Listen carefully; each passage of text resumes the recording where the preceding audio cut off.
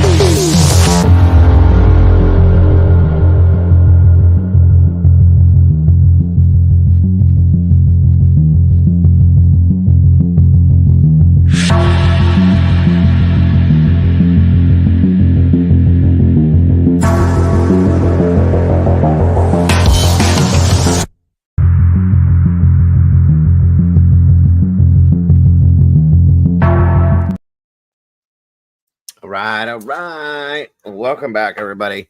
Again, I hope you guys are having a great weekend so far. I appreciate you all so very much for joining in with us tonight. Everybody's busy tonight, it seems. That's okay. If you want to share this out, I would really appreciate that. And please hit the like button when you come through the door. That will make my night. Come on in.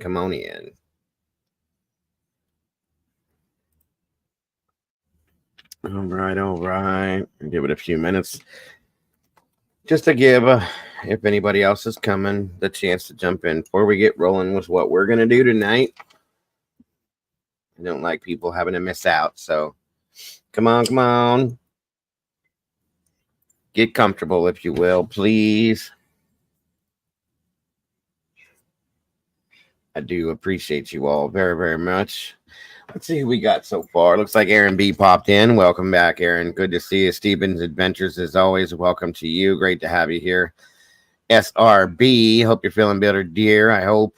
But thank you for being here tonight. My Doodlebug's in the house. No doubt about that. Good to see you tonight, Doodle. Miss Sherry Speaks. Miss Sherry Wisdom Speaks in the house. Great to have you here. And Virginia Wolf, my brother. Good to see you tonight. Hope you're all having a great night so far. Let's see. Who else do we have here? Miss Victoria and Angel and Kano. Welcome back to you, Miss Bianca. Great to have you, as always. Let's see. Brandy B, the OG in the house. Good to see you tonight, Miss Brandy. I hope you're doing well as well. Probably going to do it, guys. Moonlit Baby's in the house. Welcome back to you, Moonlit. Good to see you. Good to have you here tonight. Hope you're having a wonderful weekend. It goes for all of you again. Great to have you here. It is Saturday night. Dragonfly, great to see you. Good to have you here. I don't expect too many peeps to be around because it's still somewhat decent weather. So, like I said, it's Saturday. We'll see who we got for tonight.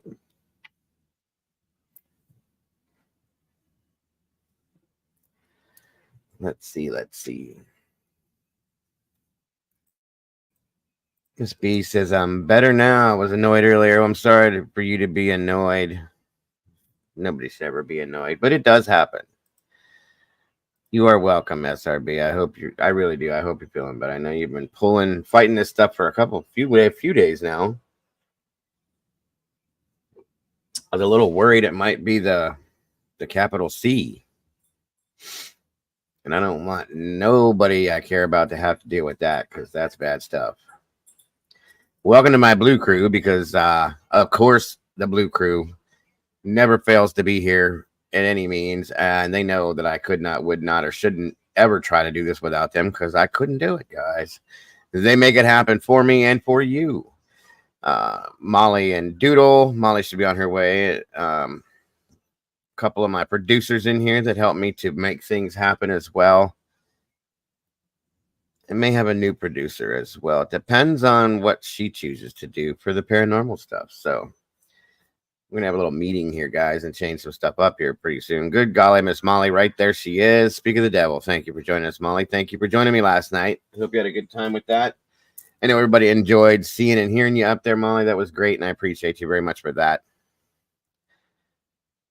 Sometimes people just need to get their rest, Victoria. I understand. I've been there, done that too.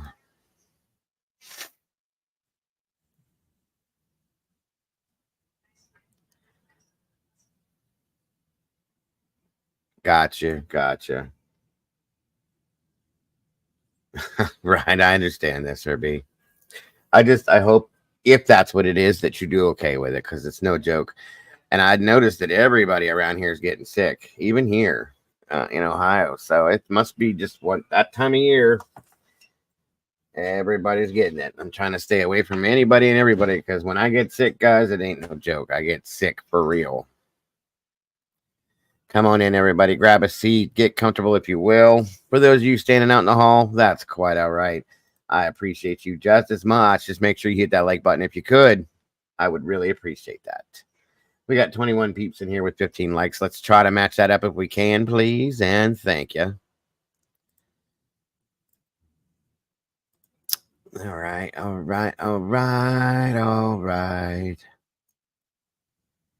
It was actually a really nice day. It was a lot hotter today than I thought it was going to be, which we had that little birthday for the baby today. She turned 1. It was a really nice little party for her, but it was hotter than HE double hell out there. It sure as hell was crazy hot. I did not expect it. I thought I was going to see Mikey in here. Maybe not. It is Saturday night. Mikey has a life. He's out there doing his thing, obviously. It's all good.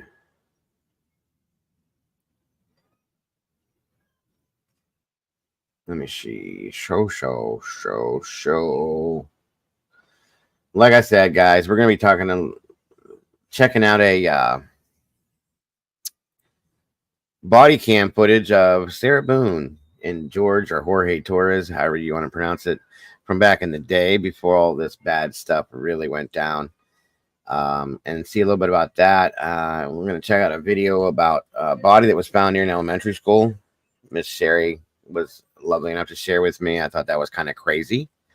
And a couple other things. Who knows? We'll see where we go. It is Saturday night, the weekend. We never know what we're going to do on the weekends when we're in here. So let's see what we can come up with. I'm just trying to wait just a little longer to see if anybody else jumps in before we get rolling. That's awesome, Steven. It's always nice to go out to eat. You don't have to clean up, cook, or nothing. Let somebody else do it. You know what I mean? I get it. Don't do it very often anymore. I haven't in a long time, but it's always nice still when it happens.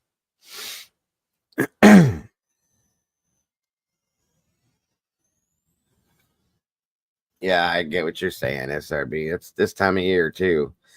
I got horrible allergies this year to this ragweed that's right across from my house. It's been killing me. I'm on an antibiotic now for a sinus infection, so hopefully it'll clear it up. Mr. Philip Hughes is in the house tonight, sir. Good to see you. Great to have you here, my friend. Your daughter's getting married next Saturday. Congratulations, sir. I don't know if that's good or bad for you, but for her, congratulations. I hope it's everything she wants it to be, and I hope it all works out well. I hope she has a beautiful wedding. I'm sure she will. And I hope you enjoy yourself, Mr. Hughes. I absolutely do. Thank you for joining us. It's been a while since I've seen you. We have missed you, sir.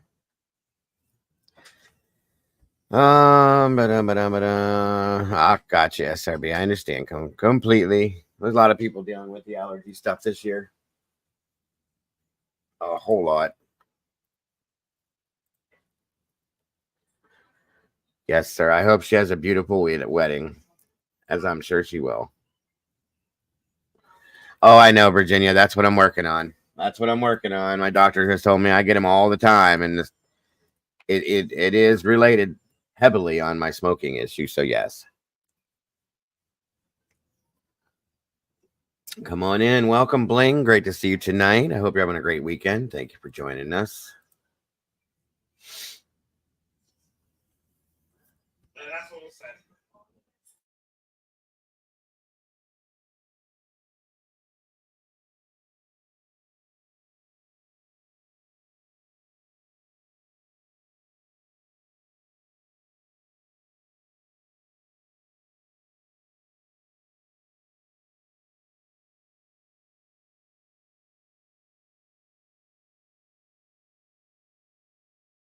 Oh yeah, I know.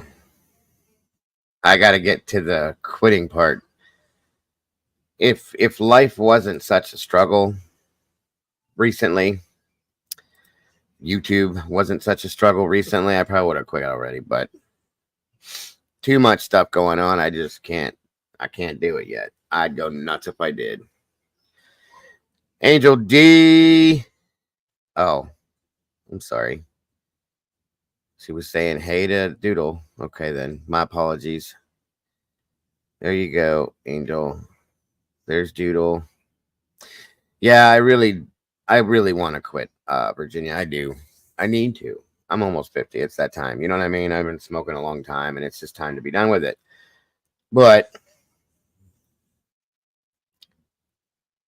it's just one of them things. There's so much stuff that I've dealt with on here. My nerves are a mess, and there's just real life things. So it's just I'm not quite. I want to quit, but it's at that point where I need to. Toby Marie's in the house. Welcome. No worries about being late ever. Never. Please, any of you guys, especially the newer people, please never think you ever have to apologize for being late, guys. I don't even call it late. I just say you're not late. You just came in after everybody else. So don't worry about it. I don't sit on that. I don't get angry about that. I don't get angry when people type in caps. Don't worry about that either. I don't care if you talk about other creators in here, as long as you're not being negative about them or nasty. I don't have rules like that, guys. It's okay. I promise you. The only rule I really truly have is to respect each other. My platform, we do a lot of reviewing other things and commentating. That's what this type of a channel is. And I like to see others' opinions and feelings. And I absolutely have always wanted people to express their feelings and theories and opinions. And I want everybody else to, whether they agree with those or feel the same way, to respect it is all I'm asking. So I want to know, I have two rules. The first rule is to respect each other's opinions, feelings, thoughts, whatever. And the rule number two is to refer back to rule number one. That's all. And respect. Sorry, I actually have three. Respect and treat my moderators as you should want to be treated yourself. That's all. That's all I ask. Nothing more, nothing less. I have no issues with you, Angel. I never have. I just feel like you've never cared for me. That's all. And it's okay. I understand not everybody's going to like me. It's all right. Obviously, there's lots that don't now, I found out. Which is okay, guys. I'm not everybody's cup of tea or cup of coffee. I understand that too. It's all good. Yeah, I absolutely have no issues with you, Angel. I've always appreciated you anytime I've seen you here.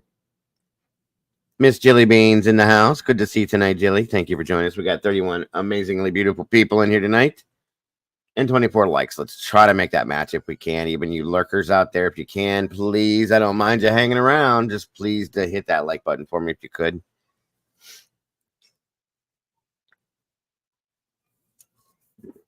Oh, let's see. Yes, I'm drinking out of a one of them paper cup type things.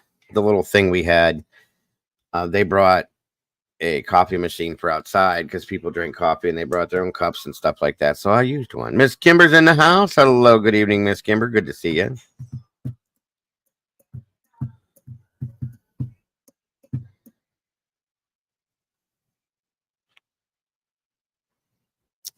Happy Saturday to you, Miss Kimber. I hope Mr. Kimber's doing well.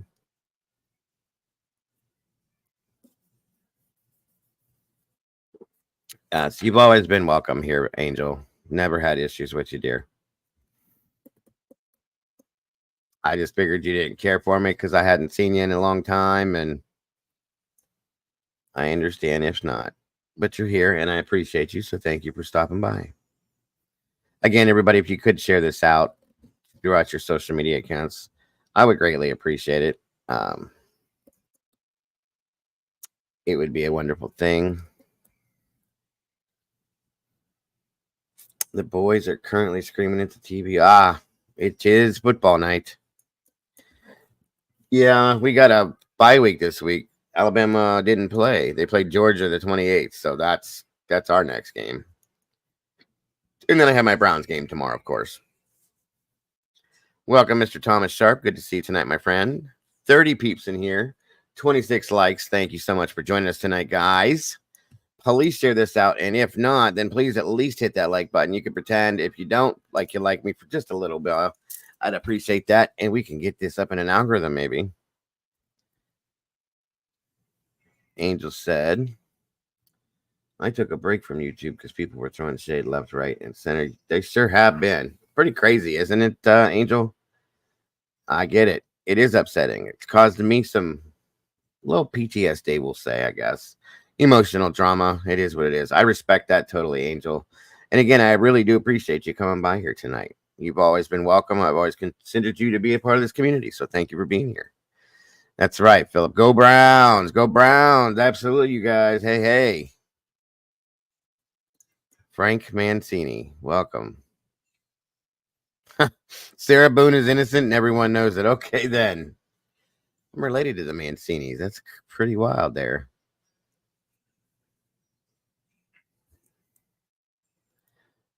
Me personally, I'm never going to quit. I've been smoking since I was 9. That's about when I started too.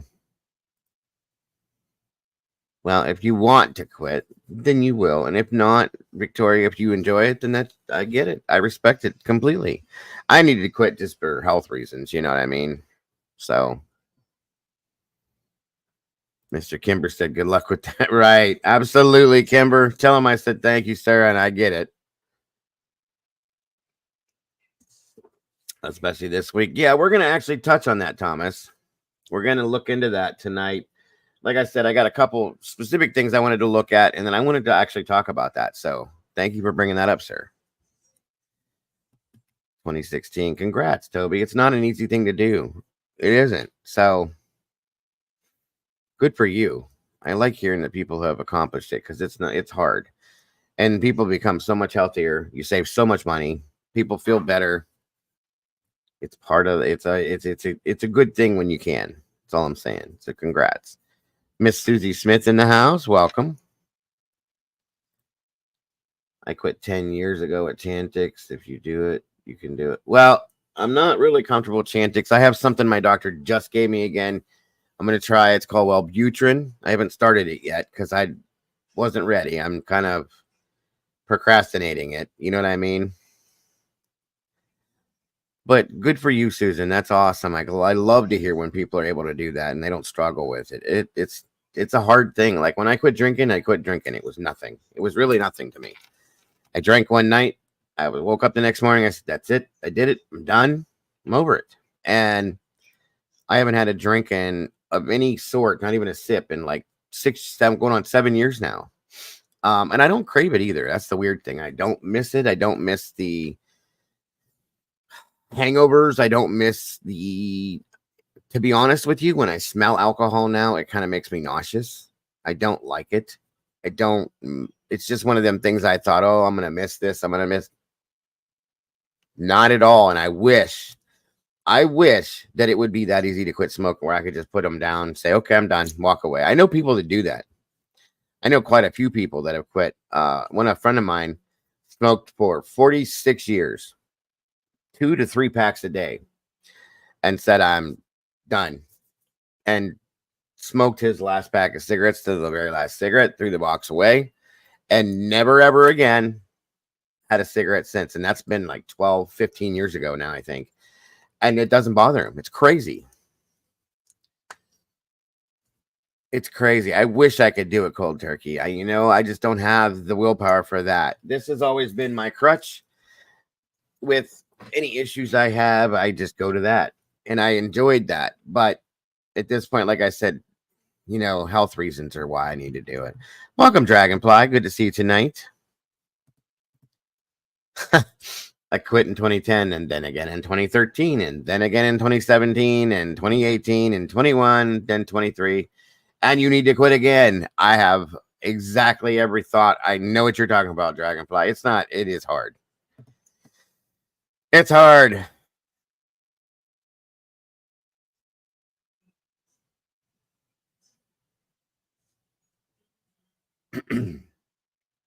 Uh-oh.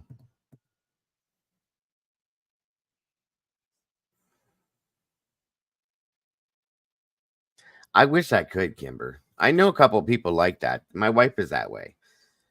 She usually smokes when maybe if she's had a few drinks, or she gets a little aggravated with work or this or that or whatever. She'll drink, but it's nothing for her to just set him down and walk away from it. It drives me nuts.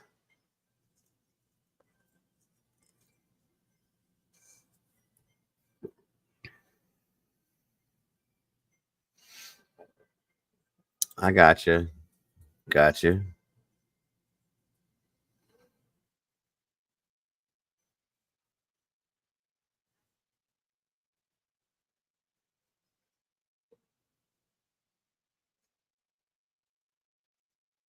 Jeez. That's crazy, Victoria.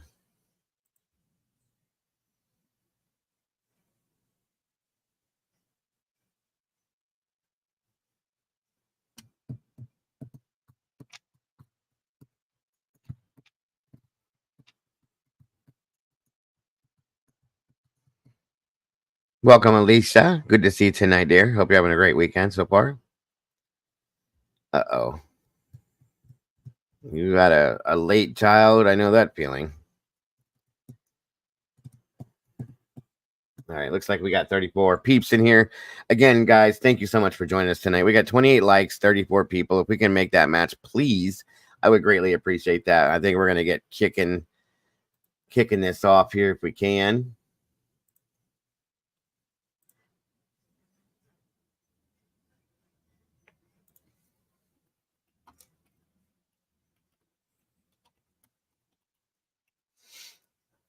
Let's see.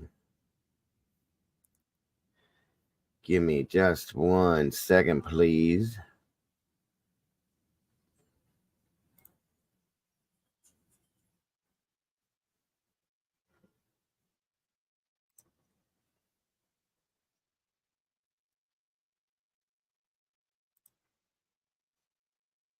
We're going to start off with the hey, CZ. Welcome. Good to see you tonight. AK-47. What's going on? Good to see you guys tonight. Thank you so much for joining us. Oh, yeah. It's definitely a ritual. Like, I have a whole schedule with it, too. I get it. Good for you, Victoria. That's awesome. I did not think you were 65, but still, that's awesome. It's wonderful. If you have no problems with it, that would be amazing. Some people do, some people don't. It is very hard to let them grow up.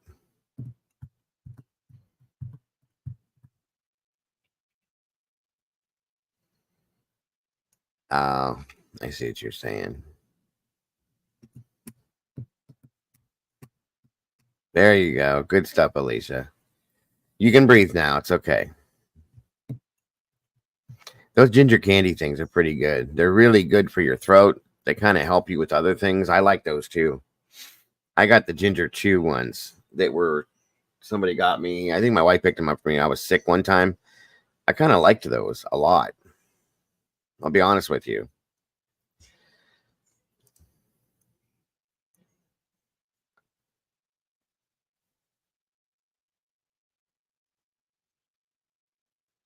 All right. So, like I said, we're gonna check out this body cam footage. The docket put this out. I want to review this with you guys because we do cover Sarah's case, and I thought it was pretty interesting. I used to love those root beer barrels, the little ones. When I was a kid, I love root beer flavor, so the root beer barrels were amazing to me. Love them, love them. I haven't had them in a long time, but so yeah, that's what we're gonna review first and talk about is the body cam footage. This is from July of 2018. Between it was arrest footage actually for Sarah Boone and George or Jorge Torres. We heard that there was a domestic issue and that they both got arrested. So again, I want to thank the docket for doing what he does, for getting this stuff. I had no idea where this was, so I'm grateful that he has this so that we can review it and talk about and see who Sarah was then as compared to what she is now. You see what I'm saying? Well, okay then, Miss Kimber. Thank you. All right, so let's check it out, folks. Again, guys, let me know if there's any kind of issues with the audio on this, please, and thank you.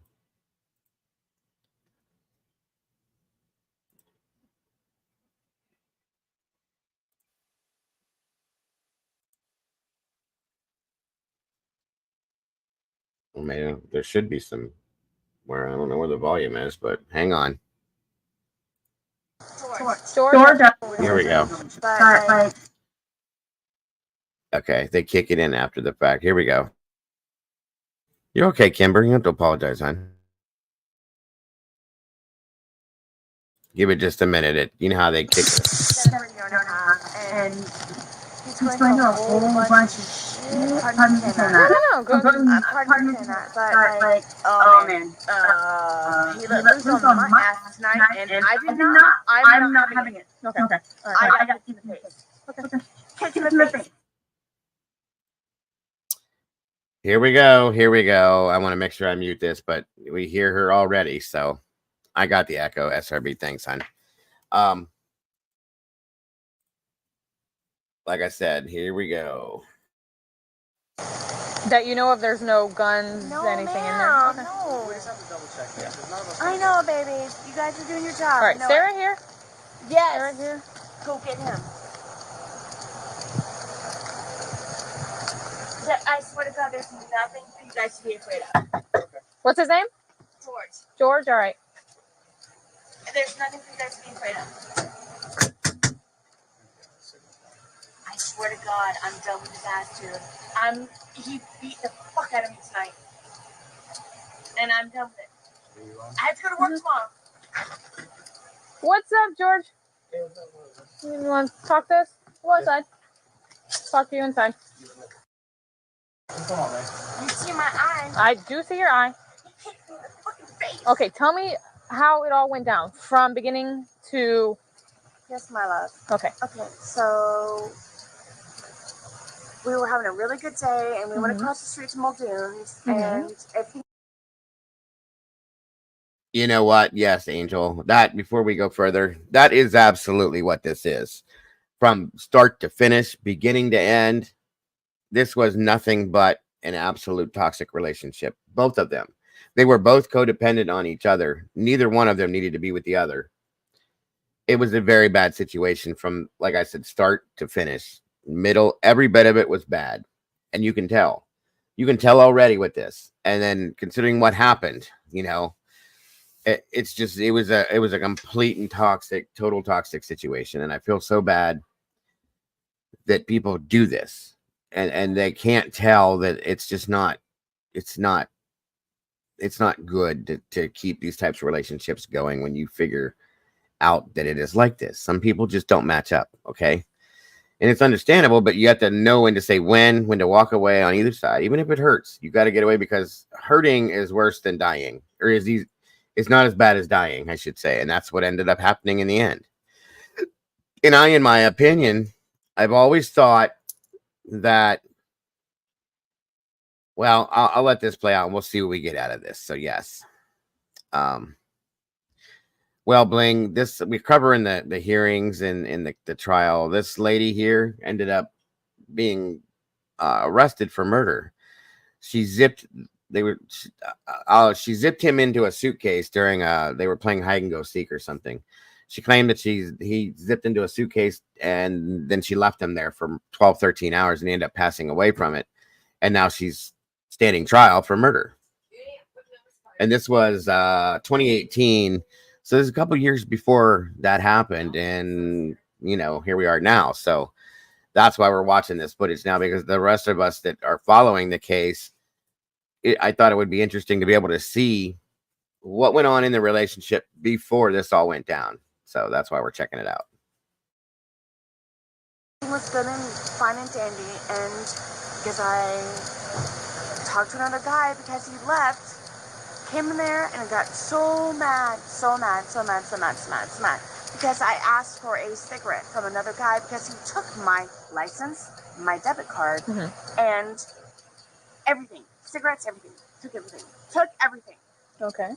So I asked someone for a cigarette, and it happened to be a guy. So he walked in and got super pissed because I asked for a cigarette from another guy. I came home. Mind you, my car is across the street still. Okay. Yeah, and that's something else too, you guys, just so you know, is the defense that they have chosen to go with on this is self-defense, that she was protecting herself, defending herself, and that is not at all what this was. So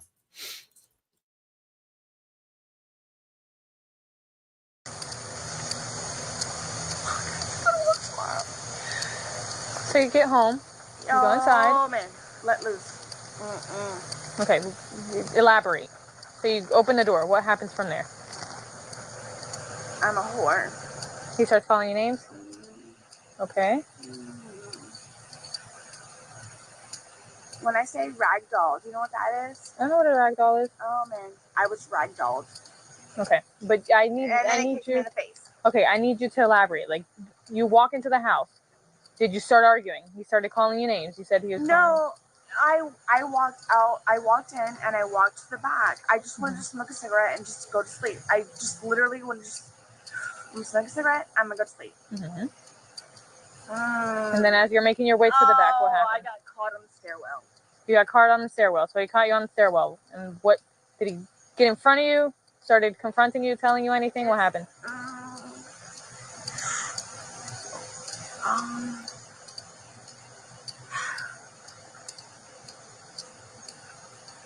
It was bad. Okay. Elaborate, Miss Sarah. I need you to tell me exactly what happened. So you can tell she's drunk. She can't seem to focus on anything once again. I can help you. My heart is like, I don't want to be in trouble, but fuck, I'm tired of being beaten up. Okay. I understand. I'm trying to help you out, but I know you are. I need you to elaborate a little bit. So, I swear in the stairwell, dragged me down the stairs. I went upstairs, tried to get in the bed. I just want to go to sleep. I didn't make it to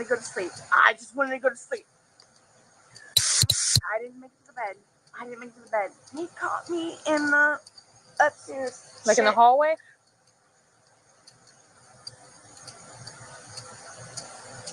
Beating the fuck up. That's all I can say. Okay, what do you mean? Like, I see your eye. What you said? He kicked you in the eye. That's what this foot. Were you on the floor when he kicked you? Yes, ma'am. Okay, how did you get to the floor? Did he push you? Did he pull you? How? Normally what I do is, because he does it so often, I just go to the floor. So I'm pretty sure, I don't really recollect. I went to the ground. Okay. And then that's I'm when he... so sorry. No, that's fine. I don't mind. So you went down to the ground. Yes, that's what I do. Did he kicked you with which, do you recall which foot? Right foot, okay. Heel. His heel. Okay. And you say you've been together I'm a for... whore. Because I asked for a cigarette. Because he left my ass in my car across the street. Okay. You said you've been together for about a year? And a half. A year and a half. Yes. Okay. Live together, obviously. Yes. Okay. I just recently went through a divorce. He's been there with me. He knows all the story, blah, blah, blah. But... I know. I'm just trying to... This sucks. And I have to go to work tomorrow. Do you want the fire department to come out check your eye? Baby. No? Okay. Okay. Do you want to press charges? You can smoke your cigarette if you want. Can I talk to you, though? You're talking to me by myself. I don't want him to be taken. Please put the finger up the police. So you don't want to press charges? Okay. Do you want to fill out any paperwork? Do a statement? No? Okay. Smoke your cigarette. Sit down, smoke your cigarette. I don't want him to be in trouble. Okay. What? Yes, she's definitely being charged with homicide. I can't remember the exact charge, but I don't know if it's murder one. I don't know. I think it's involuntary manslaughter. It might. I can't remember. I'll have to show you, but I will get the charge. I promise. When we cover the trial, it's all gonna. I've covered all the hearings up to and everything up to. I covered the interrogation, the 911 call, all of that. The trial's coming, and we're gonna cover the whole thing. So it'll be interesting because this Sarah Boone is kind of like a Daryl Brooks 2.0. If you know who Daryl Brooks was, very weird and out there, wacky type person. So yeah, we shall see what happens here. A great doodle bus. This makes me glad. I'm so glad I'm retired. Doodle used to be a law enforcement officer, and I are right there with you. I absolutely understand, hon. I do. People like this, it's hard to say. It's crazy. I know. You guys have actually been out here twice now. Look at this shit. You fucking rip my shit all the time. Did this happen today? Yes. Okay. All right. Yeah, I see it. It's ripped and I'm down there a little bit. I just bought this yesterday. I get it. Sit down. Smoke your cigarette. Pardon? Do your thing. No, it's fine. Do you have an ID with you? Is it in the house? Okay, we'll go find it later. I know my number if you want it. Oh, that's perfect. Sorry. No, that's cool. I get it. I thought you knew that, Walt. I'm sorry. Yes, Doodlebug is a retired police officer out of Missouri, law enforcement officer. She said it was enough, and she's done with it. And I thank her so much for her service, 20 years she put in. And she knows how much we appreciate her. Even now, she's still kind of the police here in the channel. So, you know, it is what it is. She's nicer, though. She's nice. We love Doodle. Anyway, on we go. I get it. Sit down, smoke your cigarette, try to relax a little bit. I'm going to take pictures of you in a little bit. All right?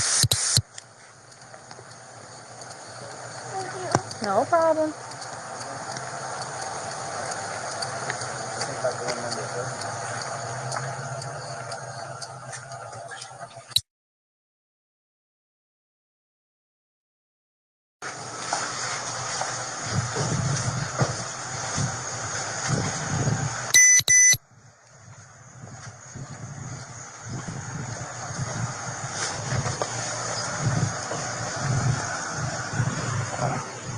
The other side. Am I going to spend the whole night over there? When it comes to, have a seat. We'll talk. When it comes to domestic related stuff, man, yeah. You'll probably sit in there for a day. Okay. Yeah, I'm not gonna sit here and I'm not gonna lie to you. All right, you're gonna probably stay in there for a day, maybe 2. All right, one more, possibly. It's all up to. Never heard Jorge speak. So really sad, but okay. Thank you, Dragonfly. Second degree murder. See, I wasn't sure exactly the charge because I never got to look at the. I I did look at. I think it was a few years back, but I will catch it up though. But this is the guy that she took his life. So hey, good to look. See, good to see you tonight. Thank you for joining us. For the judge. All right. This the thing is that the reason why they do that, man, is because when it's domestic related. All right, y'all are dating. This is still dating violence, still domestic violence. Yeah. Okay, they got to make sure they keep y'all separated long enough to where nobody's gonna come home and kill each other. You know, I know that might not be your intention. That's the majority of the domestic violence, dating violence, battery calls that we deal with. That never happens. But there's always that one out of many that will do it. So that's why you'll probably sit in jail for maybe a day or 2. Okay. All right, you understand that? Yes, sir. All right, just keep being cooperative. All right. Yes, sir. All right. So you want your phone? You want your phone? Yes. Make sure you guys lock the back door, man. We got you. Don't worry. We'll take care of that. You go by Junior. You go by George. George. Is it George or is it Jorge? Jorge. Jorge. All right. George. Hey man, I'll call you by your name. Well, you want George? Okay, I'll call you George. Thank you. All right, you're welcome.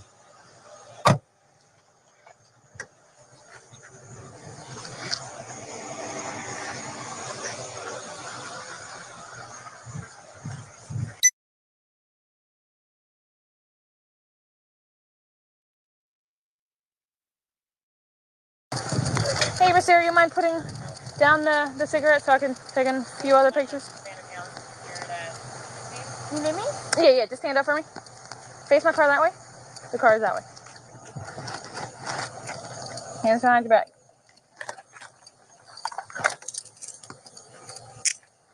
He's being arrested as well. For what? For battery domestic. Me? Both of you.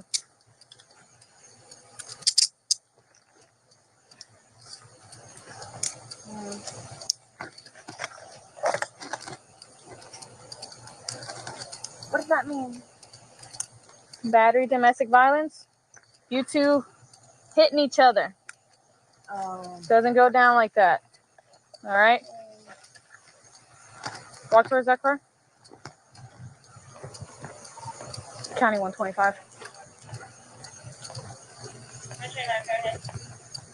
I have a white female secured. I think that's probably why she didn't want to press any charges because she knew that she was doing just as much as he was that night, which came out during the conversation, obviously, and that's why they both got arrested. So, yeah, 100% combustible, very toxic relationship, the whole thing. You don't have anything that's gonna poke me, stick me, cut me. Okay. Put your chest on that flag and stay there for me. Is this for real? This is for real. Why? I already explained to you. Chest on flag.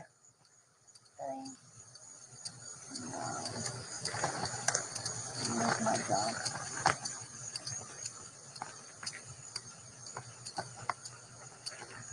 Very much so. Agreed, Kimber. And if you add drugs or any kind of alcohol to that's basically like starting a bonfire and dumping gas and oil on top of it. It's going to burn high and hard. You know what I mean? Very toxic, very volatile, very bad situation. These two should have never been together. And take that away, they should never have drank or did anything because it just caused, obviously, end result, Jorge lost his life. It's very sad. The whole thing is very sad. That should probably not be together, but that's not my business. Yes, ma'am. So stuff like this happens, and I have to step in. Why am I in trouble? It happens here too. If they come up, if because I've had to assist EMS on DV calls multiple times, and if they've both been doing it, having a boxing match as we called it, they both get arrested. Just saying. You know, Virginia, I don't know what the hell Sarah did for a living, if she did anything. I heard her talking about working in the 911 video that she gave, and then here tonight. I don't know what the hell she did. Honestly, it's weird. I've never heard her talking about it.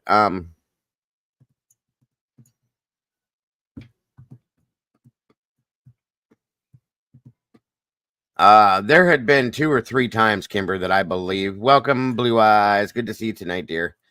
That the police have been called. She just said in this video, Kimber, this was the 2nd time, and she said they'd only been together for a year and a half at this point. So that'll tell you. There was a few times, I believe. So, and I remember in the initial 911 where she called after he had passed, that there was talk about quite a few times that they were there. And then I had seen arrest records and stuff for him, her, both. So yeah, quite a few times. Spread your feet. Spread your feet apart. Why am I in trouble though? Because of the marks he has all on his neck and the inconsistencies of the story. Back. Okay. I can't. Okay, step back a little bit.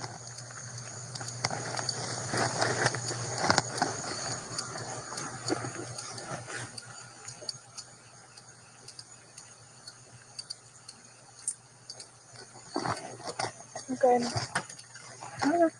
I still gotta check you though. Why? Because I fucking fought back?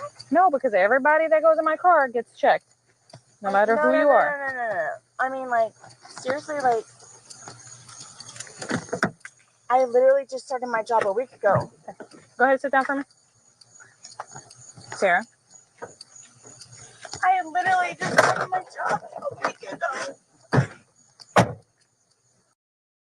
That's very true, SRB. She can't ever handle being wrong, guilty, nothing. You hear her here. I just started my job a week ago. It was not intentional. All of these things. This is all she's ever done. She whines and complains and cries. And I mean, it's just, she's so aggravating, you guys. I'm sorry to say this, but yeah, this was July 25th of 2018. What a mess. Phone. Her phone's over there? It's in your front seat. Okay. Thank you.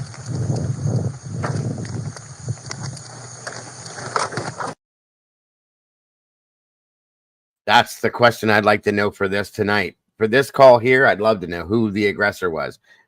Jorge seemed very calm, collective, maybe a little upset because he had to spend a couple days, but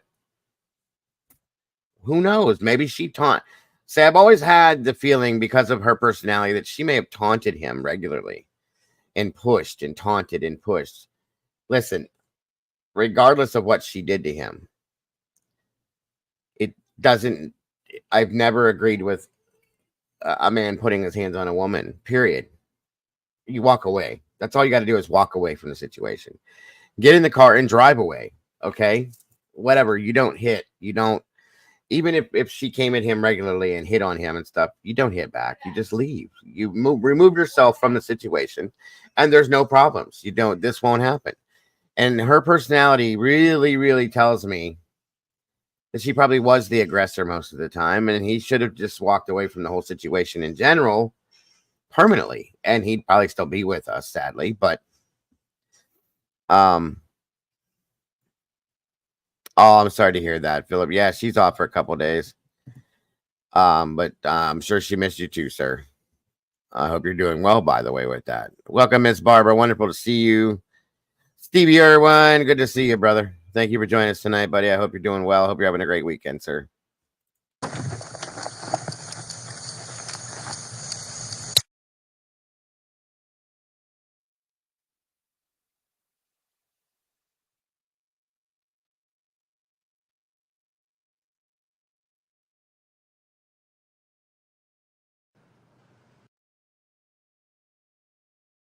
Well, that was it. They both got arrested. And again, there wasn't much that explained what it was, what happened, why they got called. He kicked her in the eye. You saw his neck looked like it was scratched up, and the one officer said that there was stuff all over him, bruises, marks, whatever. So Stevie Sarah Boone and Brian Koberger, a beautiful couple. Yeah. Oh God, she'd probably tear Brian apart too. I don't know. This woman is just a mess, you guys. She really is. She's a mess. So that's it. It wasn't much of body cam, but I thank you again, Docket, for that.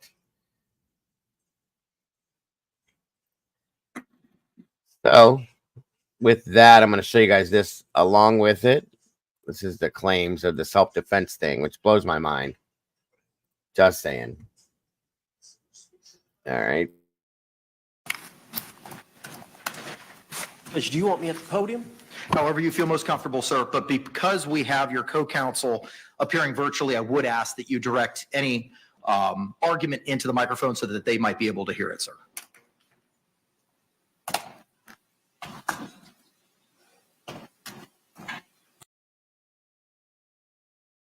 Oh, Miss Barbara, if you only knew, this woman is very entitled and has been through all of this. She has been handed so many things through this court system. So many. She's had 9 attorneys. She is now her own counsel and was allowed finally to have co-counsel at some point that I think it was pro bono. They're private. They're not public defenders at this point. But she has, this has just been a mess. This is, again, like a Darrell Brooks scenario to me. 2.0. Seriously. It's really crazy. So this is the last hearing that we had here where they decided they're going to run with the self-defense and so on and so forth. But yeah, Barbara, she is so entitled. It's crazy. And Walt, that's probably part of the problem with her. She thinks that like she's God's gift to the world and always everything she's acted like, at one point she had a hearing because she expected her phone. You're in jail for murder. No. She wanted a bail hearing. No, you're not getting that. You murdered somebody. It's like she never understood that she was arrested for taking someone's life. You know what I mean? It's crazy. So, yeah, she's definitely entitled, Miss Barbara. Definitely.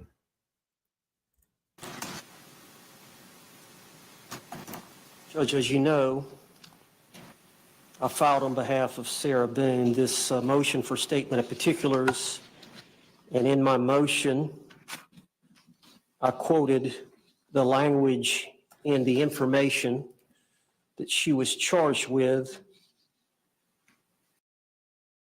Real quick, guys, what Angel's talking about is Sarah wrote on a piece of poster board. It looks like a middle school project, literally. Attorney needed. Must have this, must have that. It was such a play on words. It must have something with a side of keen or something weird like that. But it was all written out and like she sat and colored it for an art project. It was so weird. And she showed it in the court. And this guy standing here right here, he picked up on it. And there he is. It's so creepy, guys. It's one of the weirdest things I've ever seen in my life. But yeah, yes. This one is we have shirts for sale about her being a loon in our merch store. We have loons in pink handcuffs. The bird, that's Miss Sarah here. So yes, there's nothing about her that I can even remotely stand. Her voice makes me want to drag my nails down the side of my face. This person here, I don't know how anybody has ever been in a relationship with her. Niles Buckman, welcome. It is wonderful to see you as well. She is beyond annoying. Absolutely beyond annoying. I don't know how this attorney is going to do it. And the pertinent part charges Sarah Boone on the 23rd day of February of 2020 in said county, Orange County, violated statute 782.04, paragraph 2, by an act eminently dangerous to another and evincing a depraved mind regardless of human life, did kill George Torres. Judge, that's about as bare bones of an information as you can file in a case. I know anytime there is a weapon used, it's usually shot with a firearm that was used, that type of language. That is as bare bones. It doesn't even spell out all the essential language of the jury instruction, which I followed. To prove the crime of second-degree murder, the state must prove the following three elements beyond a reasonable doubt. One, the victim is dead. Two, the death was caused by the criminal act of the defendant. Now, there is no language in the information that alleges what criminal act Sarah Boone committed that caused the death of the victim, Mr. Torres. This is a unique case, Judge. It does not involve a firearm, which I believe many of these cases do. I'm sure you're well aware, the state's well aware, the defense is well aware of the report, the videotapes in this case, and the overall general facts about the suitcase and Mr. Torres being in the suitcase asking to be let out by Ms. Boone.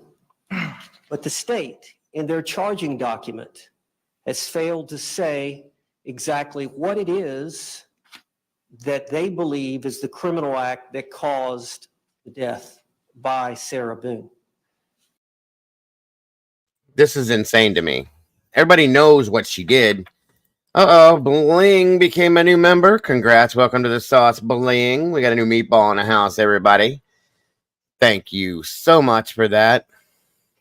Oh, did you, Doodle? Okay, then. I'm sorry. I knew we had a couple. Some of the other stuff was deletable, but some of the shirts, I didn't care. It's okay, though. No worries, no worries.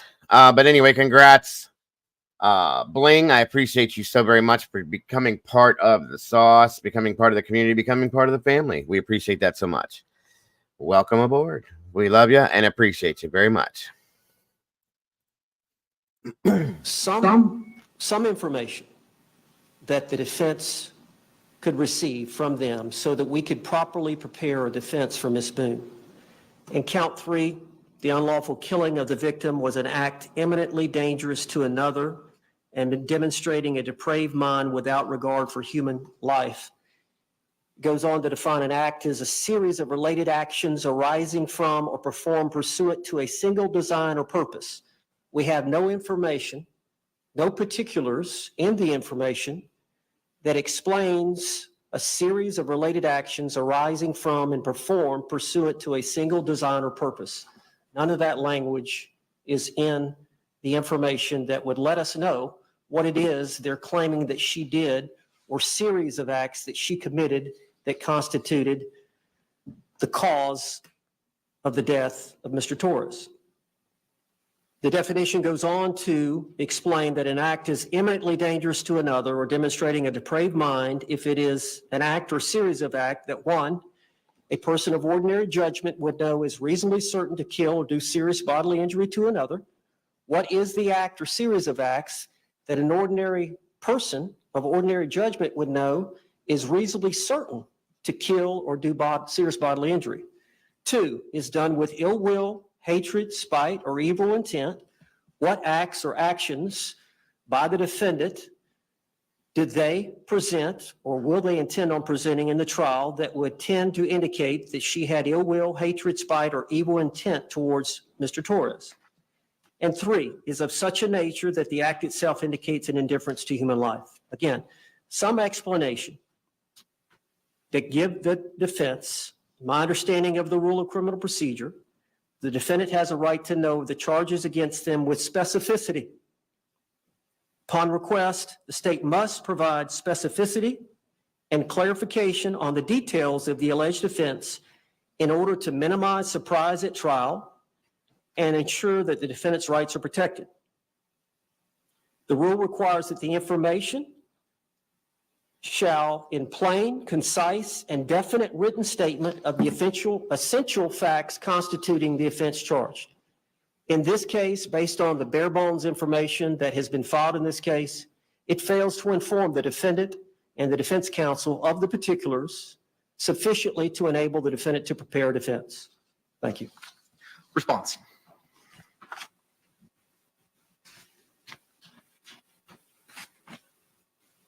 Judge, the state stands by its written response that was filed on September 5th of this year.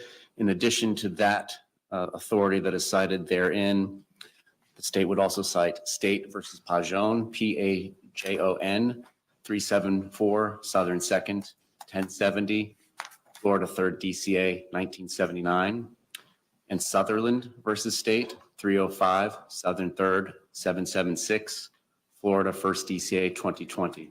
Can I have the second citation again? 305 Southern 2nd. Southern 3rd, 776.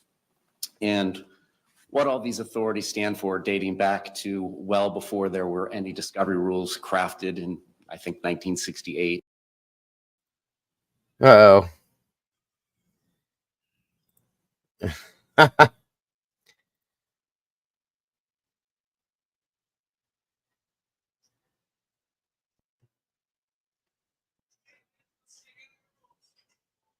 Well, oh, you're okay, Molly. Welcome back, dear. Is the position that it's an extraordinary remedy to be given a statement of particulars in a case.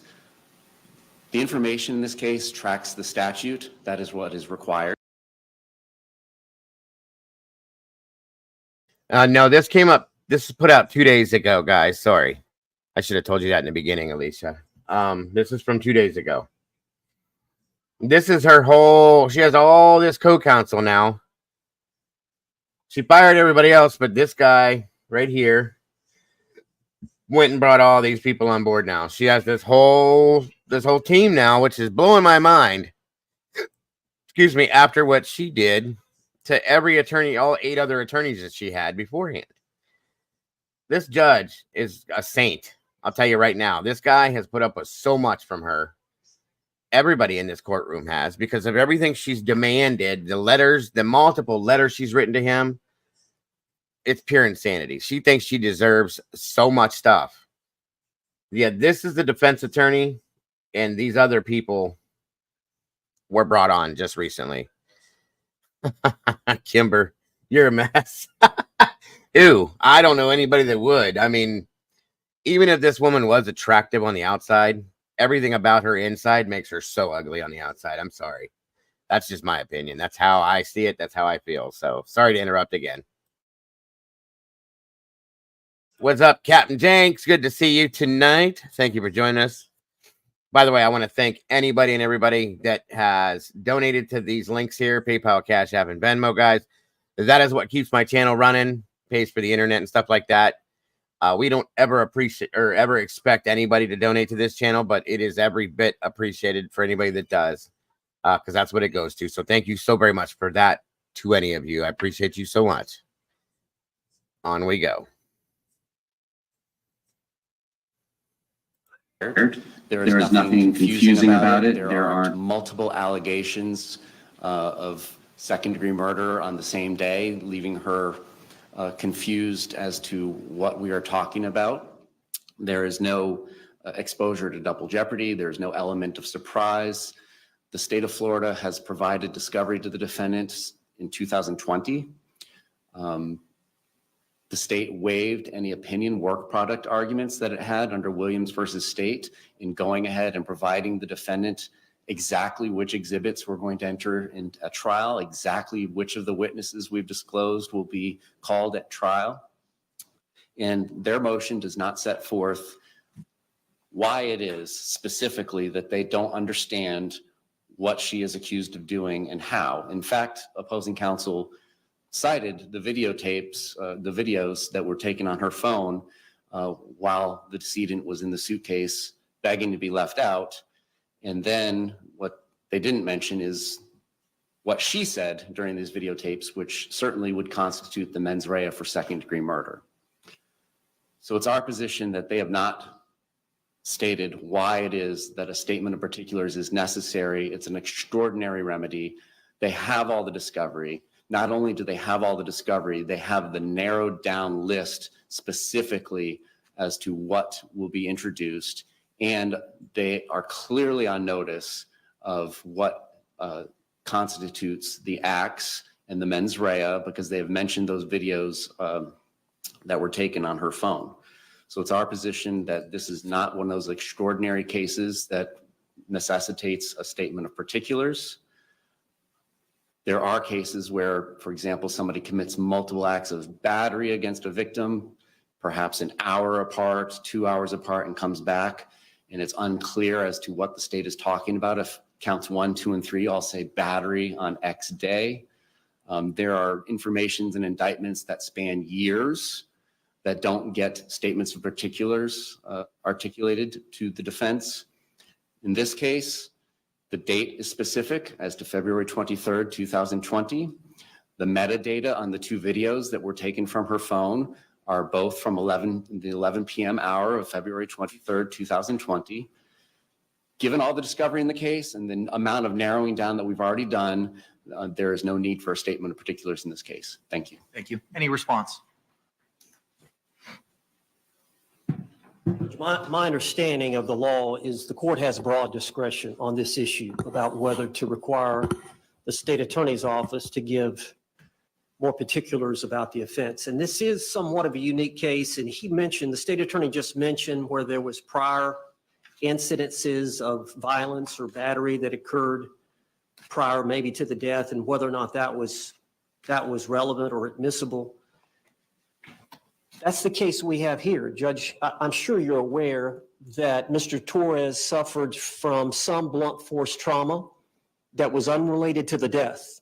The medical examiner who did the autopsy took photographs and described that there was blunt force trauma on Mr. Torres's body that did not cause the death, that was unrelated to the cause of death. And that information has not been detailed, whether or not it's relevant to his death, whether or not they're going to try to tie that in to Mr. Torres's death. And if not, if we're relying on the medical examiner's explanation of the cause of death, which was asphyxiation, suffocation, then there's a question about whether that information is. But is there anything that's missing under the statute? I understand your reliance on the jury instructions, but what's your response to Mr. J's position that it tracks the language of the statute wholly and completely, which it seems to? Well, I have the rule for motion of particulars then. If that's the case, then in every case in the country, you just have to track the statute, and at no time a court would ever order a motion for statement of particulars. But the date's there, the time's there, where it happened is there, the underlying charge is there. I understand, and I explained that this is not a shooting where death would occur fairly quickly after multiple shots, that this was an unusual death, asphyxiation over a period of time, which we don't even know whether it was the day before or the next day. There's questions about that. The injuries, the blunt force trauma that the medical examiner is claiming that they're there, I believe is going to testify they could have been there 24 to 36 hours before. We don't know when those prior injuries were. They're fairly fresh, but they can't state that they were close to the time of death. Again, they weren't related to the cause of death. So there are situations in the law based on the unique set of facts that a court feels compelled, yeah, I have the discretion and I feel like for the defense to properly prepare for this case due to this unique set of facts that I think there are some details that you must give. There's blunt force trauma. We don't know exactly when it was. We know it was fairly recent. And the medical examiner says the cause of death is asphyxiation. He doesn't know whether it was environmental or not. He gives 2 explanations. So there's a real question about that. And of course, we'd like to know what theory they're going under and whether or not they're intending to introduce evidence of this blunt force trauma that occurred sometime prior, and what exactly they're claiming that she did that constitute. Is it just the video, the 2-minute video that everybody's seen, or the suitcase video? Is it that? Because there was a lot that occurred prior to the video. There was a lot that occurred after the video that's not on the video. So is that what they're referring to in this narrow window of just tracking the statute? And I go back to there wouldn't be this rule in the criminal procedure if there wasn't a time when a statement of particulars was necessary. Okay. Thank you. All right, thank you, sir. The court has reviewed the motion, reviewed the authorities provided, including the additional authorities, State v. Pajan, 374 Southern 2nd, 1070, and Sutherland v. State, 305 Southern 3rd, 776, and relying on State v. Peel if the indictment is sufficiently full in its allegations of fact constituting the crime charged to enable a person to plead to it, the greater part of the reason for allowing particulars does not exist. The application was not so much for a bill of particulars as for a detailed statement of the evidence by which the state proposed to prove its case. If the defendant was advised of the nature and the cause of the accusation against him and had notice of the dates on which the acts constituting the offense were committed, there was no necessity for the bill of particulars. All this information. Welcome, Kel. Good to see you tonight. So that's a big deal with this, too. Big part of this. You heard him refer to the blunt force trauma. That has nothing to do with being zipped in a suitcase, folks. That's why I truly believe this woman either shoved or rolled him down the stairs or kicked or stomped on him while he was in the suitcase. That's what I think happened, truly. That's not been talked about, but I'm telling you, that's what I think possibly happened. Just saying. Thank you, Walt.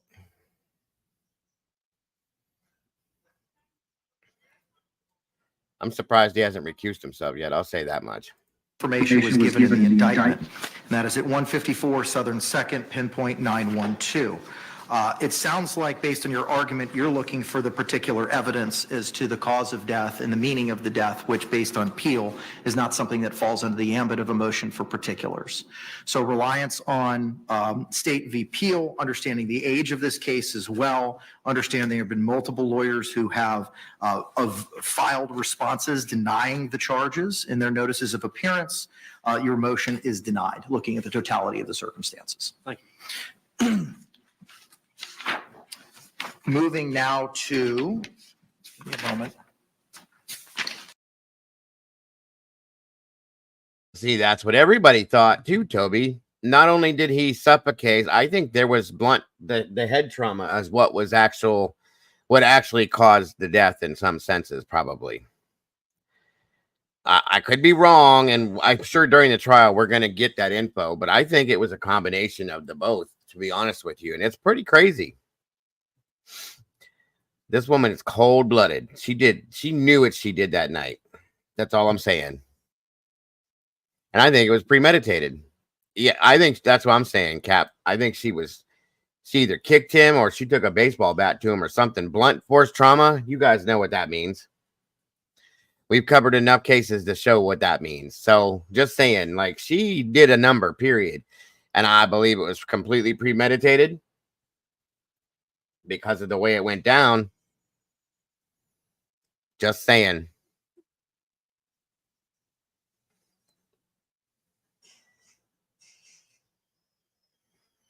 Just saying. And I think we could probably address these collectively. The defense's motion for additional discovery filed September 2, and the defense's second motion for additional discovery filed September 6th. Similar to the first motion, the court has reviewed all the authorities and those motions. Mr. Owens, you may proceed, sir. Can I approach the bench? Yes.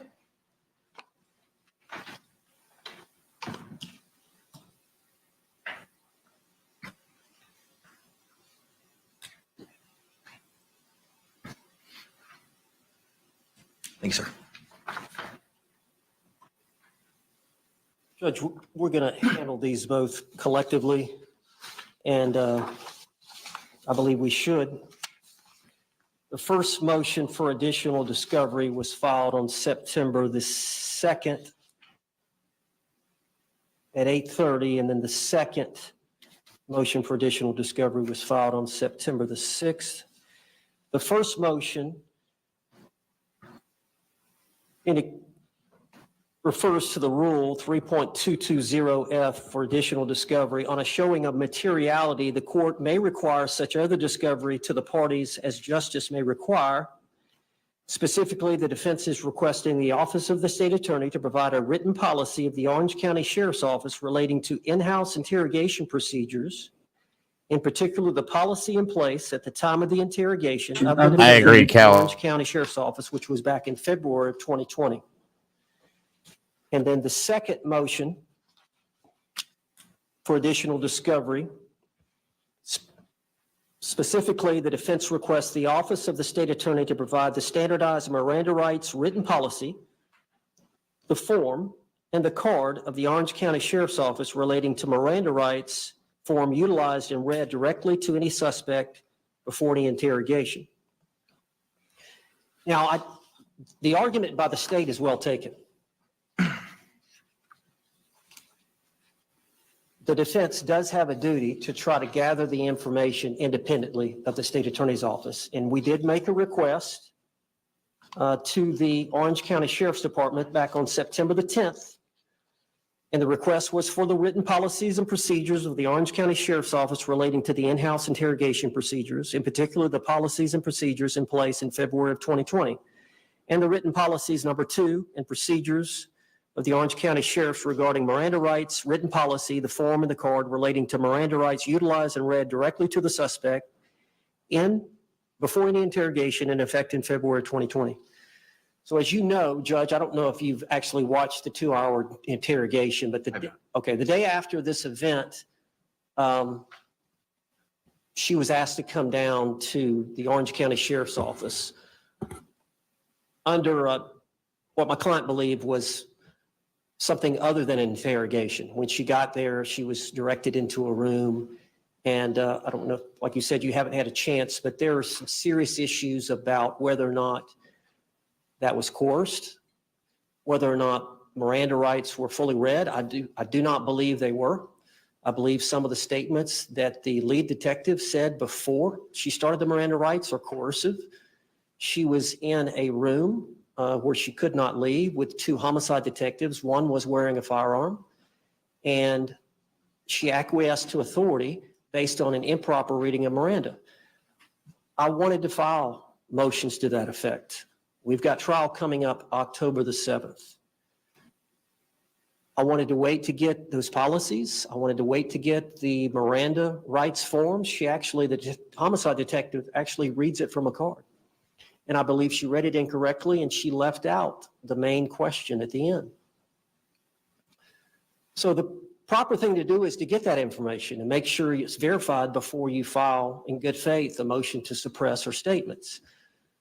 Well, the state attorney has tremendous power.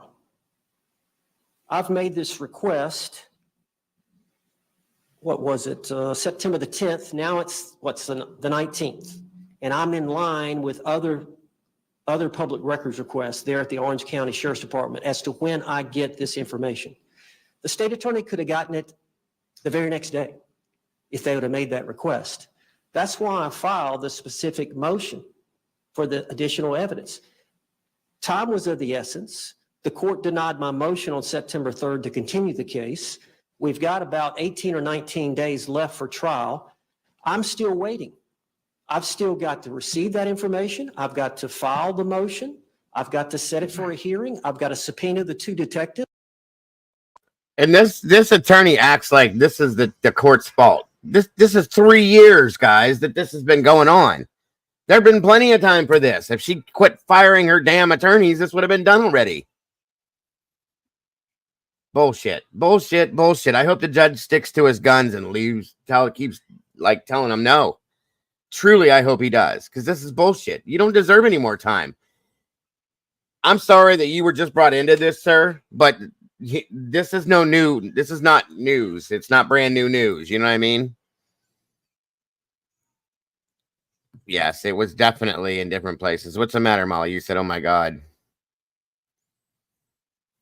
The 2 homicide detectives, we've got to have a hearing with 18, 19 days left. I'm still waiting on this information from the sheriff.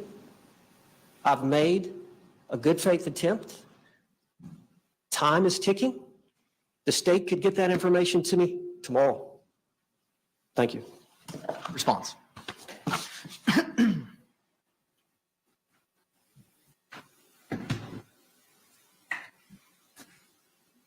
Your Honor, it's not Mr. Owens who's on trial, it's Sarah Boone.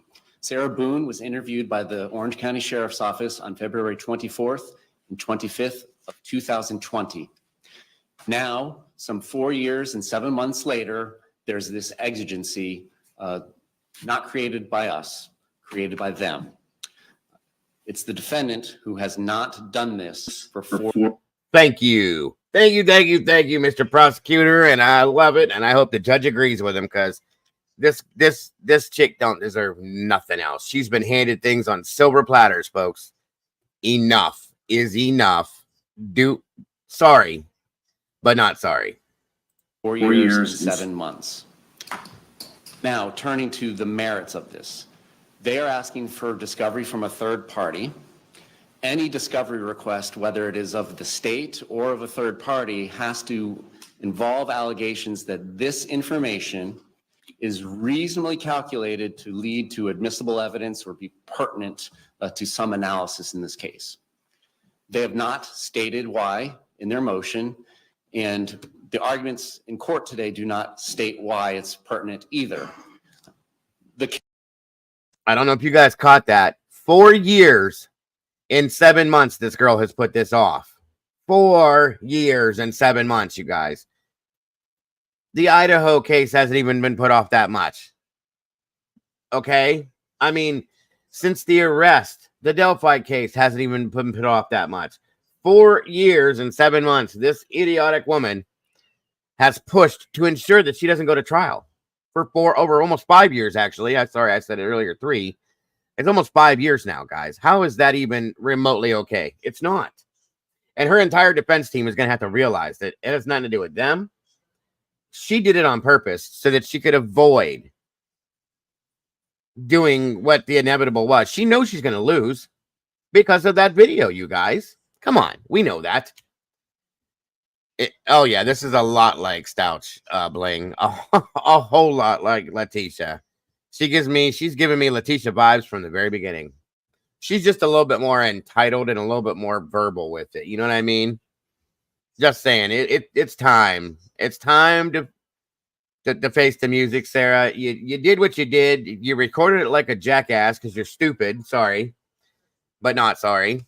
And this judge right here, this look on his face, I have seen it time after time after time after time. And he has kept an even tone through this whole thing. God bless him. God bless him is all I'm saying. This man is a saint. And her defense team, they got to realize how stupid they sound and look right now because of what she did. Not them, but what she did. He's beyond over it. Yes, Alicia. Way beyond over. I can just imagine what this poor gentleman sits at dinner with his family and talks about. I got another letter from Sarah today. I'm sure she's a household name in their house. I'm sure. Poor guy. Anybody's got to come in contact with her. I'm telling you. COs at the jail, her attorneys, the prosecution, the judge, even the damn stenographer has got to be tired of her voice. Because I know I am. Case law does not say statements are inadmissible or only used for impeachment if the law enforcement officer violates policy. There's no case law that says statements are inadmissible or only used for impeachment purposes. At least once, Cap. At least once. Especially when she's speaking, it's going to happen at some point that he's got to be so fed up that at least once, he's going to snap at her. I promise you. I'm right there with you, bro. This is if they don't read from their Miranda card properly. What the case law states is statements are inadmissible if there are Miranda violations and only used for impeachment, or if statements are involuntary, basically through promise. That's good, Bling. They can't be used for any reason. But nowhere in this analysis does it matter to any degree what a standard issued Miranda rights card looks like, or what their policy is on interviewing. What they do have and what the defendant has had since February or April or whenever discovery went out in 2020 was a videotape of these interviews. There has been absolutely nothing stopping anybody from filing a motion to suppress if they believed under the case law relief could be granted under the law. And the law does not have any analysis regarding standardized issued Miranda cards or policies of law enforcement agencies. And I don't believe that's admissible at trial either. If they did not violate the Constitution of the state of Florida or the United States in compelling an involuntary statement or by violating the dictates of Miranda versus Arizona,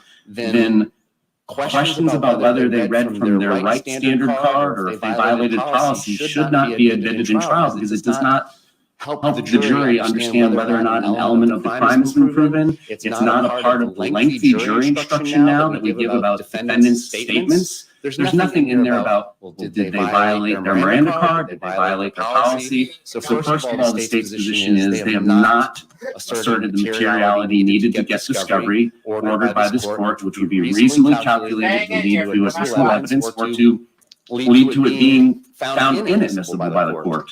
And then secondly, it's on them to conduct this discovery and coming in and saying that I can snap my fingers or not snap my fingers and get it for them instantly isn't evidence either. So it's our position that their request should be denied primarily because it's immaterial and then secondarily. Ms. Boone's in the house, and no, guys, she is definitely not related to this crazy person. Ms. Boone is our #1 fan, as she calls herself, and we love her to death. It's great to see you tonight, Ms. Boone. I hope you're doing wonderful. And I really appreciate you being here. And guys, no, she's definitely not related to this crazy person. I promise you. Wonderful to see you again, Ms. Boone. Because it's on them. She's been aware of these statements since February 24th and February 25th of 2020. Thank you. Thank you. Response to the materiality, please.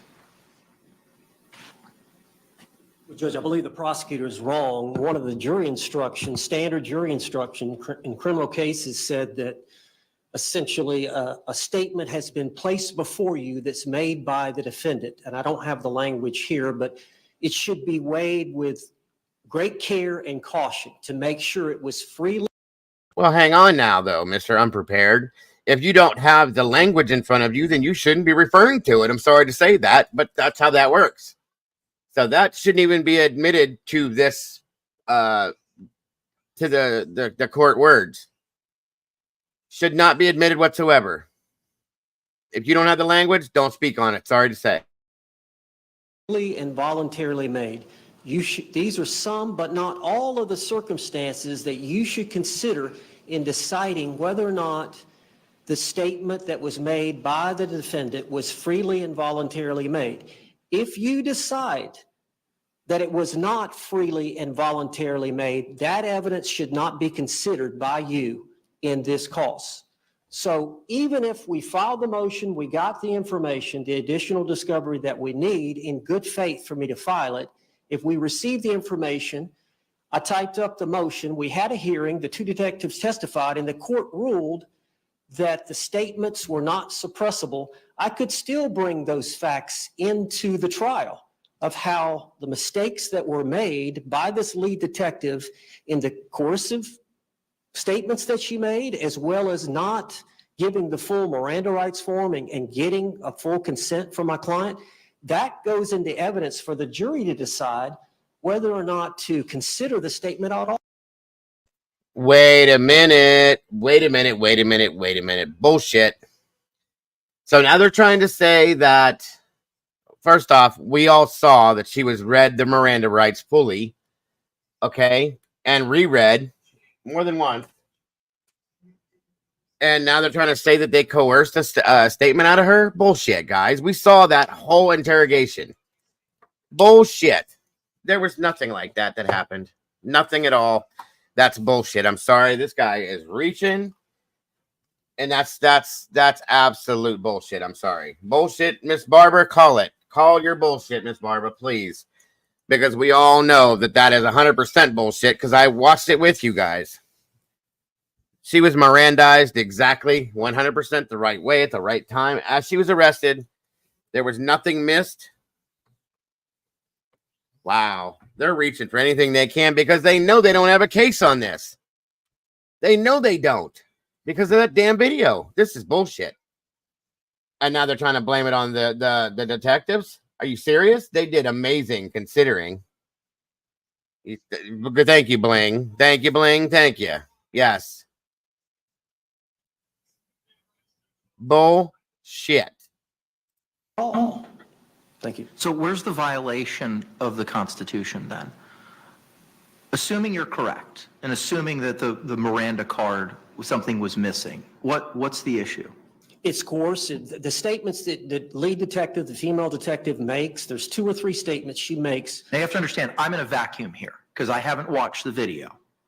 I'm not asking you to play I it, probably should have. but I need a little bit more context as to these statements because I have unfortunately no frame of reference. But she says they, number one, the date of this event, they seized her phone at the scene.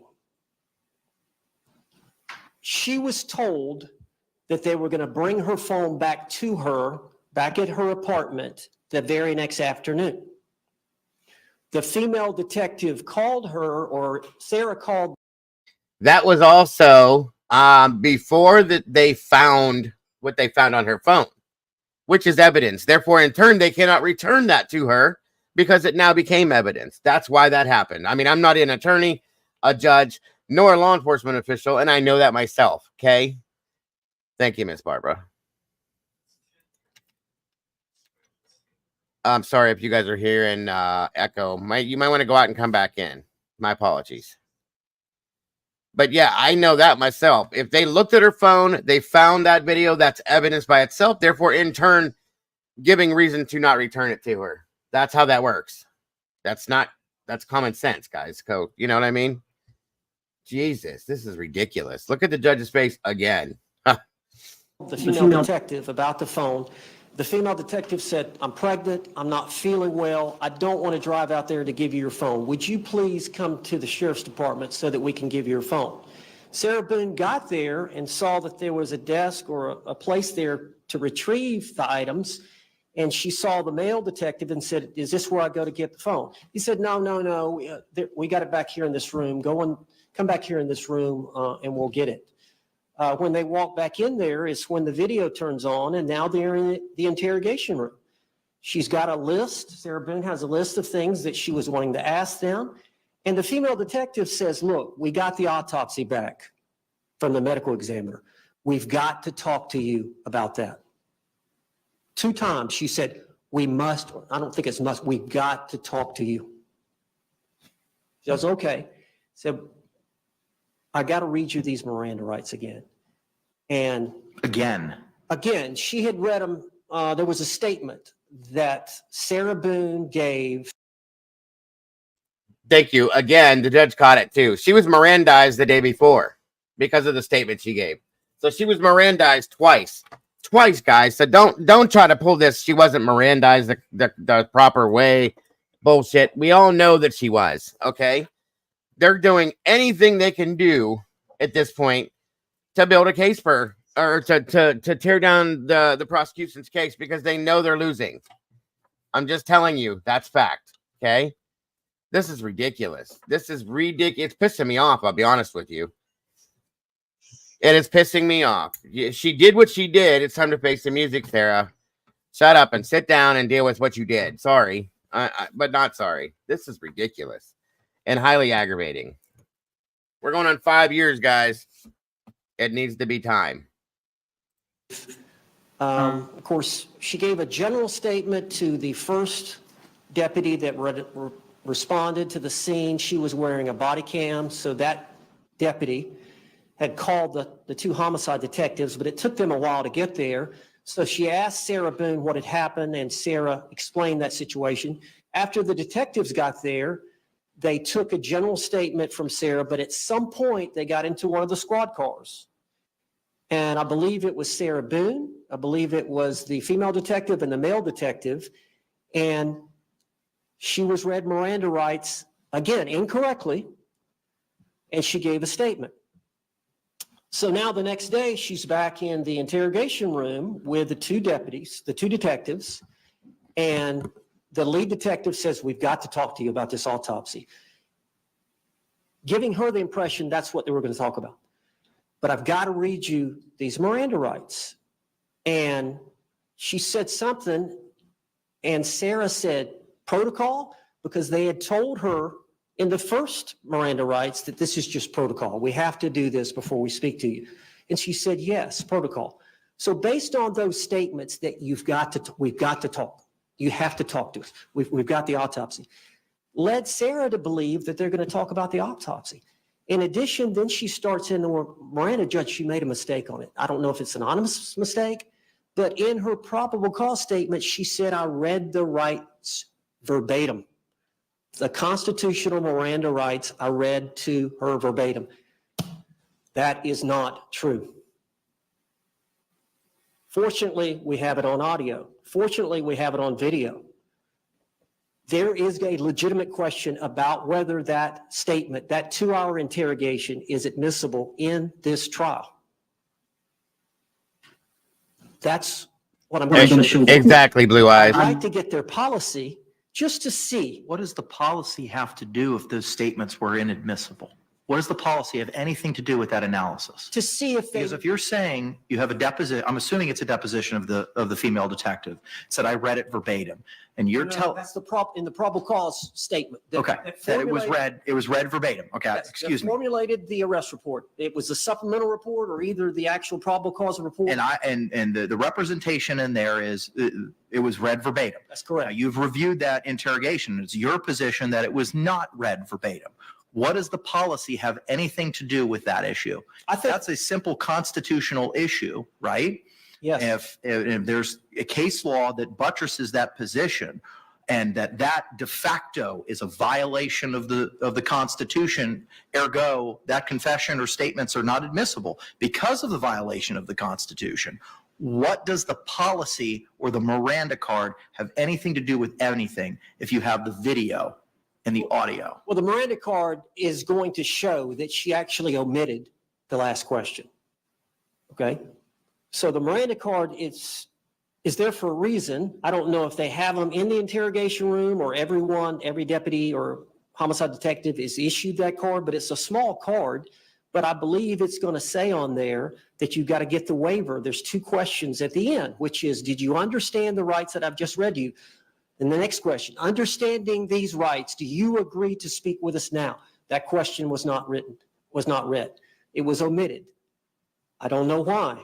She's sitting there reading it and. Does the fact that question was not read impact constitutionally under case law the admissibility of those statements? I believe so. Along doesn't with answer my question. Respectfully, that doesn't answer my question. I understand what your belief is, but where's the case law that you can provide to the court? I'm not ready for that, Judge. Okay. I'm going to file a motion to suppress and I'll supply you with the case law, but I'm not ready for that. But the reason I wanted the policy, getting back to your first question, is because I'm sure the policy is going to say you don't make. Welcome, Bobby. I agree. This is what his job is. It's just highly irritating knowing how long this has been delayed for. I know what you're saying. This is what he's supposed to do, guys. Bobby's right. It's good to see you tonight, brother. Bobby's right 100%, but he's a defense attorney and he's going to push these stupid things because Sarah has no case. Okay. She has no defense. It's on video what she did. She knows what she did. He knows what she did. They're looking for any loophole they can to get her out of this at this point. That's the problem with this. That's what is aggravating to a lot of us because we know what she did and we want her to be prosecuted to the full extent of the law. That's the problem. So, just saying. Hold on a minute, you guys. I got something to show you, by the way. Thank you, Molly. Let's check this again. 1 second here. And we have to talk about that, and I'm talking about the incident, we just have to do it, just like we did yesterday. Just like we did yesterday. Remember I read you the rights, your rights? Yeah, so it's the exact same thing, but since I'm asking you follow-up questions, I need to read them to you, okay? Sure. All right, so you have the right to remain silent. Anything you say may be used against you in court. You have the right to talk to a lawyer before and during questioning without charge. If you cannot afford a lawyer and want one can be provided for you before questioning without charge. Has anyone threatened you or promised you anything to get you to talk to me? No. And do you understand what I just read you? Yes. Perfect. Okay. So this morning we went to. So if it's on that Miranda card, the only thing she said is we have to talk about that. And the only thing that she didn't say was, do you agree to talk to us? But she did say, has anyone threatened you or forced you to talk to us? No. Just saying. Just saying. I don't know if they can push that to that full extent, because here's the thing, whether it's on the Miranda card or not, I think as long as you read a certain part of that, every bit of it, and she said she wasn't being forced to do this, I think that may clear that. I don't know. I might be wrong. But again, there it is right there. That is what that attorney is saying didn't happen to the full extent. And I'm calling bullshit, because that was every bit of that, in my opinion. Just saying. Thanks, Molly. Make any pre-Miranda statements like, we've got to talk. We've got to talk about this autopsy. Those type statements are improper, that they're used to coerce somebody to talk. And Absolutely, Bobby. This is all he's got, you guys. This is all he's got. There's 60 seconds left on the clock, and he's got to throw a Hail Mary to score a touchdown to get on the board, or they're done. This is it right here. And I agree with Bobby. That's 100% what this is all about. That attorney, or that detective did every bit of what she should have done. I'm sorry. I think they both did a great job. So be it. And I understand the detective. They had these videos, the 2-minute video and the short second video, and they had found it on her phone. So the homicide detective was chewing at the bit to get her to talk. So she was trying to induce or influence her to speak to them and to not exercise a fundamental right, not to speak to them without a lawyer being present. So she made those 2 statements preliminarily that I believe the policy is going to say you don't do. Okay. Mr. J, anything else, sir? Just the Orange County Sheriff's Office doesn't set the policy for what is admissible evidence in court. The United States Supreme Court does, the Florida Supreme Court does, the 6 DCA courts do, and then ultimately, following their guidance, you will decide whether or not a statement is admissible in the state's case in chief, or if it's only available for impeachment. But whether or not, let's say hypothetically, she read the Miranda card 100% accurately, she followed policy 100% accurately. The state of Florida can't come in and say, Judge, I know they violated U.S. Supreme Court case law, but they followed the sheriff's office's policies, so these statements are clearly admissible. And the contrast is exactly the same. Whether or not they followed policy or read the Miranda card accurately has nothing to do with the analysis as to whether these statements are going to be admissible or only admissible for impeachment.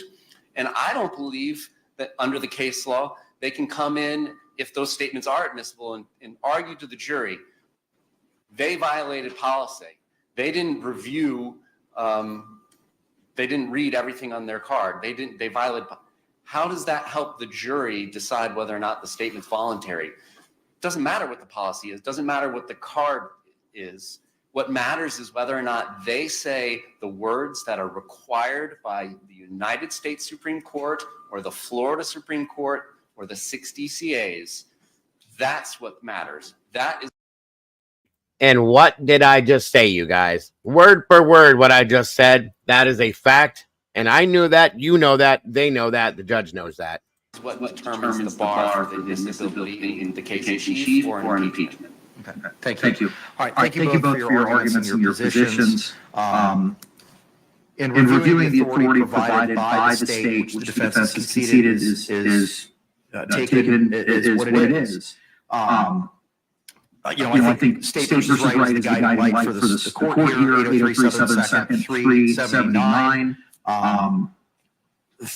In reviewing that analysis, the defense has put forth an effort to do so. It's not up to the state to prove up anything for the defense. At this point in time, both motions for additional discovery are denied in accordance with state v. Right. Moving now to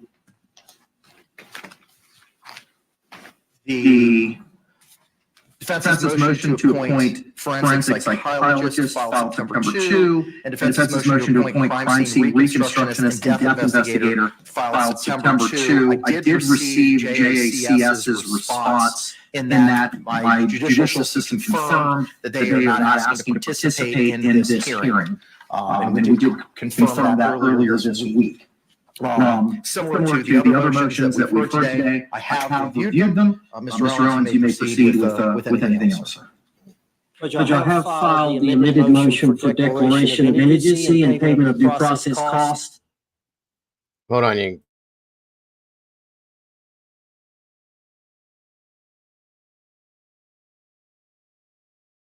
Hold on, I'm sorry. I know what's going on now.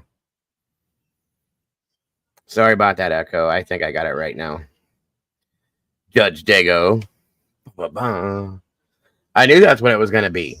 I knew, and I love they're denying everything they're asking for, and they deserve to do that. Sorry. Hey, Tomboy. All right, let's try it now. See what happens. Let me know, guys, if you hear if it's cleared up. I did see that, sir. And then there are three motions. I don't know if you got the third one.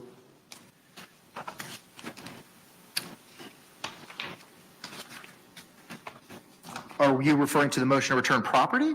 No, relating to cost. Relating to cost. I don't know that I have. I'm just going by what the notice of hearing reflected. So no, I don't. I filed a second amended notice of hearing. I don't know if you got that. Was it forwarded to my office? Because if it wasn't, I don't know. I'll have to ask Margaret. I don't know. Okay.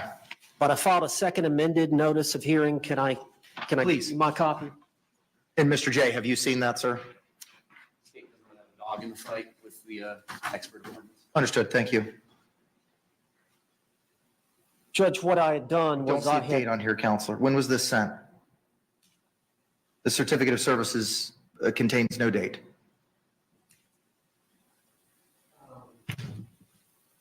it was filed this afternoon, Okay. this morning. Okay.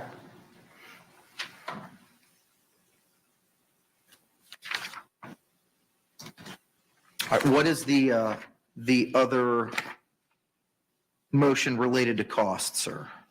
Well, there's one for the appointment of the forensic psychologist, Dr. Julie Harper, and it's nunc-pro-tunc. I'd like it to be retroactive to when I actually had to hire them. As you know, I came on the case late, August, I believe, August the 30th. That's correct. And then I asked Dr. Harper to go down and see Sarah Boone. Dr. Harper lives in Okaloosa County.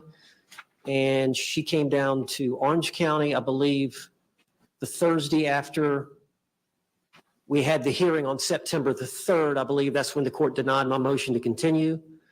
And so, as you know, we had to file the notice of intent to rely on battered spouse syndrome within 30 days prior to trial, which would have been that Saturday, I believe. So she went down, Dr. Harper went down and saw Sarah again. As you know, Dr. Harper had seen her several times early on in the case, back in 2020, maybe 2021.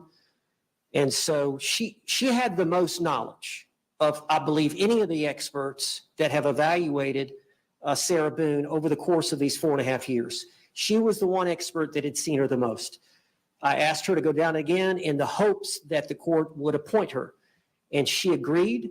That was, I think, on a Thursday. She called me that morning, Friday morning, and said, yes, I do believe that she suffered from battered spouse syndrome at the time of this offense. Based on that, I filed the motion. But so she jumped ahead and did some work prematurely before she had been appointed. So I'm asking for those costs for her to do the earlier work, that be considered, as well as Dr. Berkland. Dr. Michael Berkland is a crime scene reconstructionist and death investigator, and I'm asking for the court to consider paying for his fees as well as his transportation costs, as I have for Dr. Harper, again, to be retroactively to the time I asked him to begin work on the case. And then the last... When was that? You're asking nunc-pro-tunc to win on that, also to the August 30th date of your Yes. appearance? If possible, yes. That's when I officially got on the case. Okay. Now, as to the third motion for cost, I don't have a copy of that, unfortunately. Can I approach? Yes, please.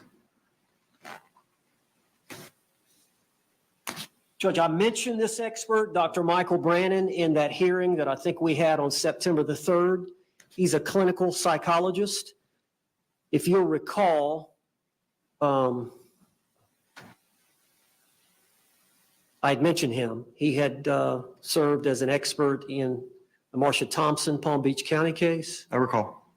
And so, as you know, he serves a different role as a clinical psychologist. Dr. Harper is serving as a forensic psychologist. And Do you know what JACS's opinion with regard to the motion to appoint clinical psychologist? Because the email that you attach as Exhibit A to that appears to be Mr. Lake's email regarding the other two motions regarding Dr. Harper and Dr. Birkeland. And it doesn't address Dr. Brannon, and notably JACS isn't here. I don't have an answer for that. Maybe we could table this. I think the state has, I'm assuming, no dog in this fight, similarly as they had with the other two. The only request in this area that the state is going to make of the court is to, under its discretion, under 3220, order these experts to produce written reports. We are on the eve of trial. I do not need one from Dr. Julie Harper. Her deposition is set October 1st. These two other people, I have absolutely no idea what they are going to say, and we would, I'll file a written motion and a proposed order and send it to opposing counsel, but that's what the state's request is going to be on the other two experts. Yeah, I don't know if I'm going to have an objection to a written report or not. I may, but I'd like to see what the motion says before I make a decision. But yes, Judge, we have scheduled Dr. Julie Harper's deposition at her office in Okaloosa County on Tuesday, October the 1st at 10:30 a.m. Eastern Standard Time. Is that in person or is that virtual? Central? Is that in person or is that virtual? I believe Okay. the state's flying in, and I'm going to be there, Judge. That's the county over from me, Santa Rosa County. So about an hour drive for me. So I'll be there in person. We're going to have probably Kevin Beck that's going to appear by Zoom. All right, so here's what we're going to do. JACS has provided their response, and their response was not appended to the motions that were filed because that was prior to the amended motion seeking indigence costs that you filed, Counselor, on behalf of Ms. Boone. I'm going to hand file with the court now the September 9th correspondence from JACS reflecting that that can be utilized in lieu of a formal response.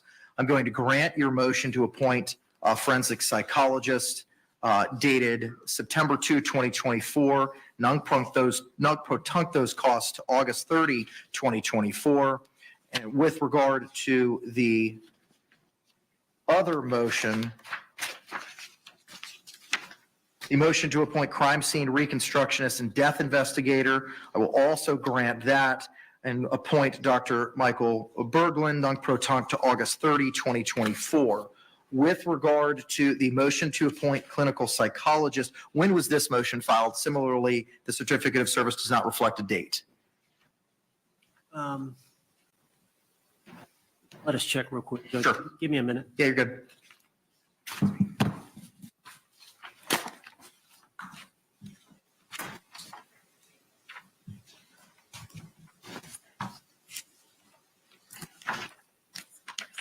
Excuse me. No, Dr. Michael Brannon. It had to be filed. Michael Brannon. Look at the prosecutor sitting over there like, oh my God, is this over yet? While you're waiting on that, I do see on your second amended notice of hearing, you also requested the amended motion for declaration of indigency and payments of due process costs also be heard. When was that motion filed as well, Mr. Owens? It was filed just prior to filing these amended ones. It had to be filed prior to my motions for appointment of these experts. Give me a second.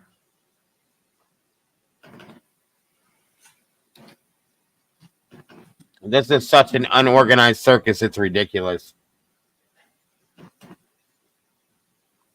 Beyond sloppy, Moon.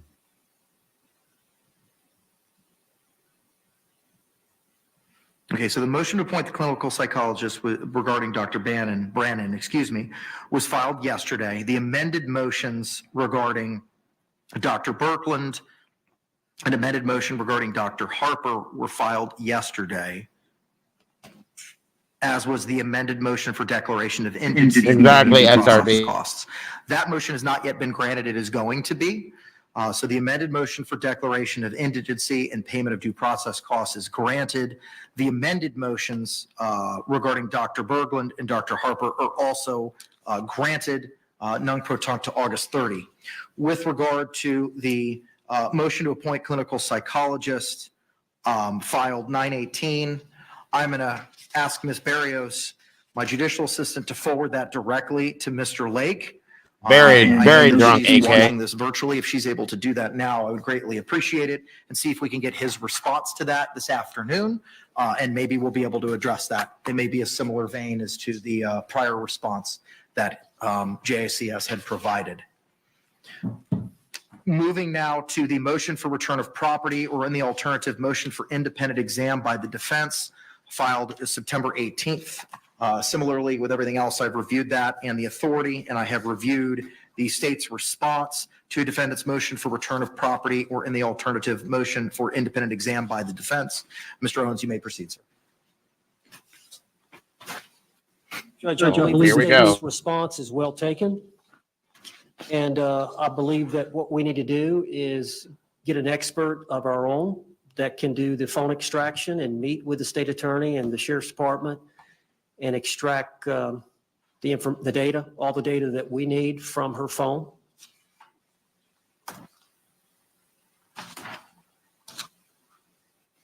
So we would submit that the property should not be, based on the authority the state attorney has cited, the property should not be returned to the defendant since trial is still pending. But in the alternative, we're asking for an independent exam by the defense. Response, if any? As the state has stated in open court while she was pro se, that is absolutely fine. And I've even suggested a name. Has the defense ever performed an evaluation of the phone? And the reason I ask is there were prior experts that were appointed in the realm of electronic evidence. Mr. Cacciatore may have the answer to that question. I don't, but I know that the state, as I stated in my response, we've never prevented anybody from doing that. And as the homicide supervisor, everybody in the unit knows how to go about doing this and allowing a digital forensics examiner hired by a defendant to go and work with the law enforcement team and get another imaging if they are not satisfied with the imaging that has been provided. Mr. Cacciatore, good afternoon, sir. Can you hear us? And if you can you announce your presence for the record, please?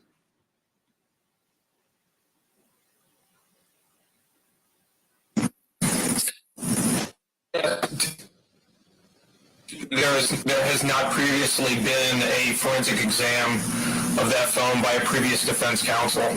Okay, all right, thank you very much, sir. There was a John Sawicki that was appointed back in, not appointed, authorized back in 2020 as to electronic evidence. So I'm going to deny the motion for return of property based on the citations contained in the state's response.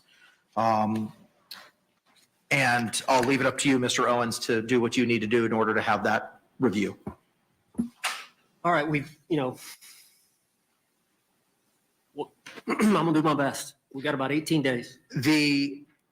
I'll cite to the parties for their own benefit.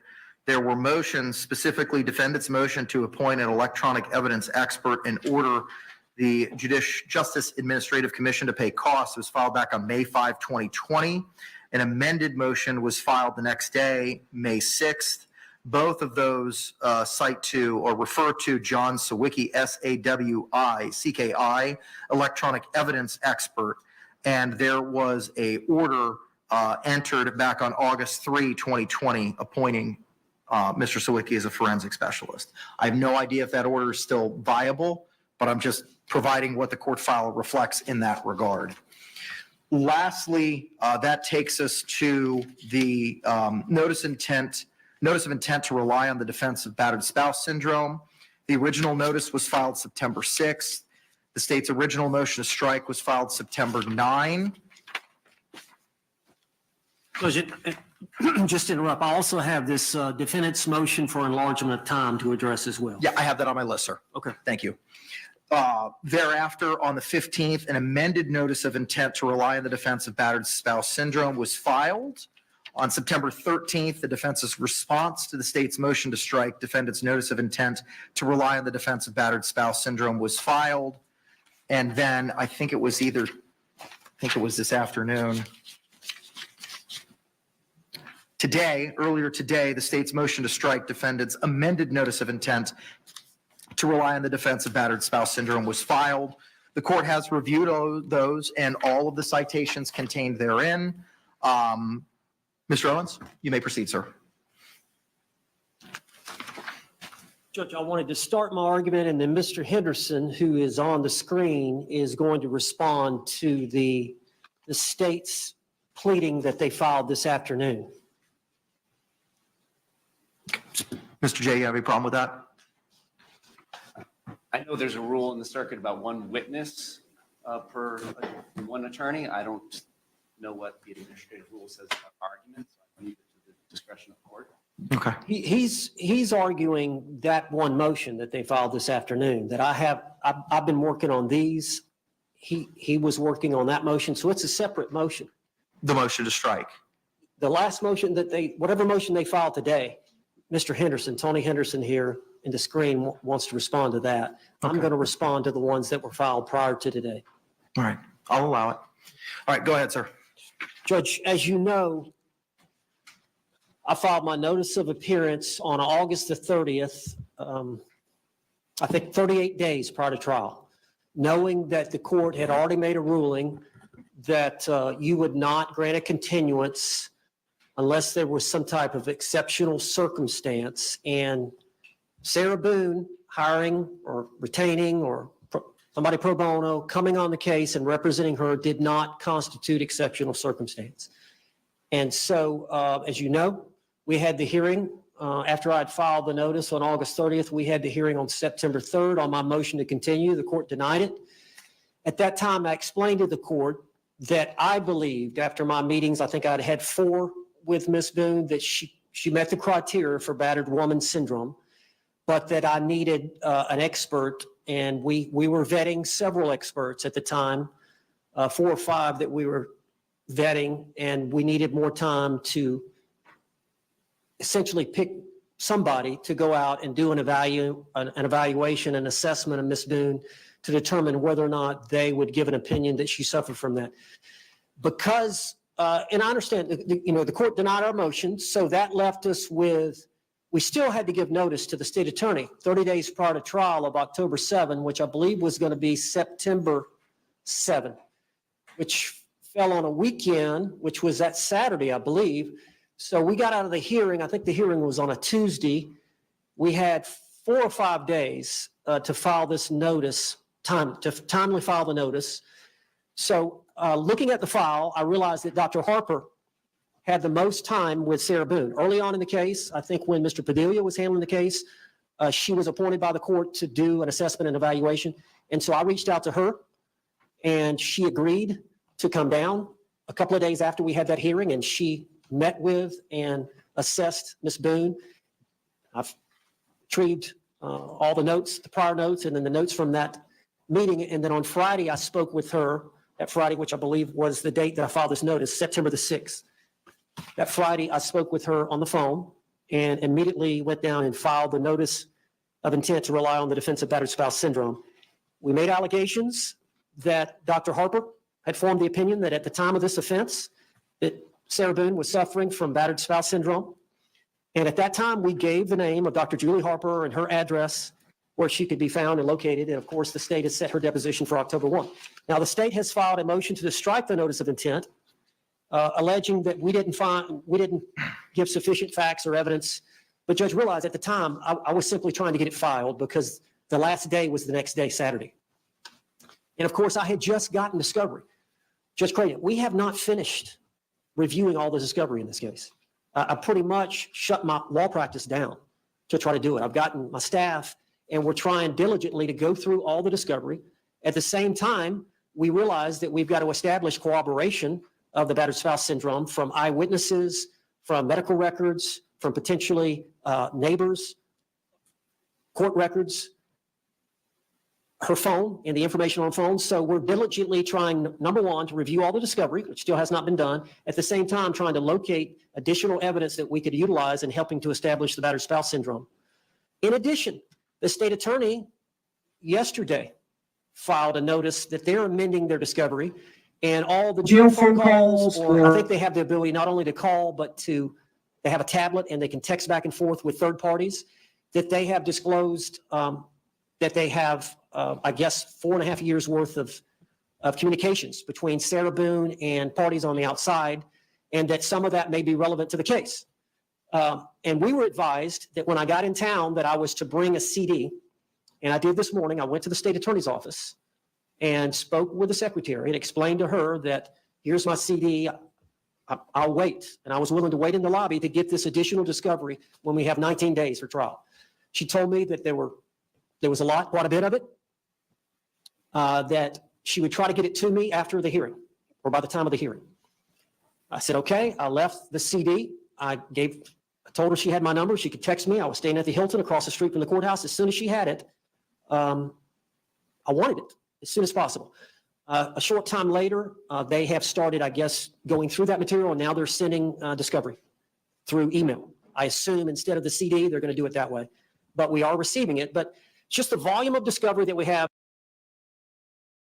Yeah, Moon. They've been trying to buy more time since this guy came on, but they're getting it denied because Sarah chose to negate 8 different attorneys and fire 8 different attorneys, and this trial's 4.5 years in the making. Okay, this should have happened a long time ago.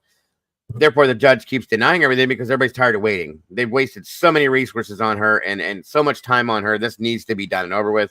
That's why the judge is denying this, and I don't blame them. Honestly, it's enough. It's time to have this done. So yeah, that's exactly why he's trying to get more time out of it, and it's just been denied. Mystery's in the house. Welcome, Mystery. Good to see you tonight. Thank you for joining us. Here's the thing. What's going to happen, Cap? This is my opinion. I think it's going to come down to the line, and because they're not going to get what she wants them to get, she's going to try to fire them, and she thinks that in her mind, she might think that that's going to extend the trial because she does fire this guy, and I don't think it will because she's already defending herself. These people were just added at the end, so I think she might try to do that just to extend it one more time, but it won't happen. That's my opinion, though. I could be wrong. Yeah, he's definitely, in my opinion, a Timo attorney, Mystery. Definitely. To begin with, we haven't gone through the evidence we're trying to gather to corroborate our defense, and then additional discovery that we were noticed about yesterday. That's a great way to put it, Bobby. Uncooked spaghetti. Yeah. Yeah, this guy is definitely a great value attorney. I'll say it that way. I like it saying that way because he's not. No. He said he shut his whole practice down so he could concentrate on this one case. Are you serious? Pro bono, huh? Because he thinks he's going to get his name out there because of this. She's an idiot. Nobody cares. Sorry, bro. I didn't have time. I knew this had to be filed. I had one more day. As soon as Dr. Harper told me on that Friday, I knew I had until Saturday. I filed it. The state knew. They've had it 4.5 years. They prosecuted the victim in this case, George Torres, at least 3 times. I think there's more like 4 or 5 times. But they opened up a file. They prosecuted him here in this county for battery in violating the conditions of bond relating to staying away from Sarah Boone, but battery on Sarah Boone. They, if anybody, was well aware that there was a potential problem with the habitual nature in which Mr. Torres beat on my client. In addition, my client expressed in the interrogation, which I know the court hasn't seen, please look at the video. Please look at my phone. Please look at the videotapes. Please look at the photographs. I need my phone to show you. He comes at me. It was ignored. They've had all this evidence. They had to be on notice that this was a potential issue. And the reason being is all the lawyers that have been through this have appointed different forensic psychologists to assess her. The prosecutor that's not here today, that was here on September 3rd, when I mentioned the problems that we were going to have, getting an expert this quickly to form an opinion, said, oh, no, Judge, we're not prejudiced. We've already got an expert. We intend to rebut any said opinion by an expert.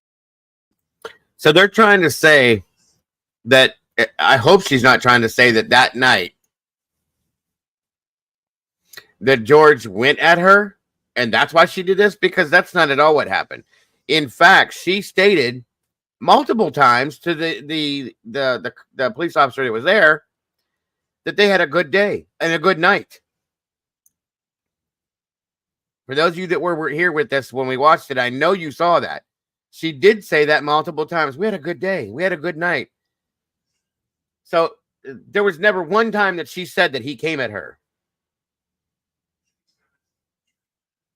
Where's that at in that 911 video or the interrogation?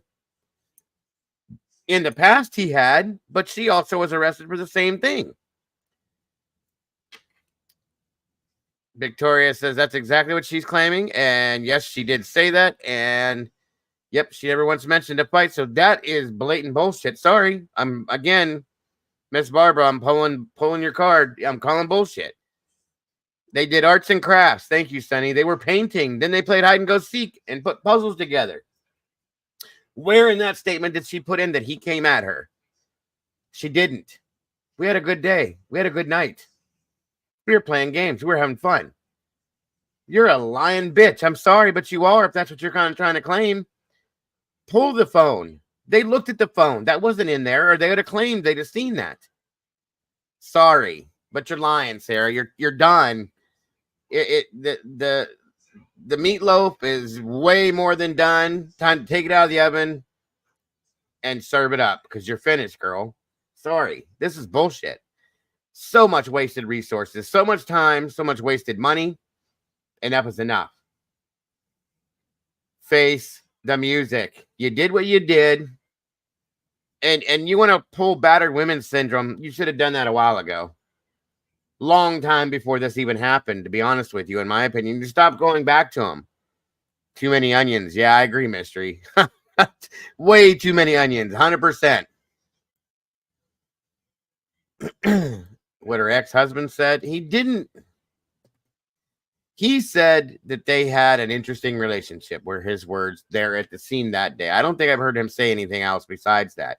I'm sure there's some form of a testimony he's going to give for this, but I don't know what it would be. They were divorced for a reason. And he kind of, you could tell he was kind of over her. Tomboy said, I think it's a different arrest for the attorney. And it could be, that's fine, but that shouldn't pertain to this, in my opinion. I could be wrong. I know I've been right about a lot of this with this case, but I think I could be wrong with that. I'm not sure, but it shouldn't pertain to this. I'm sorry. If you were going to pull the battered women's syndrome thing, why were you, that doesn't lock in with me with this. I'm sorry. I just think that's I think that's a last ditch effort at this point for her to try to get out of this, because there's video of her murdering this guy. Basically, it's there. It's her voice. She's recording it. That's all there is to it. And I think she knows she's done. There's no way out of this. That's why she's delayed this so long, you guys, because she knew she wasn't going to get out of this. And the great value attorney here is not going to do her any good either. They're done. Everybody that's attached to this is done. Period. It's going to happen, and that's going to be that. She can appeal all she wants, but I don't think the appeals will go through either. Expert that she suffers from battered spouse. We're ready to go. We've got our expert. Such that they said we don't even need a continuance. If, in fact, he finds somebody and they file something, a notice of intent to rely on battered women syndrome, within the time limits, we're ready to go. We don't need to continue it. We'll have our expert. And as you know, they're requesting that their expert now be allowed to go to the Orange County Jail and assess Ms. Boone, which they have every right to do, since we have filed this notice. But they indicated they would not be prejudiced. They indicated they were on notice. They didn't think it was going to happen 4.5 years, but it did. They knew all the prior abuse that Sarah Boone suffered. We watched that body cam right before that. I don't know if you were in here, Tomboy. I think you were. Right before we watched this. So it shows them both being arrested for the same thing. So how is she going to pull the battered spouse syndrome with that? That doesn't make sense to me. That's all I'm saying. And yeah, she was laughing in that video, Barbara. You're absolutely right.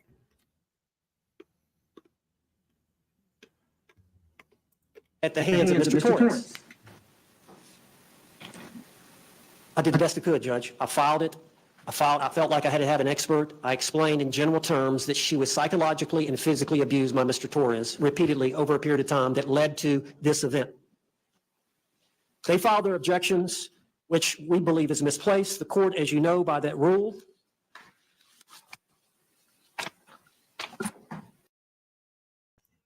Yeah, but I think at the same time that Mr. Torres was psychologically, physically, emotionally, and mentally abused as well. That's my opinion. I could be wrong. Brutali's in the house. What's going on, dear? Good to see you tonight. Thank you for joining us. It definitely does not justify her action. I'm sorry. Especially when she has a record for violating him as well. That's going to be my argument if I'm an attorney, prosecution. I'm just saying. I don't think she has an out with this, you guys. That's my opinion. I don't think they have a chance. That's just, again, an opinion. And we're going to see. We're going to follow this whole thing, guys. The entire, hopefully it's going to be broadcast. So we'll be running the whole thing. What's up, Dane? She murdered her boyfriend by zipping him up in a suitcase.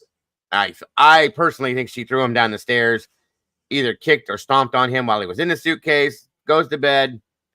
These are her words. Gets up the next day and he's dead. Whether it be from suffocation or whatever, but there was more. There was blunt force trauma too. So, and she videoed it, Dane, on her phone. We watched it. It's hard to watch, but we watched it. Him begging for his life. Right, Victoria, 100%.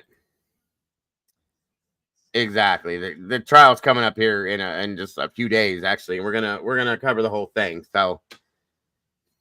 Oh, what a mess. It needs to be over with. Yeah, she's definitely sick. I agree with that. She's mental. She is completely detached from like real life reality too. And I hope she gets everybody what she deserves. She's beyond entitled. I think she's been handed every bit of a fair shake all the way up to this. She's going to get a fair trial. They're going to argue that because the attorney came on too late in the game. But that's because she fired 8 other attorneys. And that will be ordered even up to the Supreme Court, in my opinion. They're gonna look at that and go, no, this was your fault, not the court's fault. Just saying. Thank you, Brutally. I appreciate you very much, hon. Let me find it.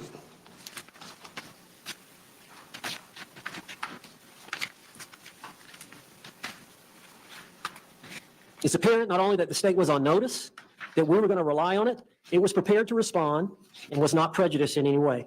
The notice of intent to rely on the defense of battered spouse syndrome comports with requirements outlined in 3.201, given the current circumstances of the case.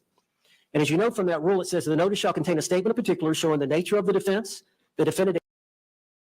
We're on the same page, same book, same chapter, Mystery. That's exactly what I think happened too.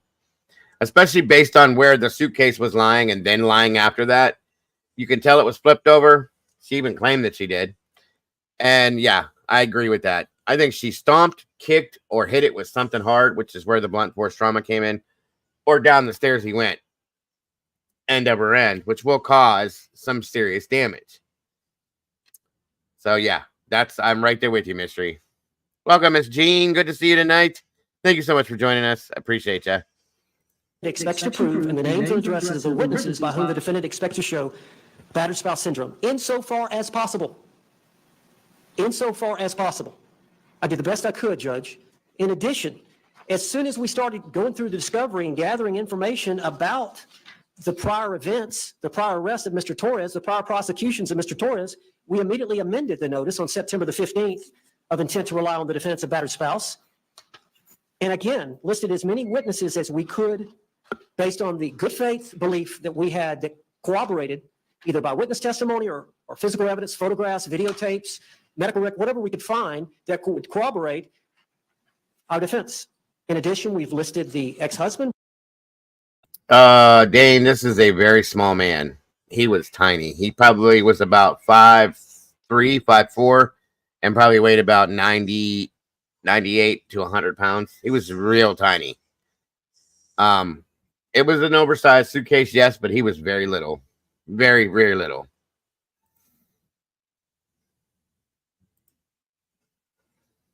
I still think it was kind of a tight fit, too.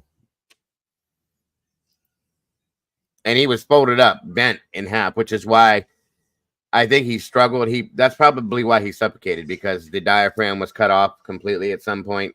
That's just my opinion. Yes, very petite mystery, very petite.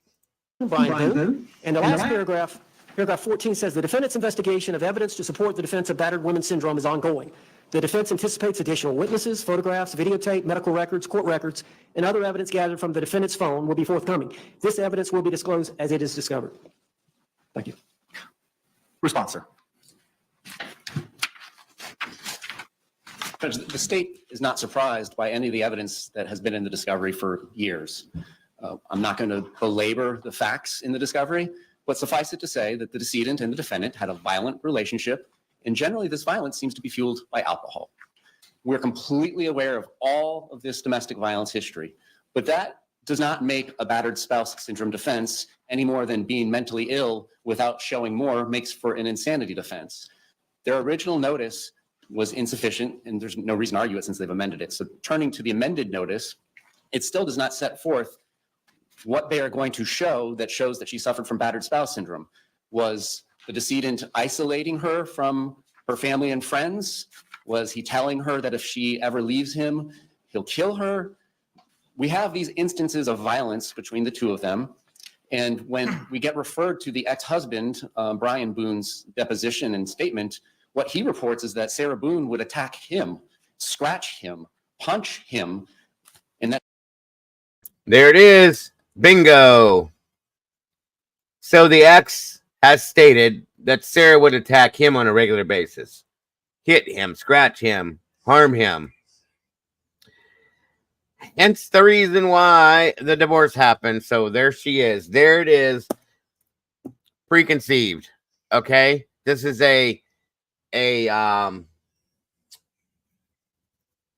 oh my God, you guys, I can't think. This shows a pattern. It's pattern. That's what it shows. So there we go. Her previous relationship was abusive on her side of things. This is not battered spouse syndrome. This is Sarah is the batterer in both her relationships. Premeditation. Thank you, Cap. Thank you. Pattern of abusive behavior. Exactly, Bling. Thank you very much. There's no way in hell they're going to allow for that defense to pop in. It's bullshit. She's the abuser. She's the aggressor. This is absolute bullshit. And what a joke it is. If you look at the stairs, and if somebody was in a suitcase tumbling down, he would have landed right at the end, but he was pushed somewhere. Yeah. I think he slid over there because he didn't weigh very much. Jones and Parody. Hello. I just wanted to let everyone know I sleep with my father romantically and sometimes my cousin. Okay.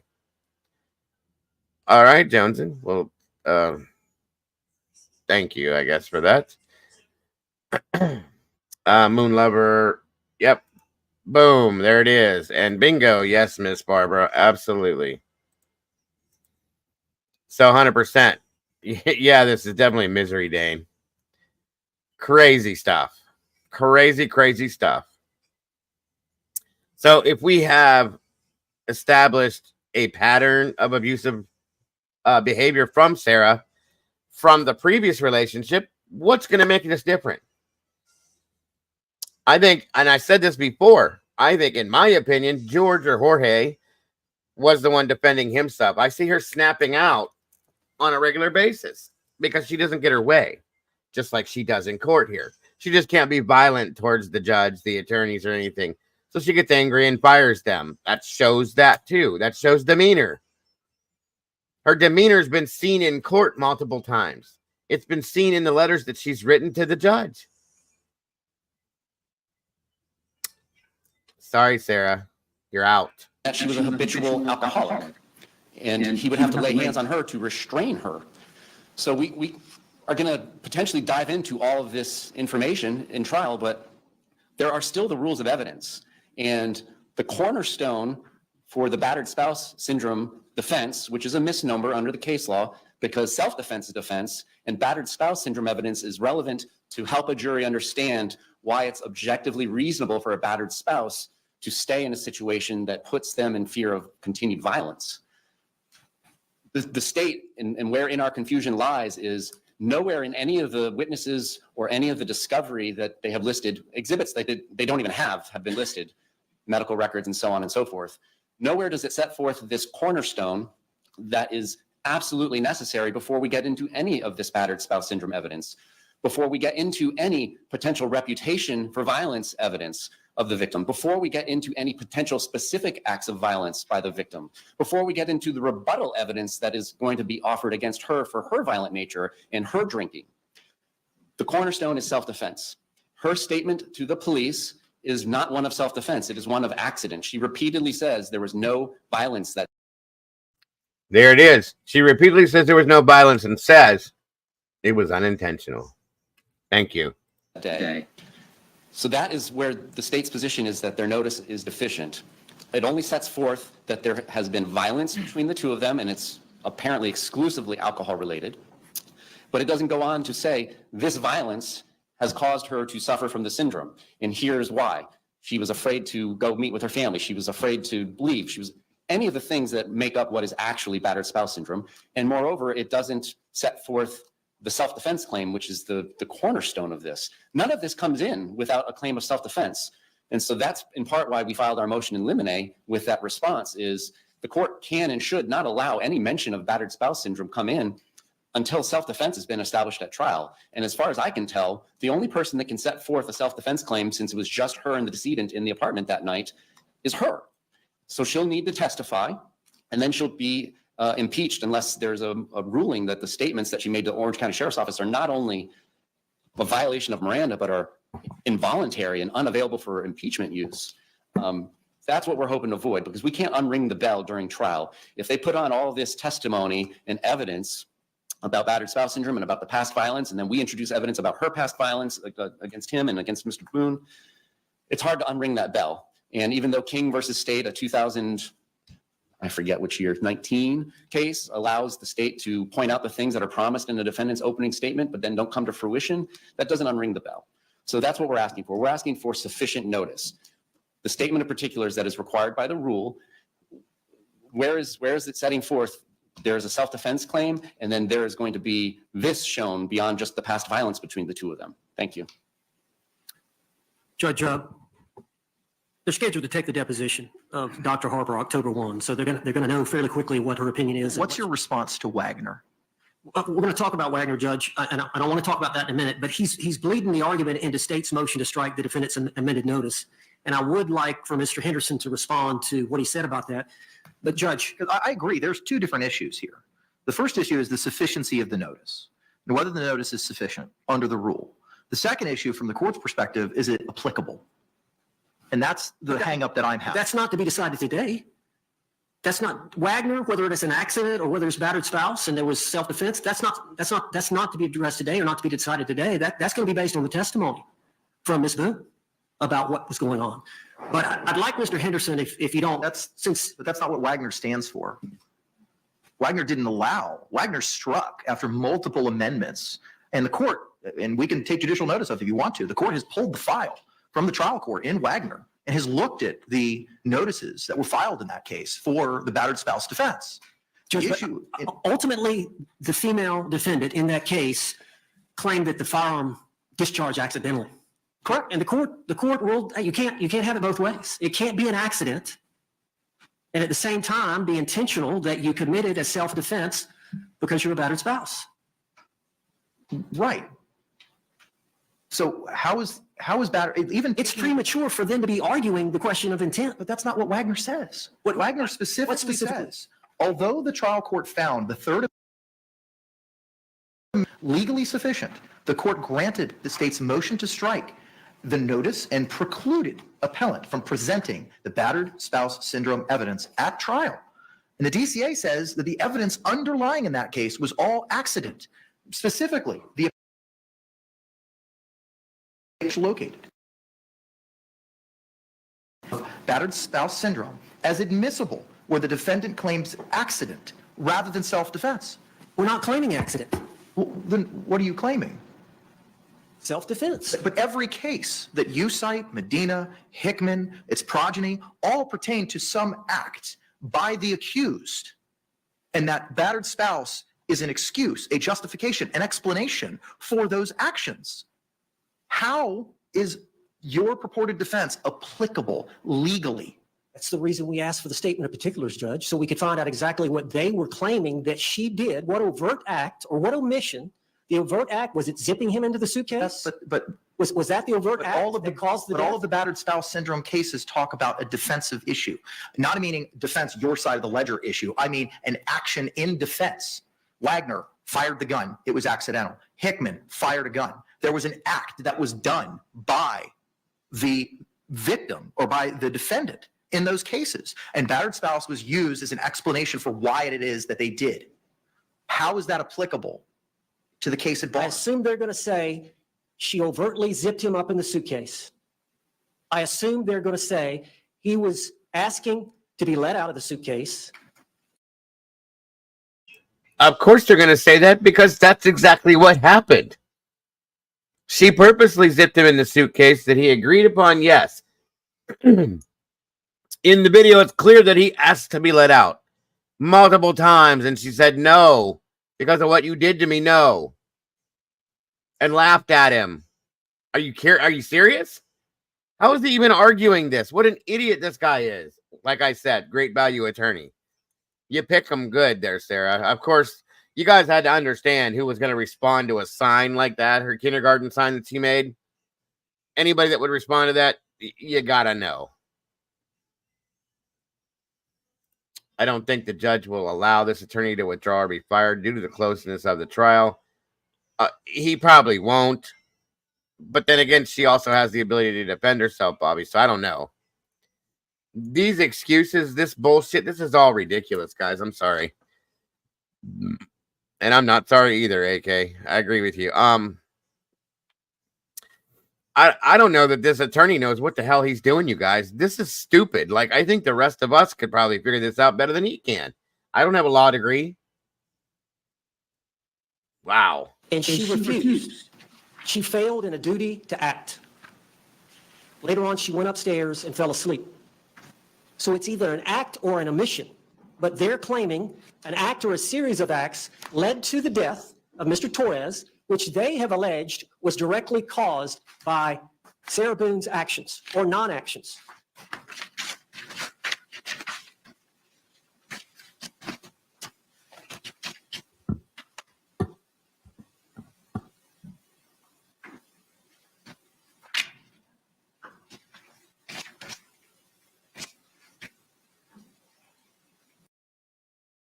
You know what? That's the other part. I don't believe she did fall asleep that way. I think that was part of her narrative at this point. Sorry. Now that I've seen and heard all of this, knowing that there was previous violence with her ex-husband, things like that, I don't think she fell asleep. I think that's the story. Just saying. Thank you, Dane. And I agree, Toby. Yeah, he's walking her right to a guilty verdict. Wait till the jury sees and hears this, you guys. Think about that. Wait till a jury hears this. Oh, my God. It's going to take 10 minutes for them to find her guilty. If that. This is nuts. Exactly. She didn't fall asleep. I'm right there with you guys. Wow. Hickman, the defendant, stabbed the victim to death. And the justification was battered spouse. In Terry, which you provided to the court, Terry v. State, 467, 7 seconds, 761, it was firearm. What's the Mechanism? what is it? They're the only ones that can answer that, Judge. That's why we asked for the statement I don't of understand particulars. that circular logic. And the reason I don't is because it's your defense. Okay. I'm assuming that they're claiming that she zipped him up in the suitcase against his Not yet, Molly. I will at the end of this. will, would not let him out of the suitcase, and therefore he suffocated. So the act of zipping him up and then the non-action of not letting him out when he asked to be let out constituted the offense of second-degree murder. That's the only explanation that we can come up with based on the report, based on the evidence we have. But Judge, you remember Marsha Thompson, the Palm Beach County case? But there was a firearm. There was a firearm. She discharged a firearm. Remember Dr. Brandon said on the issue of imminent threat, it is in the mind of the battered spouse But woman. right there's the words. Imminent threat. That's correct. There was a threat. Now, I don't know all the cases. I don't know the facts and circumstances of that West Palm Beach case. I know snippets that you provided to me, but I haven't read any opinions on it. I don't know where it is on the DCA or appellate perspective, and trial court findings are not binding on another trial court. I mean, the case law is very, very clear on that. Judge, the state doesn't know what happened the 2 minutes prior, or the minutes leading up to, the time leading up to the 2-minute video. The state doesn't know what happened after the 2-minute video. Only Sarah Boone can testify to that. That's for her to testify to. Florida, the appellant has not cited, nor is our research located, any Florida case holding that evidence of battered spouse syndrome is admissible where the defendant claims accident rather than self-defense. Who claims accident? Are you claiming self-defense? Yes. Well, that's the first time that I've heard that. Judge, I just mentioned it a while ago. The word self-defense never came out of your mouth. Judge, Words that you believe that the state's position is, what you believe that they're going to try to establish, that we don't know what happened before and after that video. The word self-defense have never been uttered this afternoon. Judge, for the record, we're claiming self-defense. We're utilizing the battered spouse syndrome in conjunction with that defense. Okay. Right. Not accident, as they want to allege. Okay. Does your compatriot want to provide response further? Okay. Mr. Henderson, good afternoon, sir. Can you hear us? If you can hear me, sir, you need to unmute yourself. Can you hear me now, Judge? I can, but I have some concerns because I'm getting reverb from you. I am trying to talk you to now. Are you able to hear me better? I am, but it's my that we're hearing back again through your microphone.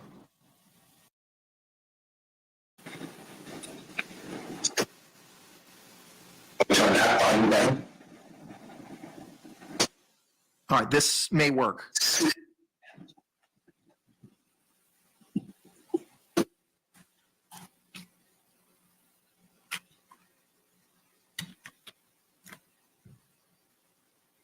Mr. Henderson, we'll give this a shot, sir.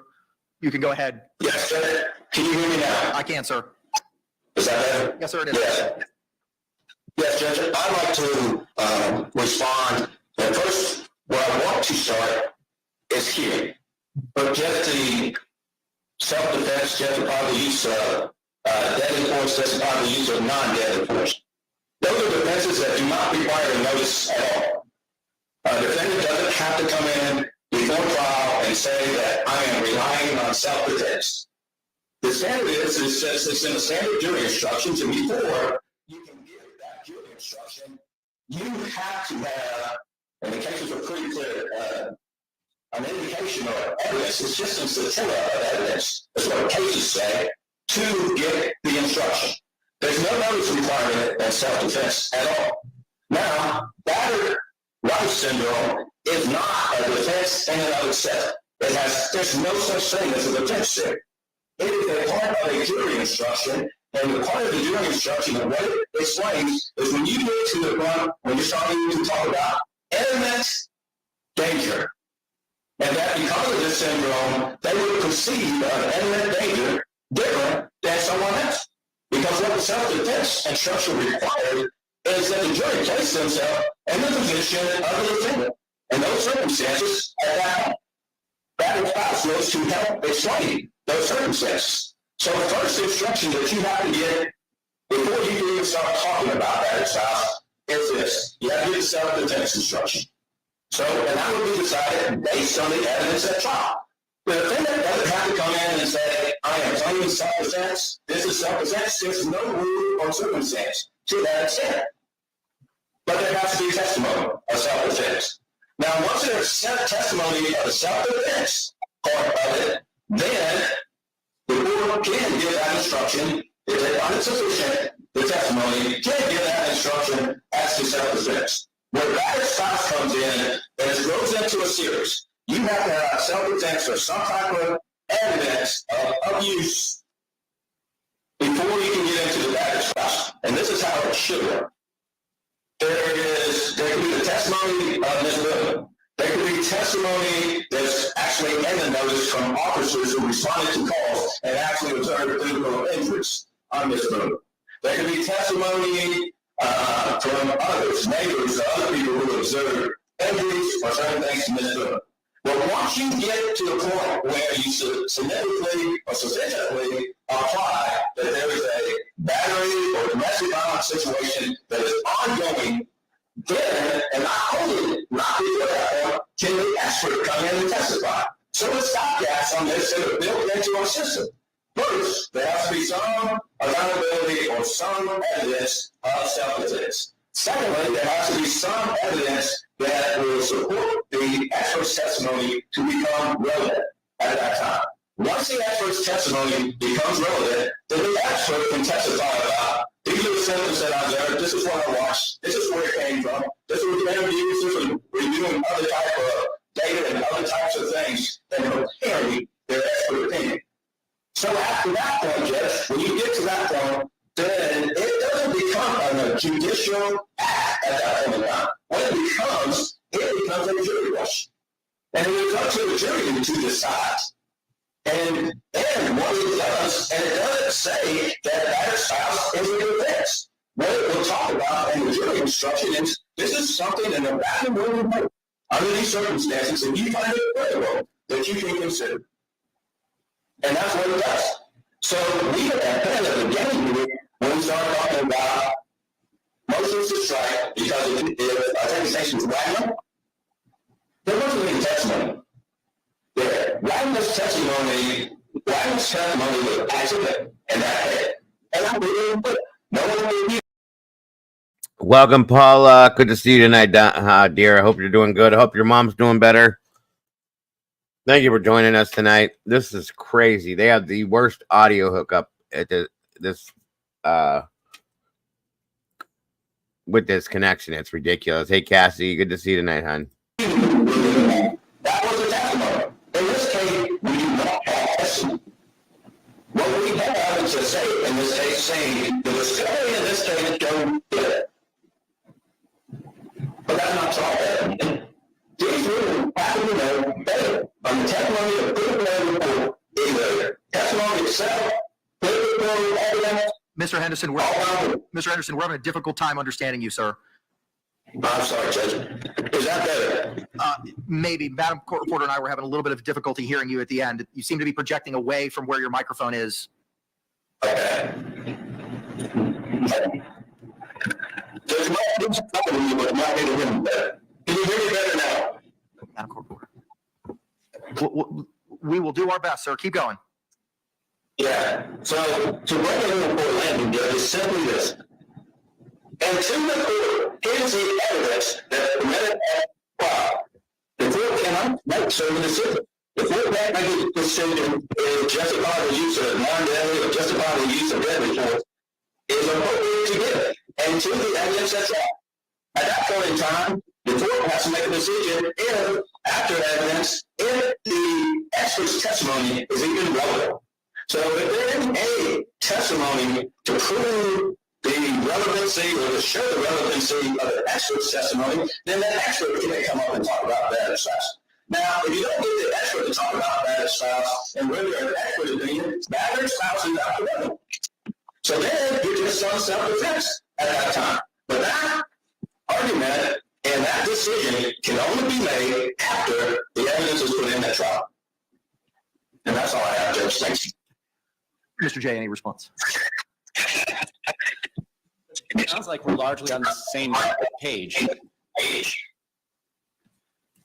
The one point that I would strongly disagree with is that this evidence of battered spouse syndrome is relevant to the subjective belief of the victim or the defendant. That is not what that evidence is used for. It's used to help a jury understand what an objectively reasonable person would do in those circumstances. And there's more cases that I have not cited because I know that would be raised today, but they kicked out PTSD testimony just last year. I believe it's an Okendo, because it was going to the subjective beliefs of the defendant rather than helping the jury understand why an objectively reasonable person in a battered spouse syndrome would say.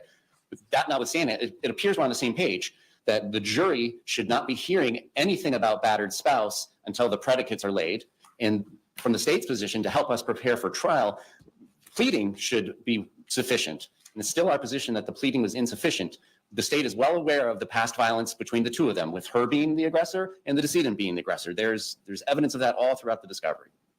But what isn't present anywhere in the discovery, and what left the state at a lapse in understanding this defense in particular, was, did this violence cause her to suffer from battered spouse syndrome? And what is this evidence going to be? Was he isolating her? Was he keeping her away from family and friends? Was he psychologically breaking her down? Was he doing any of these things that are a component of the battered spouse syndrome? Because all we have is her statements, which are almost 100 pages long, to the sheriff's office, where she repeatedly says that night that nobody laid hands on one another. It was a great night. We were hanging out, drinking wine, doing puzzles, painting, dancing with the dog. And then, like everybody else, we were playing hide and seek. And he got into the suitcase and I accidentally went to sleep. And then she's shown her video. But her statements are all that it's an accident and that there was never any claim of violence that day between the two of them. So that's where in the state's confusion lies. And I don't know how we're going to go about this at trial, if the defendant's going to have to testify in a narrative form, if she's going to come in and testify 100% differently than how she gave statements to law enforcement. But that's where we're at, is we don't want this in front of the jury until all of the requirements are met. And as far as I know, the only person that can say that it was a justifiable use of force that night is her, because it was only her and the decedent in the home that night. And thus far, she has not made any statements about a justifiable use of force. And then our second complaint about the intent to rely on the syndrome, again, without repeating myself, is it just sets forth that there was past violence between the two of them, but no particulars about what actually makes up the rest of the syndrome. Thank you. Any other final positions offered in rebuttal to the state's argument, either Mr. Owens or Mr. Henderson? Well, I'll let Mr. Henderson go, but just as it relates to Ms. Boone's testimony, that's what jury trials are for. Mr. Henderson, any further arguments, sir? You're muted. You will have to unmute yourself.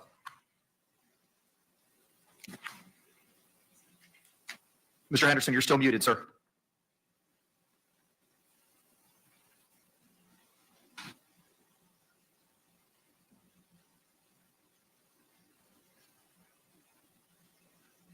I'm sorry. Can you hear me now? Loud and clear, sir. Any other additional argument in rebuttal?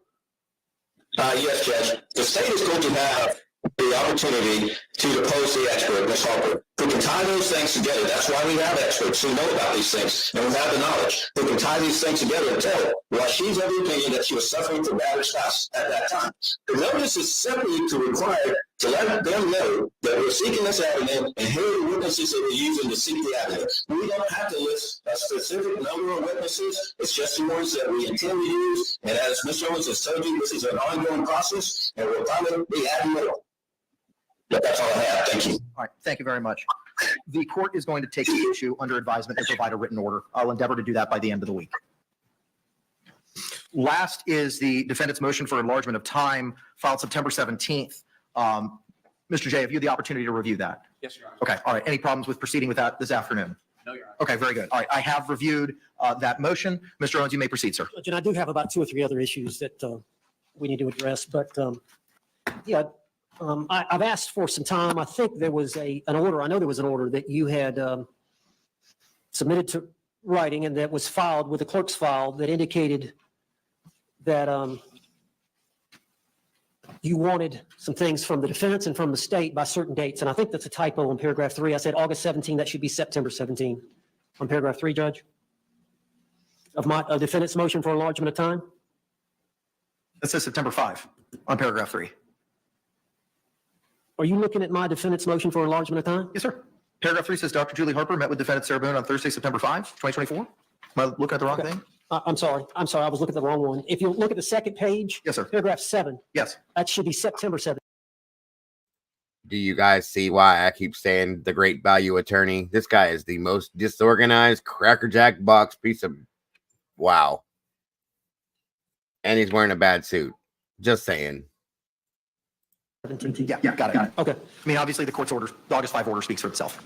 Judge, and as you know, we came in late. Dr. Harper formed an opinion that week. We filed a notice of intent. How many times is this guy going to ask the same question in different ways to the judge?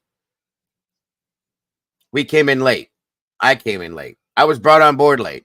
I came in way after the time. He said this all. And the judge keeps saying no the same way. No matter how you ask it, bro, the judge is going to say the same thing to you every time. The answer is no. Okay, maybe he'll change his mind now. Who knows, guys? Let's see. Yeah, he absolutely did, Dane, in my opinion. This guy is just, like I said, great value. I wonder if he thinks if he keeps battering the judge with it, if the judge is going to change his mind.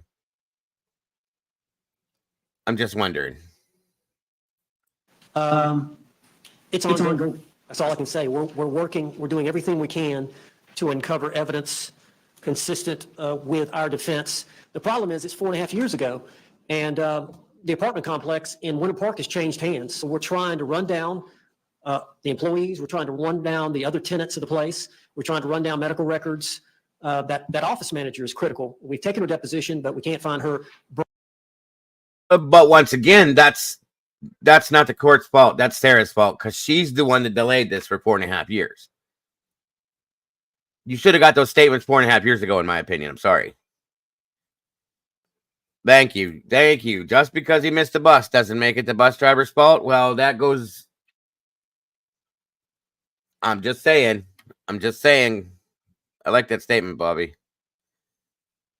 Yes. He's repeating it in different words, and the judge hears it every which way he's saying it. It's crazy. Crazy. Brandon, I think it's Moats, the neighbor that lived right next door to Miss Boone and Mr. Torres, and they shared a wall, is a critical witness in the case. We're trying to locate him. As you know, 4.5 years, people move, so we need more time, is my point. We're doing everything we can. We're working diligently. Billy Lane, the investigator, is working diligently to try to gather the information I'm asking him to gather. Coupled with the fact that we've got this phone that we're going to be extracting, I'm in hopes of in a few days. And I know that the state had extracted the phone and given us a lot of the data from the phone, but Ms. Boone says it's incomplete. That's the reason we want our own expert to extract it, that will be able to assist us in establishing evidence and testimony that she is a battered spouse and was a battered spouse prior to this event. But because of that, Judge, we haven't had time to complete that. And as I said in my motion for enlargement of time, we're asking to be flexible on some time limits up to and during the week of the trial, because we're going to be working that entire trial. Like I said, there's 18 days until trial starts. It's going to be a 2-week trial. I don't know when some of this information is going to come, but I assume every other day we'll probably be amending the discovery, the reciprocal discovery, and amending the notice of intent to rely on insanity or rely on battered spouse if we find other evidence that corroborates that. So we're just asking the court, and I know there's a rule that specifically this rule 3.050 that allows for this request. Thank you. Thank you very much. State, any response? Certainly the state is not going to be okay with them conducting their investigation once jeopardy has been attached. That is completely unfair to the state. This is the defendant's trial, not Mr. Owen's trial. She has been on notice of these charges since February 25th of 2020. She has gone through countless attorneys here who did not pursue this battered spouse syndrome defense, even though they had consulted with Dr. Harper back in 2020. And I believe the crux of that issue is going to revolve around her having to testify in the form of a narrative. Amen. Her prior statements. So the state opposes any enlargement in time. The defendant has been on notice and has had centuries probably of legal expertise at her disposal for the last 4 years. And there may come a point in time where the state has to request a continuance prior to trial, but if this enlargement is granted. But certainly, once jeopardy has attached, that's not the time to be doing discovery. She's had 4 years to do this, 4.5. Thank you. Any other final arguments, Mr. Owens? No, amen. Okay. Prosecution. Just reading the rule. Give me a moment.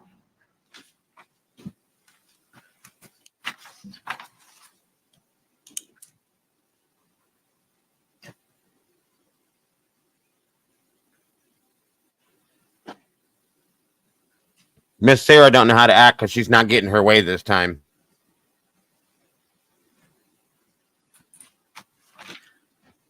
Mr. Owens, as I stated when we had our hearing on September 3rd, at that point in time, the court had outlined the history of the case, the court's prior findings, the numerous experts that had been retained throughout this case, and I understand the position that you find yourselves in.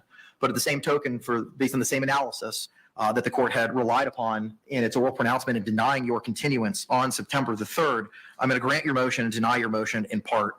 With regard to the filing of objections to the state's exhibits, by your own statement, you're still in the process of going through those.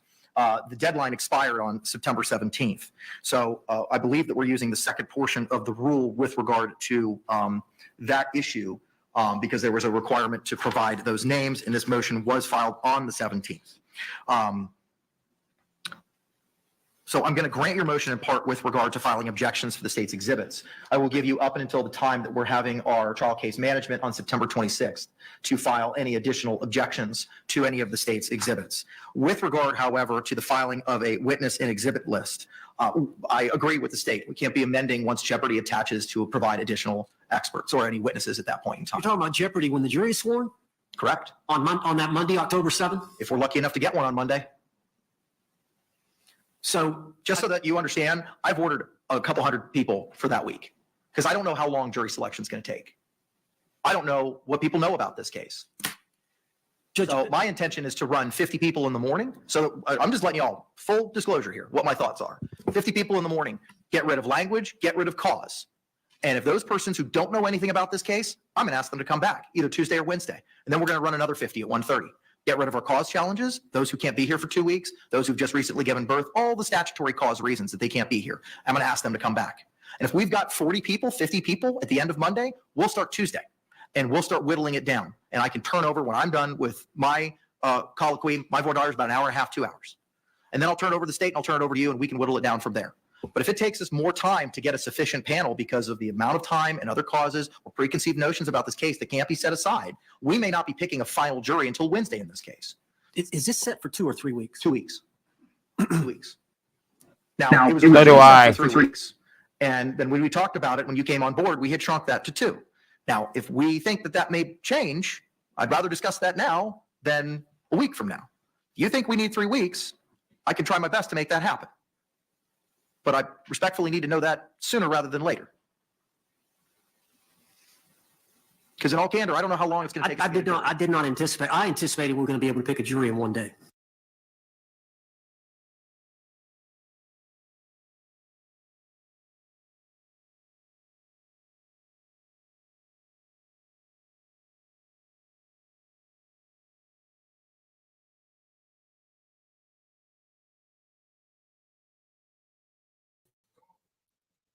Sorry, guys. 11:22. You know how that goes. Give me 1 second.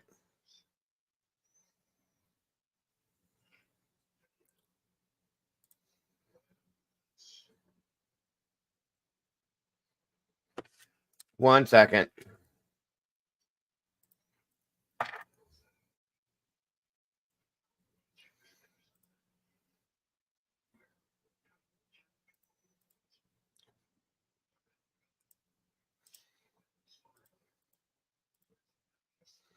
Sorry, I got lonely. I needed 2 of me up here.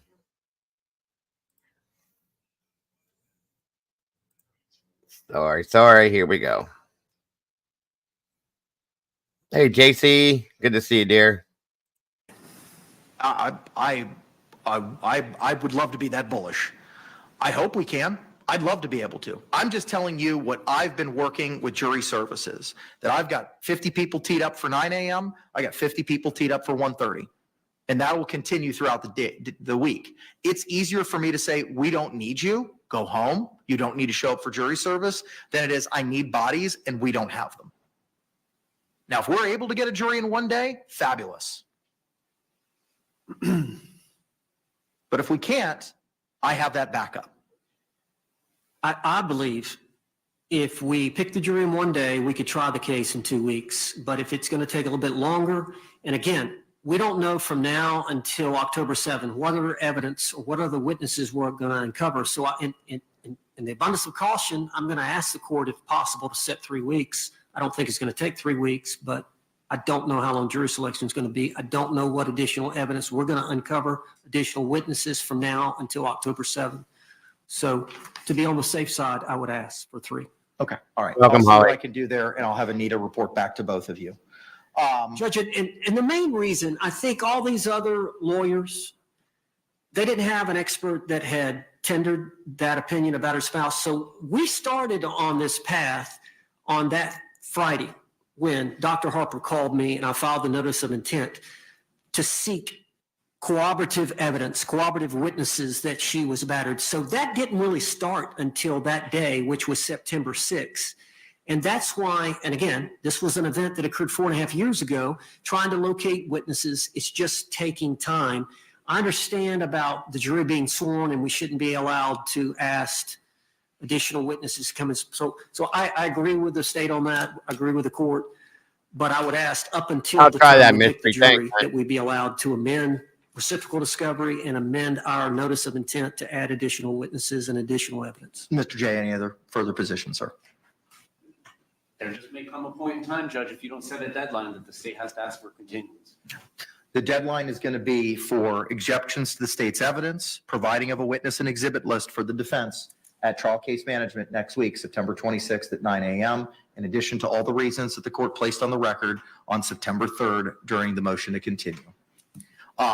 My JA has advised that Mr. Lake has appeared virtually with regard to the motion to appoint clinical psychologist. Mr. Lake, can you hear me?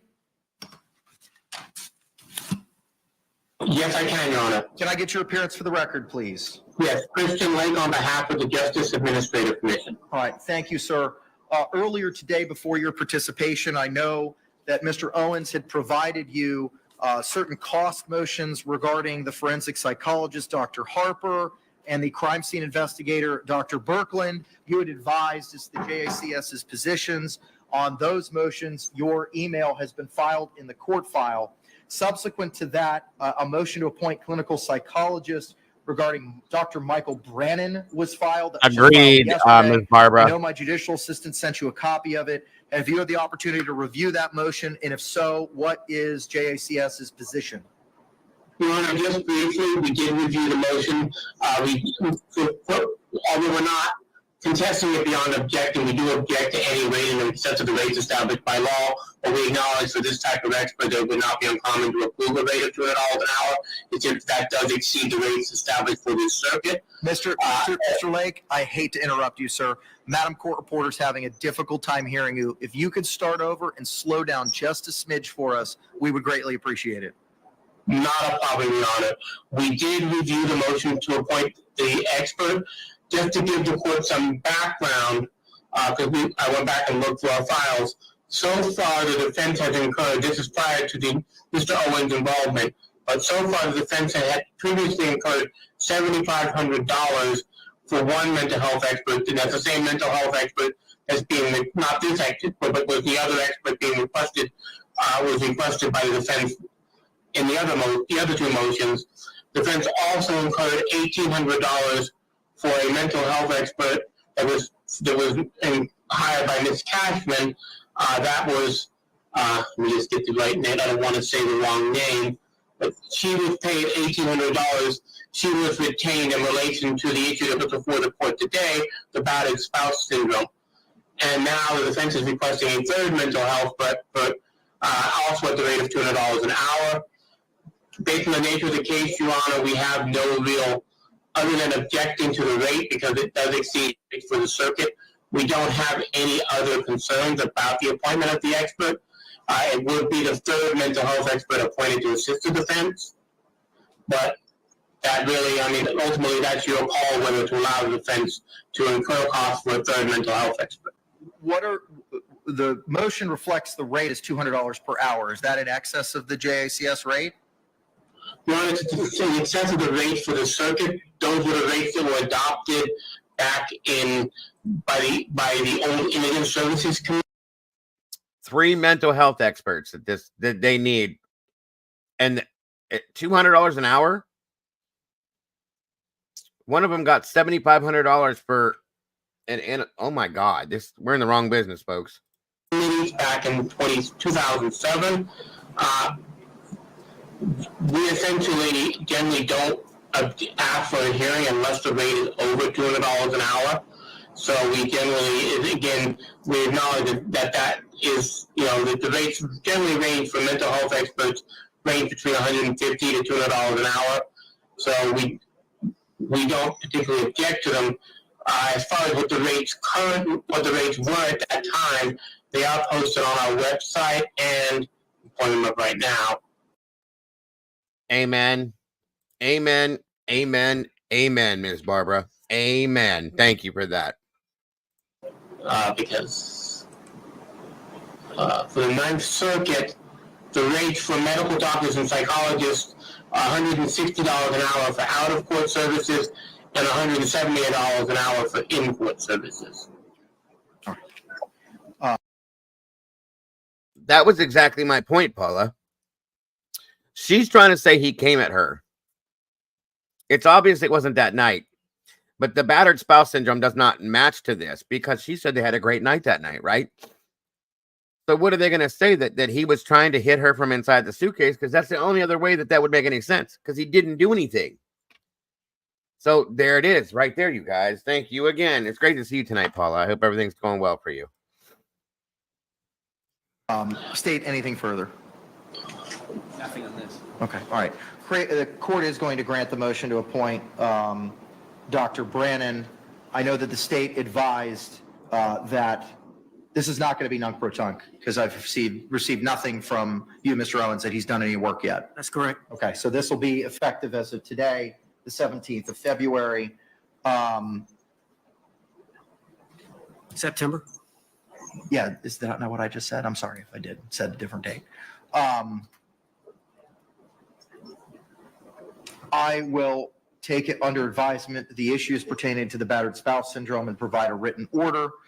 You had advised there were some other issues that you wanted to bring up, sir.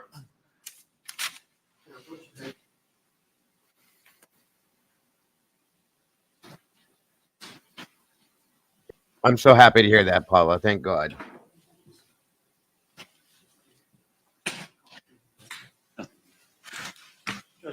This relates to the investigator, Billy Lane, who's working with the defense, and his potential costs up to the trial.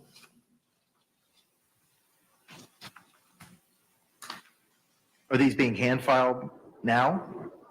Mr. Lane handed them to me right before we came in, so I'm going to have to scan these in and file them.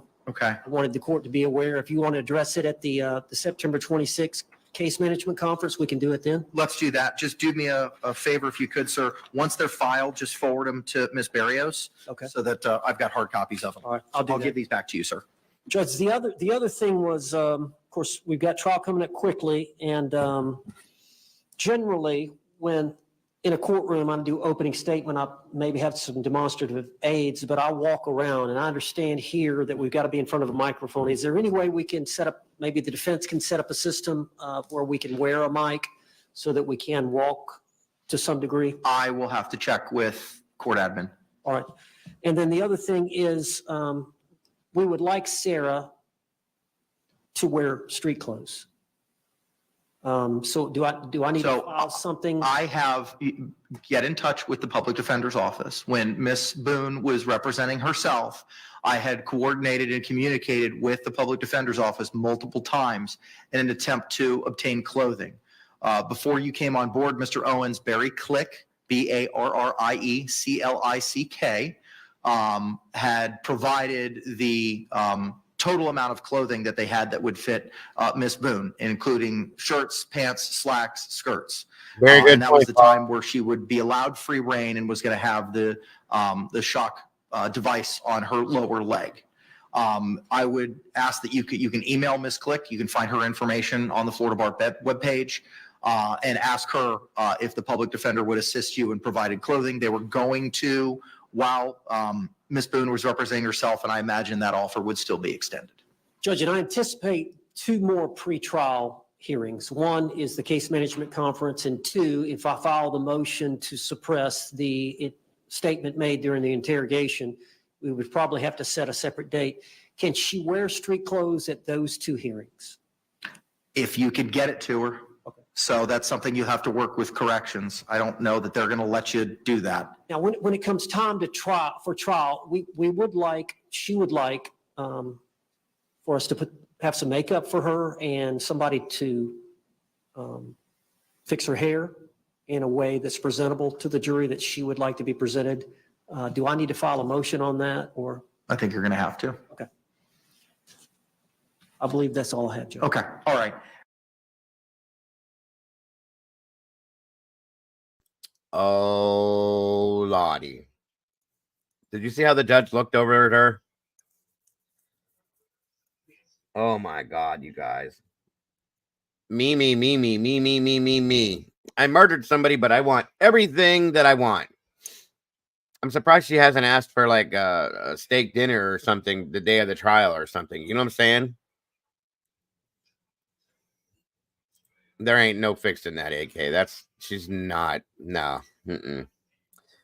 Yes, a professional, Toby. This woman has asked for everything, anything, and everything. All of that. She wants her phone too. Yes, Miss Barbara, that's very true. Anything else, State, we need to address? All right, anything else, Mr. Owens, or from your co-counsel? No, Judge. Okay, I will see you all on September 26th at 9 o'clock in the morning, and I will endeavor to get you a ruling on the battered spouse issue as soon as practical, hopefully by tomorrow. Thank you, Judge. All right, thank you all very much. We're off the record.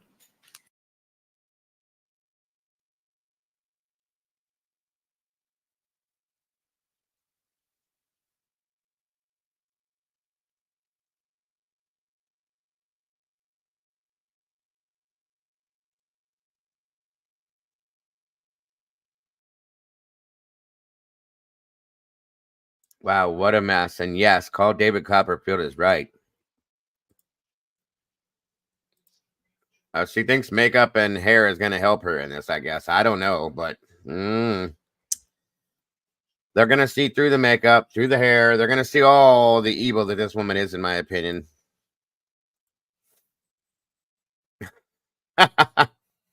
Exactly, Bobby. This woman's a mess. She's a complete and total mess. This motion for statement. Wow. Wow.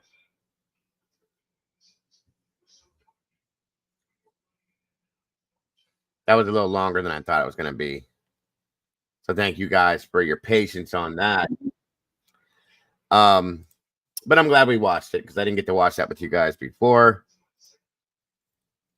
Yeah, I think she's done. No matter what she does at this point, I think she's done, guys. She did it herself. Okay, I'm just saying. Just saying. It doesn't take much. It does not take much.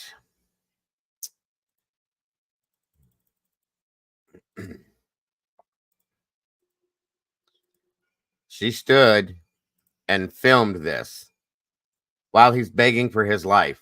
Sarah, please, babe. Sarah, please. Please, Sarah, please. Please, Sarah, please. We've all heard it, and that's where he stayed. It's a damn shame. I'm sorry. You can't fix Wood Blue Eyes says you can't fix or make up her internal ugliness. Amen. Thank you for that, Blue Eyes. I was going to say that. However unattractive or attractive somebody is on the outside, whatever's inside makes them the ugliest person they could possibly be. And this woman is so ugly inside. I'm sorry, but she is.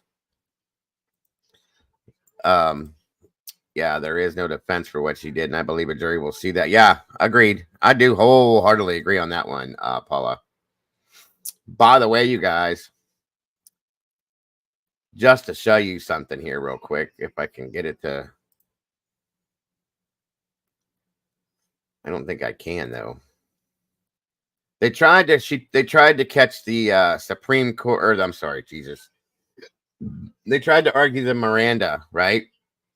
In Florida, let me read this to you guys real fast here before we move on. In Florida, law enforcement must recite the Miranda warning substantially as required by the U.S. Supreme Court's decision In Miranda versus Arizona, 1966, this means reading the core elements. I already explained this to you guys once, but this proves that it's right. You have the right to remain silent. Anything you say can and will be used against you. You have the right to an attorney. If you cannot afford an attorney, one will be appointed. Florida law does not require reading the exact wording, but the essence must be conveyed. They did this twice. In both times, that is what happened. So that Miranda bullshit is bullshit. Sorry. So there it is. And you can refer back to Miranda versus Arizona.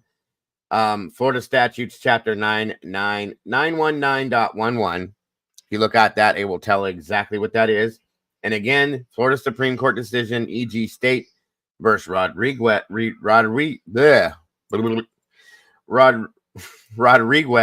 Why can't I talk tonight? Rodriguez. There we go. I did it. Jesus. 756 SO.2D31 Florida 2000. Like I explained, the essence was conveyed. They told her what they needed to tell her. There was no more needed. She knew, and they knew. End of story. I heard she offered him sexual. But I wouldn't doubt it. I truly wouldn't doubt it, Barbara. I wouldn't doubt it. She is such a puke. She is such a puke. She really is. Good God, she's disgusting. It makes my skin crawl. Really does. Excuse me. So, before we get out of here tonight, I had a couple of things.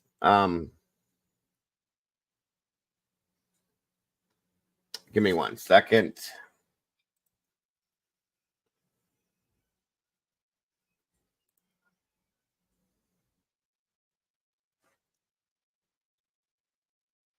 One second, guys. I want to show you something real quick here.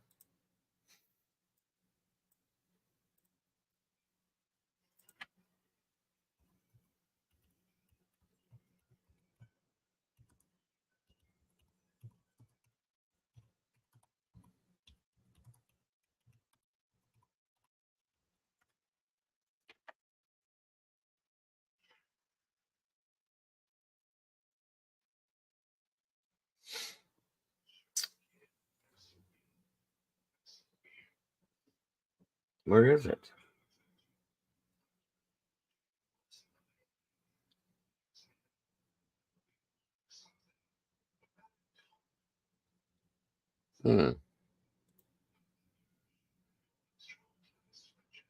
I'll be damned. Give me 1 second, guys. Sorry.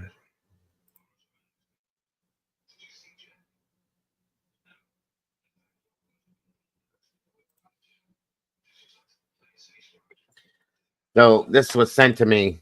Hattiesburg police investigating body found near elementary school. Hattiesburg police are investigating a dead body found near Thames Elementary School in Hattiesburg this morning. Police said on their social media that officers were called about 7:20 a.m. Tuesday to check a report of a body found near the school.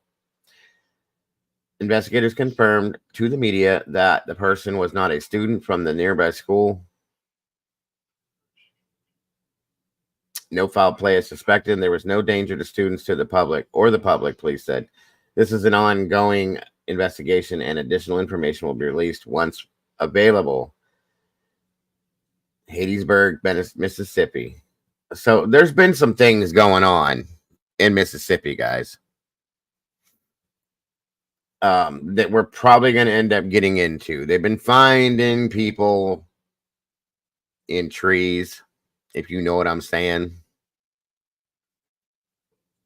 And some bad stuff has been going on. Stuff that is from times much well past. I'll put it that way. It's not a good thing. And it's starting to become it's definitely not coincidental. Okay. It's starting to become a real thing. So, who asked me? Paula. They were playing hide and seek. She dared him to get into the suitcase. She said, like, they made a joke about it. Basically, bling, yes, Mississippi. Cap. And yeah, that's basically where we're heading with this. I have a couple different stories I'm looking at that are based on this. If I put all this together, guys, it's kind of linked. I'll be honest with you. The sheriff's department has been looked at. Let's put it that way. Okay. So yeah, there's that. And I'm just giving you a heads up because it's probably something we're gonna be covering here soon. If I can get enough of it together. And it's definitely a problem. We're past this, you guys. This is 2024. You know, we need to get on and move forward. Oh, and we do have Springfield. Yeah, Springfield is Springfield, guys. It's becoming a whole thing. Hold on here. Black community, listen up, listen close.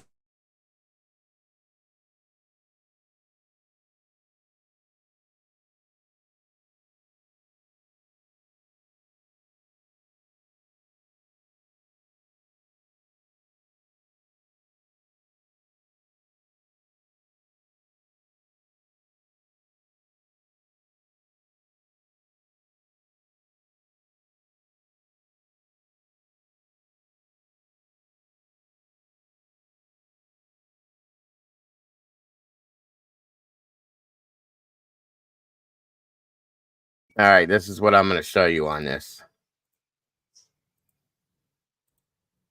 And I'm 100% behind opening this wide up, just so you guys know.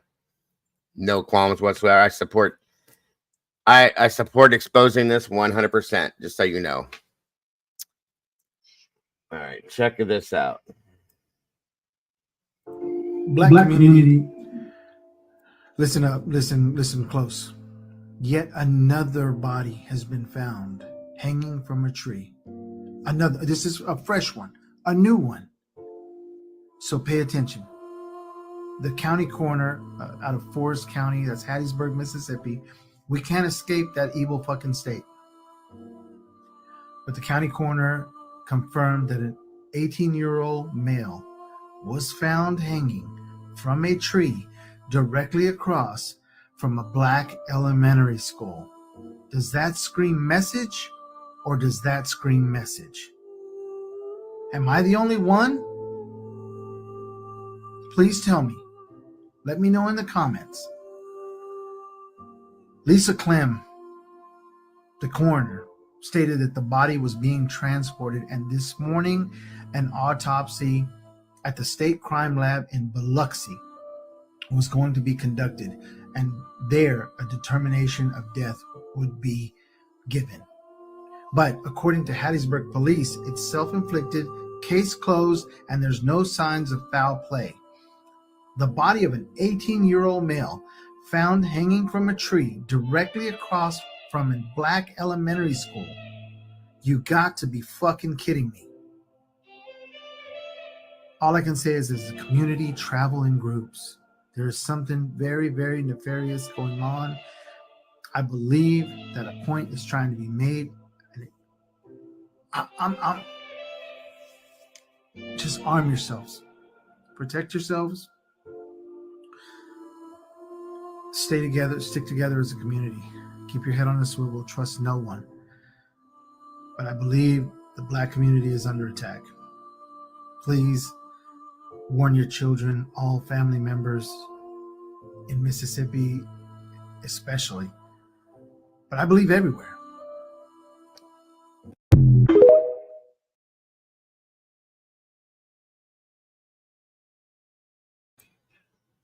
That's no joke. That's disgusting to me. And I will not sit and watch that kind of shit go down without making some noise on it. It's different than the McGee case, yes, Molly. The McGee was the other one. JBL McGee. This is another one. Two. This is not a coincidence. No way in hell. So yeah, we're about to turn this into something, folks, just so you know. 100% about to turn this into something.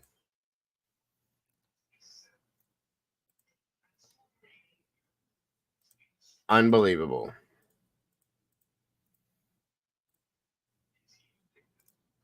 Sick of seeing this kind of shit happen.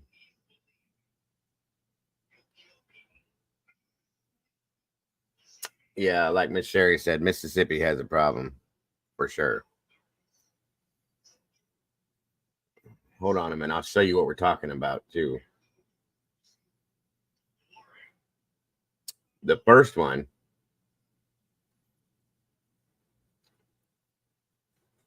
Give me 1 second, y'all. I didn't bring you the first one because I didn't get a chance to yet. And that tells you how much time it's been.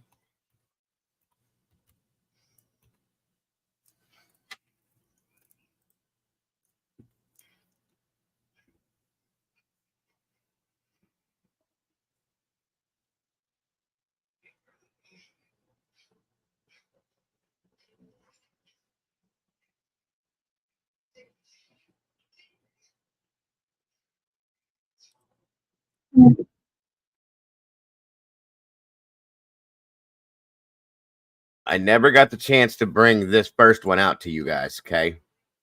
I planned on it, but I just hadn't had the chance yet. And now we have a secondary one.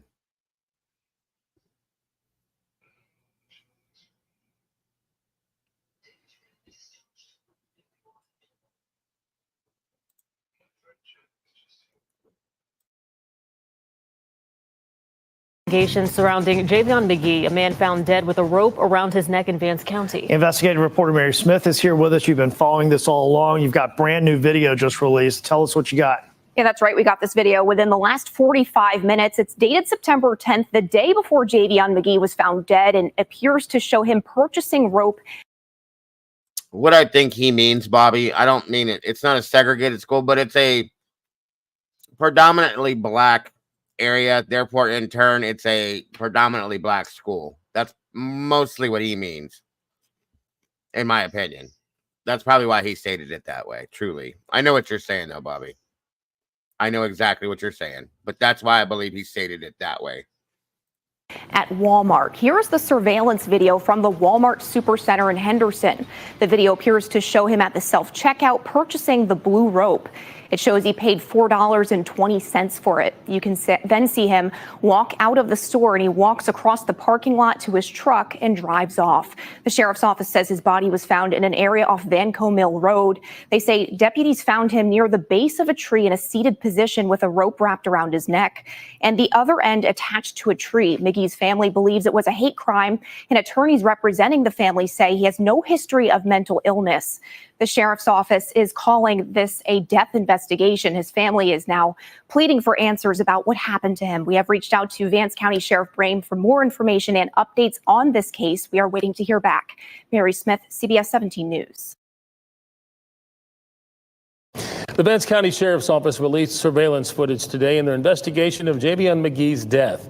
He's the man who was found dead with a rope around his neck at the base of a tree in Henderson. In the footage right here, you can see a man who appears to be McGee approaching the self-checkout line inside a Walmart. You can see there. Once again, just because he bought the rope don't mean he used it on himself. And I'm not going to sit here and let them say that that's what happened. I refuse to. Purchasing blue rope. He then leaves the store. New tonight, WRAL's Julian Grace talked with the family spokesperson about this video and newly released 911 calls. The sheriff's office says this is still a very open investigation, but a purchase inside this Walmart has caught the attention of detectives. The Vance County Sheriff's Office released this video Monday afternoon inside a Henderson Walmart the night before McGee's body was found. It appears to show Javion McGee. He's the Chicago area delivery truck driver that was found dead near a tree with a rope around his neck in Vance County. The images show the 21-year-old walking towards the self-checkout line with the blue rope in his hand. McGee approaches the counter, pays for his purchase, and then walks out the door with the rope. Today we got...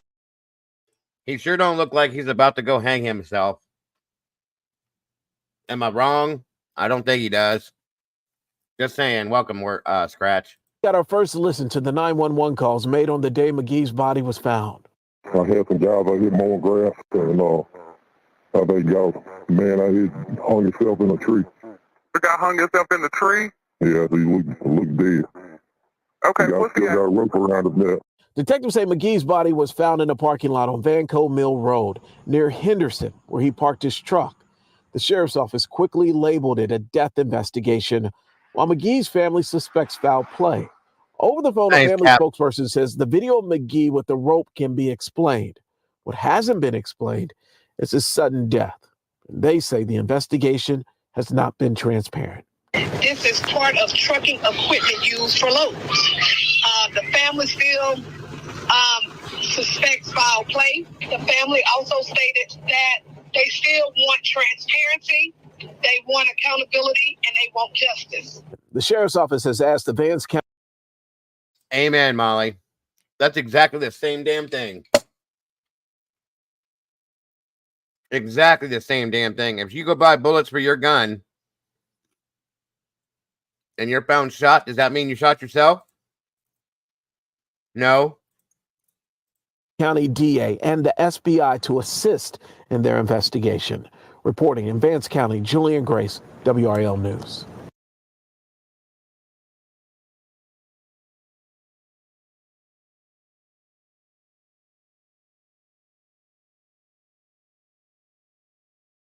Listen to what his family has to say.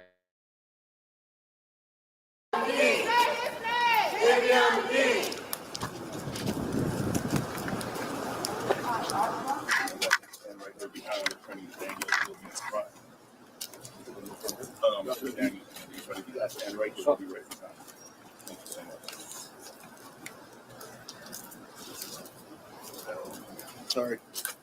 Good afternoon. Sorry for our charges. I know we planned to be at 12:30, but we're speaking to the investigators here at the Vance County Sheriff's Office. Along with myself, Lee Merritt, Jason Keith. We stand here with the McGee family. Javion's father, Corey, his mother, his stepfather, Marcus. Mom, come in. I want you to introduce yourself. I want to. One moment. For purposes of the media, we're going to do something quick. My name is Lee Merritt, Leemerritt. We're going to have Javion's mom and his dad step to the microphone and spell their name for us, and this is their best. Now, here's the thing, you guys. Okay, Molly.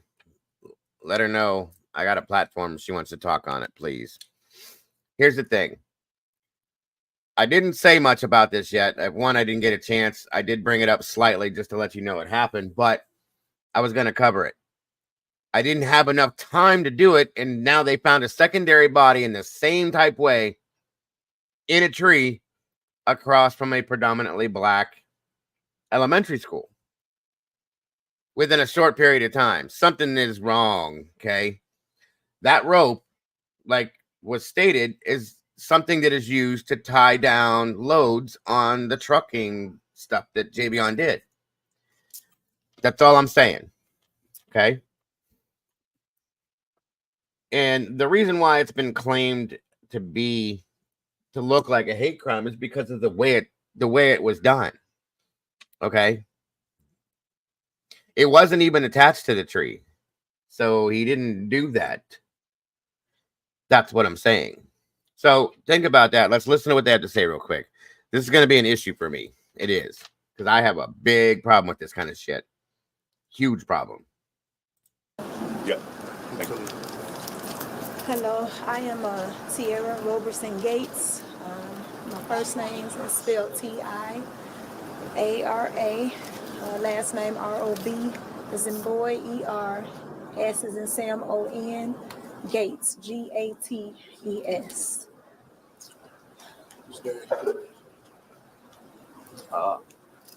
My name is Corey McGee. It's KORIMAGEE. It's my son. Just want to slide in. Yeah, that's good.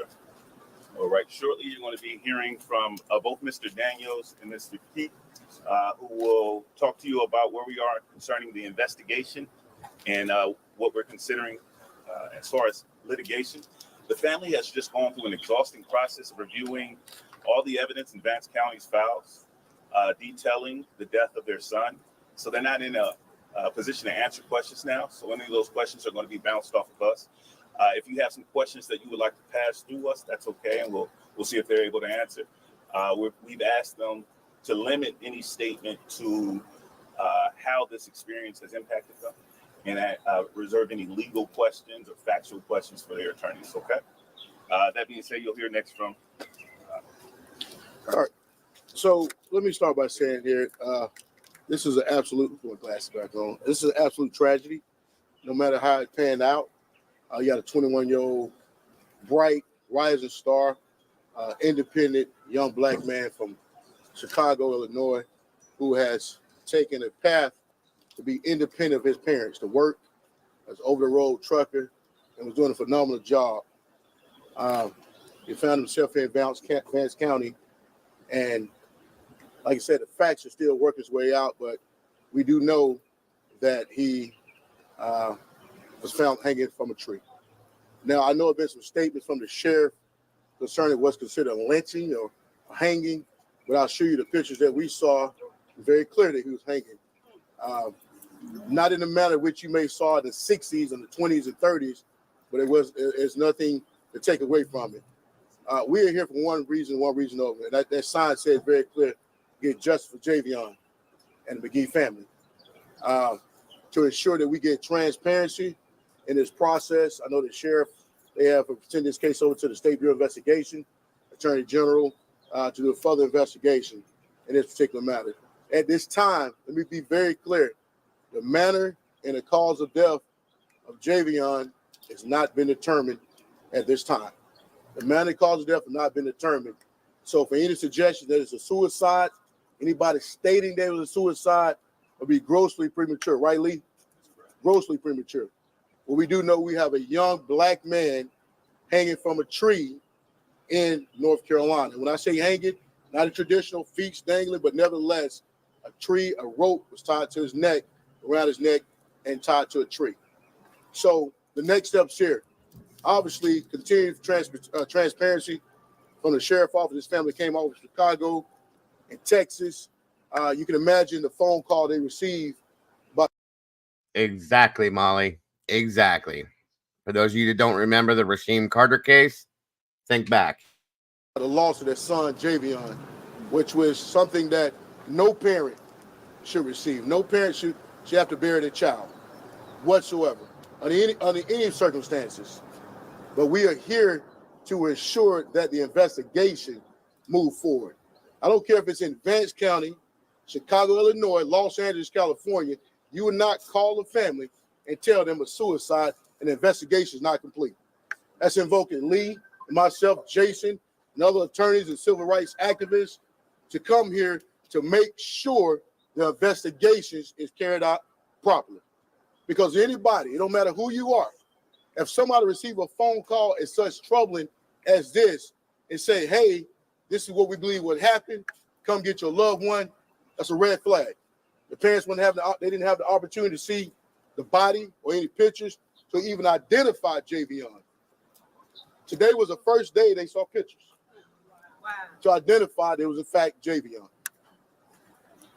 So we need to make sure throughout this entire process, wherever the facts result may lead, we need to make sure it's a. Have a wonderful night, Miss Paula. Thank you so much for the super chat. Good night, everyone, she says. We love you, Miss Paula. Thank you for everything you do and for being here and being part of this community. God bless. Have a wonderful night, and I will probably see you tomorrow if you're not busy. Thank you again. Thorough investigation. One thing we can be very clear, no matter what the findings are or an investigation, nobody can say exactly what happened at that particular time. I wasn't there. The sheriff, whoever else does the investigation was not there. We don't have a video of that. But we do know that, like I stated before, Javion had a rope tied around his neck, and that rope was tied to a tree. The tree is about, 8 feet off the ground, the limb about 8 feet off the ground, Lee? So, with that being said, we're going to have more questions. I'm going to bring up Jason, and I think Anybody want for the family? Speak? Okay. All right, we're gonna bring up Jason Keith. He's a local council in North Carolina. First of all, look, I would like to say we would like to thank Lee Merritt, Harry Daniels, and this is Andrew Covington with me for coming. You might ask, why are we here? Accountability, transparency. The community needs answers, and we're here to apply pressure. Lee is flown in from Texas. Harry's flown in from Georgia. I'm out of Greensboro. Covington's out of Raleigh. We're here for answers, and we're not leaving till we get them. The family deserves them. And we've seen the videos, we've seen the photographs, and this investigation is not complete. This investigation is too premature for any determination to be made what happened. What we want is we want answers. We want them now. We want them as soon as possible. And we want the system to work, because this family should not be in a position where they get a phone call about this young man coming into this county, working his job, and that he's found hanging from a tree. And the pictures, it's horrible. And this county deserves to explain, to spend the resources to let us know every. So for anybody that's not on completely 100% positive on this young man was an over-the-road trucker from Chicago, passed on through Mississippi doing his job, may have stopped for something or was pulled over, stopped for something, and this is what ended up happening. He may have stopped to do something like any truck driver does, use a bathroom, eat something, stop at a store, or he was pulled over by the police. Understand that's been brought up. And this is how it ended up somehow. This is 2024, you guys, not 1964, okay?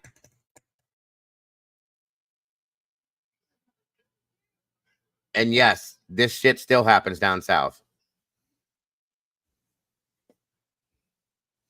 I'm not saying that it wasn't self-inflicted at this point. What I'm saying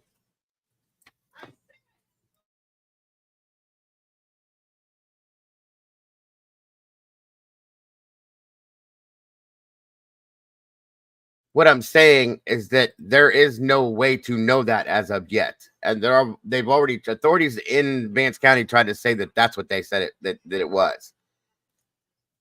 We don't know that yet. So why are you putting that out there like that?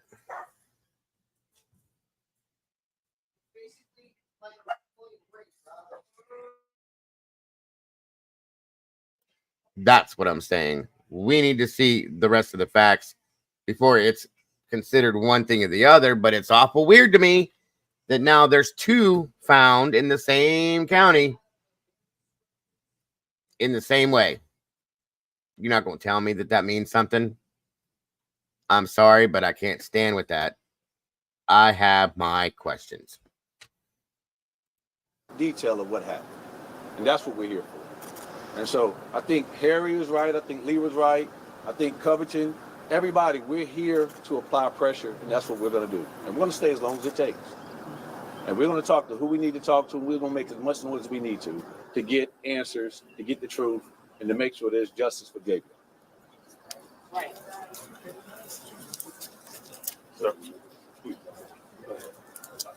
Like the other council have said, we're here to get answers and justice, and we're not going to leave until we get that.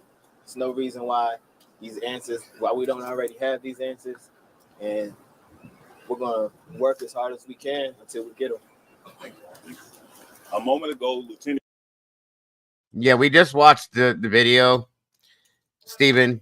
He used that kind of rope, as a lot of truckers do, the nylon rope, to tie down the loads on the flatbed things that a lot of these drivers use flatbeds. They have tarps that go over top of their loads to keep them protected, to keep them locked down, tied down.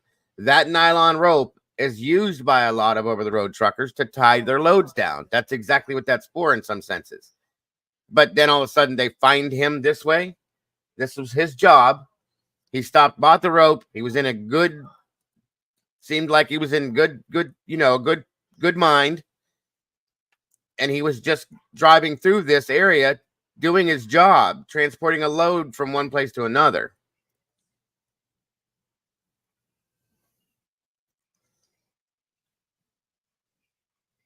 Right. Do you have that specific? That's the other one I was looking for, CZ.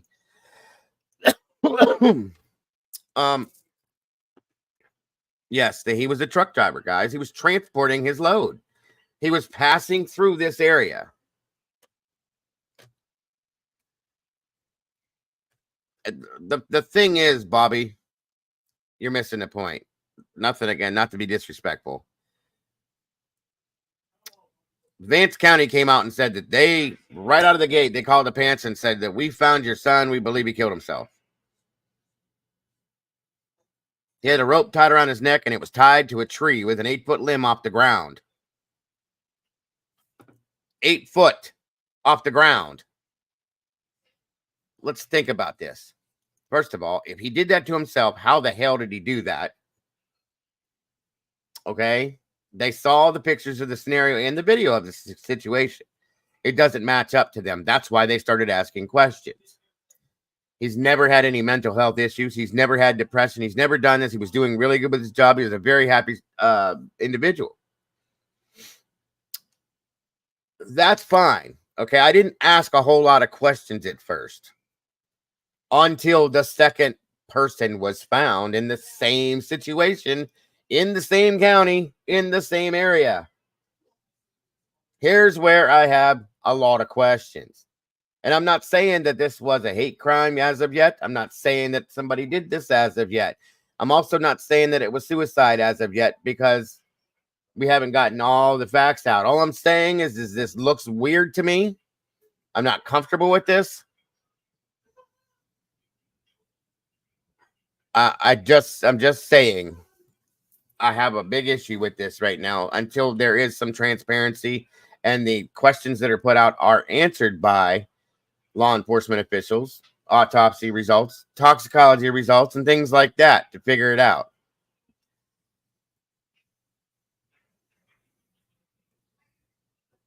Really investigate for. That's what I mean. Yeah, that's what I mean.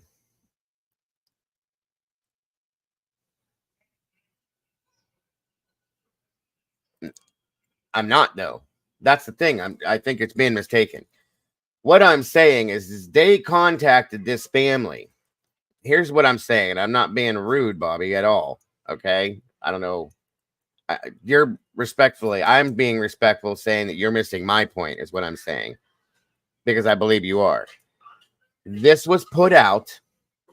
They contacted the family, and basically in layman's terms, they said, we found your son. We believe he killed himself. Brought the family down, showed them what happened, so on and so forth.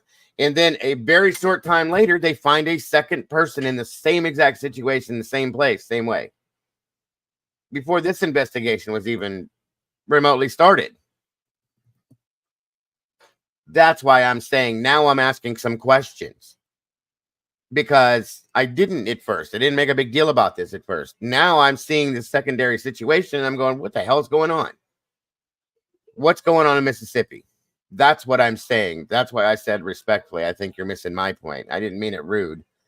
I'm just saying I think you weren't hearing what I was saying. I'm not making a big deal about this situation in general. I said I will make a big deal about this if this keeps, if we figure out what the hell the deal is. Because 1 is bad, I get it. And it could be that it was a self-induced situation. The second one, that is the exact same thing, there's where the problem is. That's what I'm saying. That's all. Or, I mean, did I say, yeah, same situation, same circumstances, right? So, hold on a minute here. Let me Bishop from the Vance County Sheriff's Department spoke with the family at length. The meeting lasted about 2 hours, where we began to get into the actual evidence that's currently in their possession. Some significant points were made. I'm open to any questions that you all might have about that. One thing that we found conclusively, and I'll back up a moment ago, as I mentioned, my name is Lee Merritt. I'm a civil rights attorney. The reason that the family has asked me to be a part of this case is because we're not investigating a personal injury case or wrongful death case. We're investigating the lynching of a young man in 2024. It would be a misnomer to say that that kind of thing doesn't happen anymore. We saw a public lynching in the murder of Ahmaud Arbery. We've seen public lynchings or the racialized killings of individuals, and it's something that needs to continue to be investigated and taken seriously. Unfortunately, in this country, we haven't dealt with our ghosts of racism and lynching, and so we often want to sweep it under the rug. The family has brought in these attorneys to ensure that that does not happen. Concerning what we have found, the medical examiner's report determined that there was bruising along the neck and a broken neck bone, which means that he indeed, we're learning, we're working on gathering additional evidence to see what that actually means. I'll stop there and open it up to myself or the attorneys or any of the members of the family for questions. So you just used the word lynching. Hate crime has also been thrown out there. What makes you think that? I understand that. That's what I wanted to clarify. Now that they both come out, I'm curious to see if there is a connection. That's what I'm saying. If there is, that's what I'm going to make some noise about. That's all. So I understand what you mean. Yes. That's the case. Here, the thing is this very well, the second one could be a copycat situation, guys. That's another thing. That they saw this and now we're going to do this or whatever is what I was trying to say. I'm tired. Sorry. It's getting late. But again, that's the whole point that I was trying to make. So if we came off wrong, my apologies. Other possibilities at this point. Yeah, I don't think it's the case. To answer your question, I don't know that lynching or a hate crime is in fact the case. What we discovered was that Mr. McGee came into this county on September 11th, and he died by hanging from his neck. The sheriff concluded early on, and we believe prematurely, that it seemed to be a suicide to him. Well, that doesn't seem to be a suicide for me. I don't know too many 21-year-old gainfully employed, happy individuals that travel into North Carolina, buy a rope, and kill themselves. That would be an oddity. It's a possibility, but we would need more evidence before we jump to that conclusion. My job, the reason I was hired, was to investigate a lynching, to investigate the possibility of a hate crime, and take to direct the family to wherever the evidence goes. You know, we've heard a little bit from the sheriff about the timetable leading up to this, but as you mentioned, not entirely forthcoming. Can you kind of put together, at least from the family standpoint, the beforehand, when was the last time he was in contact with them and kind of the timetable that you've been able to figure out? Sure thing, thank you. Yeah, the sheriff should be releasing a detailed timeline today to the media. I don't know if they'll be having a press conference themselves, but they have indicated to us that a timeline will be released as best as they can gather, do their investigation.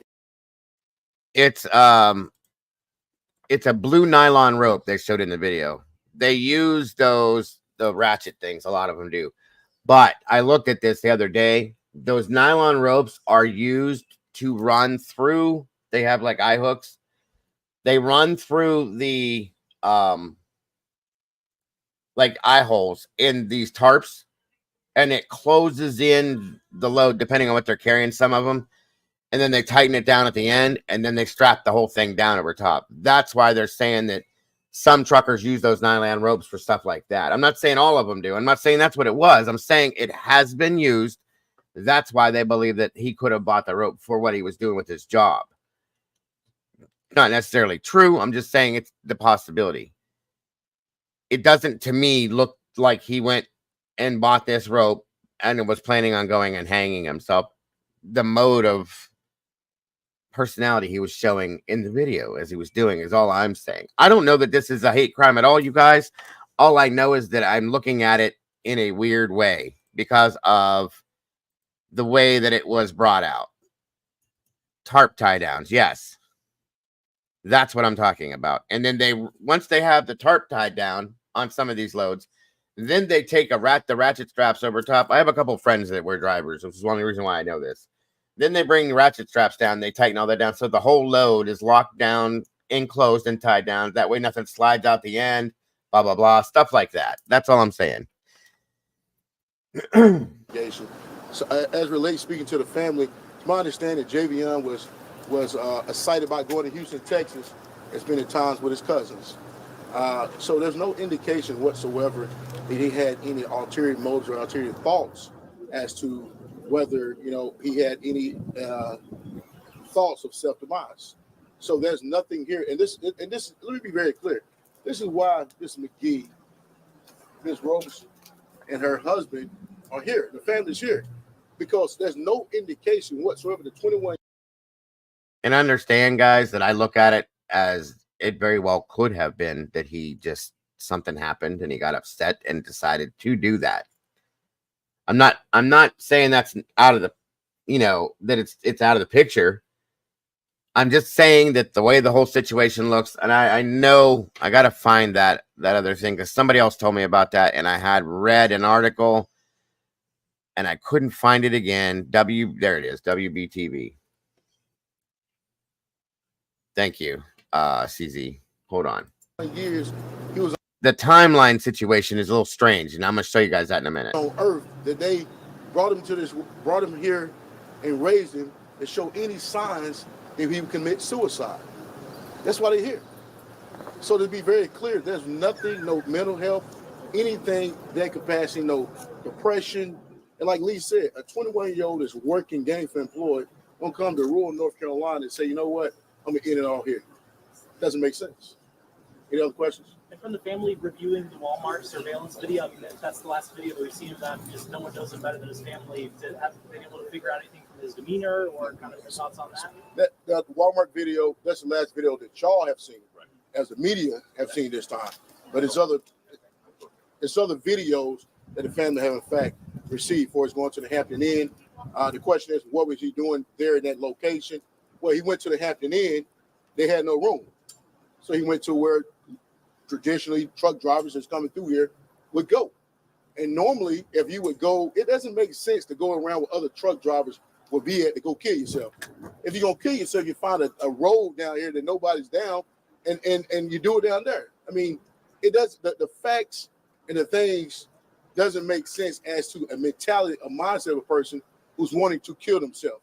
Now, I understand about the buying a rope at Walmart as a truck driver. It's a lot of reasonable explanations for that. You got a lot of times these trucks, and Dad is a seasoned truck driver. A lot of trucks have universal keys that other keys from other trucks can open if it's the same make and model. So if I'm sleeping in the middle of nowhere, you got to think about it. If you're sleeping in the middle of nowhere in a truck and somebody else can possibly get in your truck, you go around safety with numbers. So it's a lot of reasonable explanations that we believe why a rope was purchased. I know with the optics, it looks like you get a rope, the next thing you found hanging from a tree. And if somebody can jump that conclusion. But I went to school in North Carolina Central School of Law. I think it's the best law school in the nation. It's definitely North Carolina. You don't jump. Now I know you may not agree. You don't jump from buying a rope at Walmart and somebody hanging and say they committed suicide. We got things called evidence and facts that we must go through. And what was lacked here at the beginning of his family, the evidence, the facts have not been developed before you make a conclusion that he killed himself. Not on my watch, not on Lee's watch. And that's exactly why we're here to support this family. I want to just further your question concerning the timeline. And it's important that the sheriff's office should release a timeline. There's evidence, there's witnesses, there's additional video showing up to almost hours before his death. And so there is a more clear timeline. I'm sorry, from the time that we suppose that his death took place. So, yes, sir. Is there any physical evidence that he was physically beat? Is there any evidence that he was physically beat in the face of around his body area? We are still in the investigation terms gathering evidence concerning whether or not he was assaulted. In terms of his physical body, there's bruising about his body that could be consistent with him hanging from a tree and being exposed to the elements for an extended period of time. There's also an additional way to translate that evidence to say that he was bruised or hurt or injured by others. Yeah, are you pursuing an independent autopsy? At this time, no. Depending on what's found in this investigation, are you guys planning on filing some kind of potential complaint or anything of that nature moving forward? Yes, ma'am. Depending on the outcome of the investigation, we are speaking with the family and considering additional legal action. Question. Based on what the sheriff is saying, is he able to say more to the public, or he's pretty much limited in what he can say to the public? Well, I don't say necessarily think he's limited what he can say to the public. You got to be mindful that it is an ongoing investigation. Thank you, don't want Bobby. I certain appreciate things that, my friend. put out there to disturb that investigation. So those are things that understand is law. Yeah, let me clarify because I may have misspoke. Like I said, I'm tired and I have two different things written down. He was in North Carolina and he was a trucker. Yes, that's where this happened. Sorry if I didn't clarify that. My apologies. Law enforcement that you don't want to put certain things out just in case you have a lead for a possible suspect. So we definitely appreciate and understand that that aspect. But this is something that also that we have to take into consideration. As this thing continue to play out and more evidence come in, and if authorities, maybe need additional help, that's something we may be seeking redress from the Department of Justice to trigger the Federal Bureau of Investigation come in, because they're usually the lead people to investigate these type of matters, especially when you're talking about a hate crime, specifically in the federal laws. I don't know if North Carolina have any hate crime statutes or things that capacity, but I know the federal government, the federal codes, in fact, do, and that's something we may be invoking, considering what the facts and the evidence may lead us. Concerning the sheriff's statements to the public, I think that the sheriff has been rather cavalier about the evidence that he chose to release, and he's released in a very piecemeal manner that has actually caused this confusion. I find it distracting that he seems to be more focused on what's being said on TikTok than his responsibility here as the sheriff to get to the bottom of the what happened and then get that information quickly to the family, even before he gets them to the media. I would advise him not to do that or to change his practice concerning that. Do y'all have privilege of the information with the public this month? Yes. Any other questions? Look, you try to hold a question to the media. I know you may a lot of people have questions, but any media have different questions. When was the last time that the family spoke to Javion before he made his way to Henderson? Last time you talked to him? Talked to him maybe a couple of days before this happened. Reported that a couple of days before it happened. Any other questions? So the sheriff or the representative for the family said that in the preliminary information that they had gotten regarding the autopsy, that there was nothing found under the fingernails, and that I'm sorry. Who said that? The family representative, Davis Matthews. Okay. And she said that there was nothing found under the fingernails, and that was more cause for suspected foul play. Why is that? And if that's the case, why aren't you guys seeking your own separate autopsy? Well, I think the question is, why is there any, you say independent wounds or anything, defensive wounds? I think that's what you're referring to. From my understanding, from the investigators, from the preliminary findings, there was nothing to that capacity. Just because they have not been done this time, don't mean it's not ruled out. I think the family now is in possession of Javion's body, and we're going to explore every angle, position to determine what happened. And I think from the initial statements we made, might have been premature, but here we are the representatives of the family, and anything that happens moving forward, we want to speak on behalf of the family. And I'm sorry, at this time, we have not performed an independent autopsy as the body has been in the possession of the medical examiner. We are in the process of recovering the body, and the family does plan to move forward with an independent autopsy at that time. What we have been told is what you've heard from the sheriff, that there were no defensive wounds on the body. Thank you. We do know that Javion was traveling and had stopped at that Walmart. Do we know where his final destination was or where he was planning on going? Well, according to the timeline, he was going to the Hampton Inn here, and I don't know where it's exactly located at, but at Hampton is fairly close to the Walmart Supercenter here. I think about a half a mile of that. That was his intentions. He went there. He got out of his truck. He walked his own camera. He walked in with his bag, his belongings, and he had a brief conversation with the clerk. And to my understanding, upon investigation by the Vance County Sheriff's Office, that the clerk told him that there was no vacancies, no availability. So those are things that we believe that he had intentions to stay there. But for the vacancies, he ended up going to, and it's not a truck stop. Let me be very clear. It's a commonly known area, I guess, where truckers go.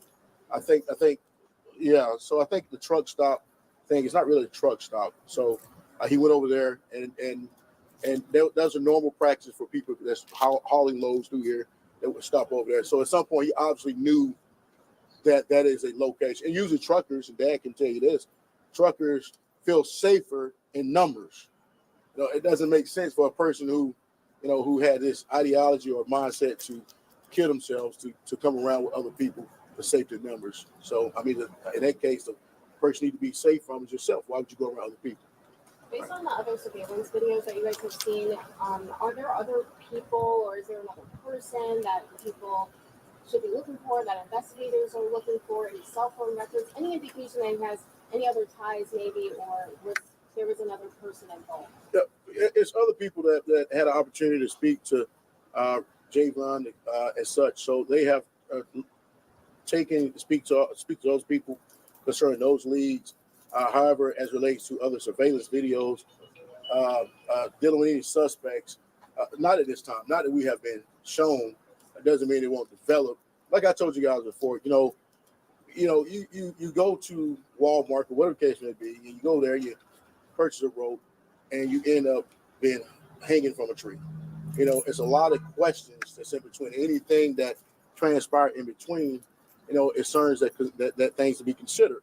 But at the end of the day, our main focus here, you know, and look, don't take anything away from this. Find out what happened at Javion. This family is not here to point the fingers at the sheriff office.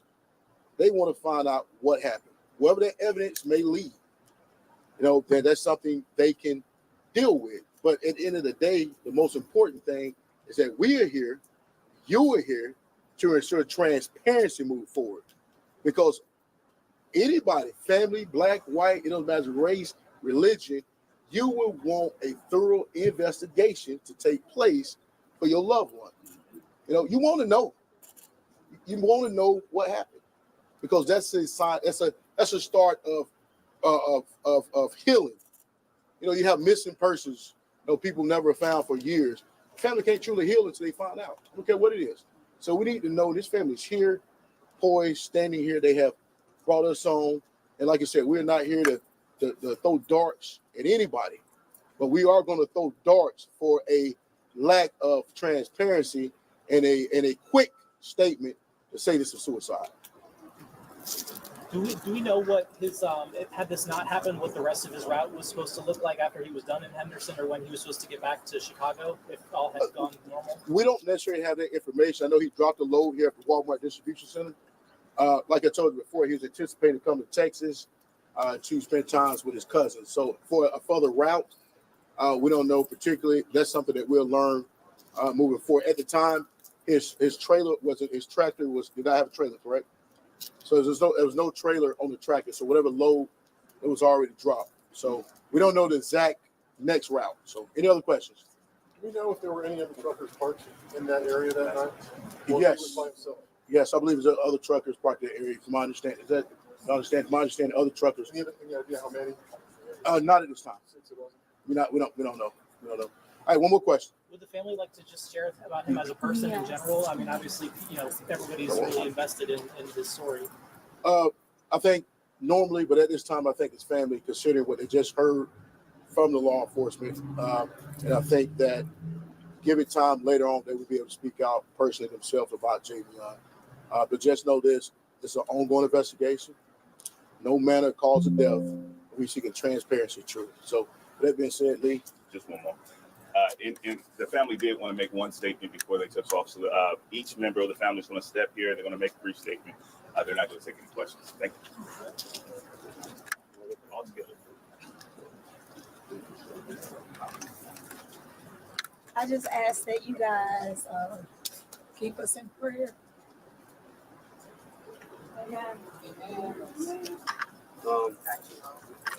I do want to tell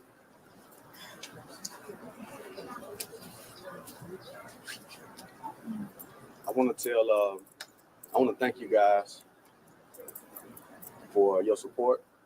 Everybody, the world, whoever's seeing, I appreciate. Everybody just swiftly supported, and that helped us, to keep us up in our spirits.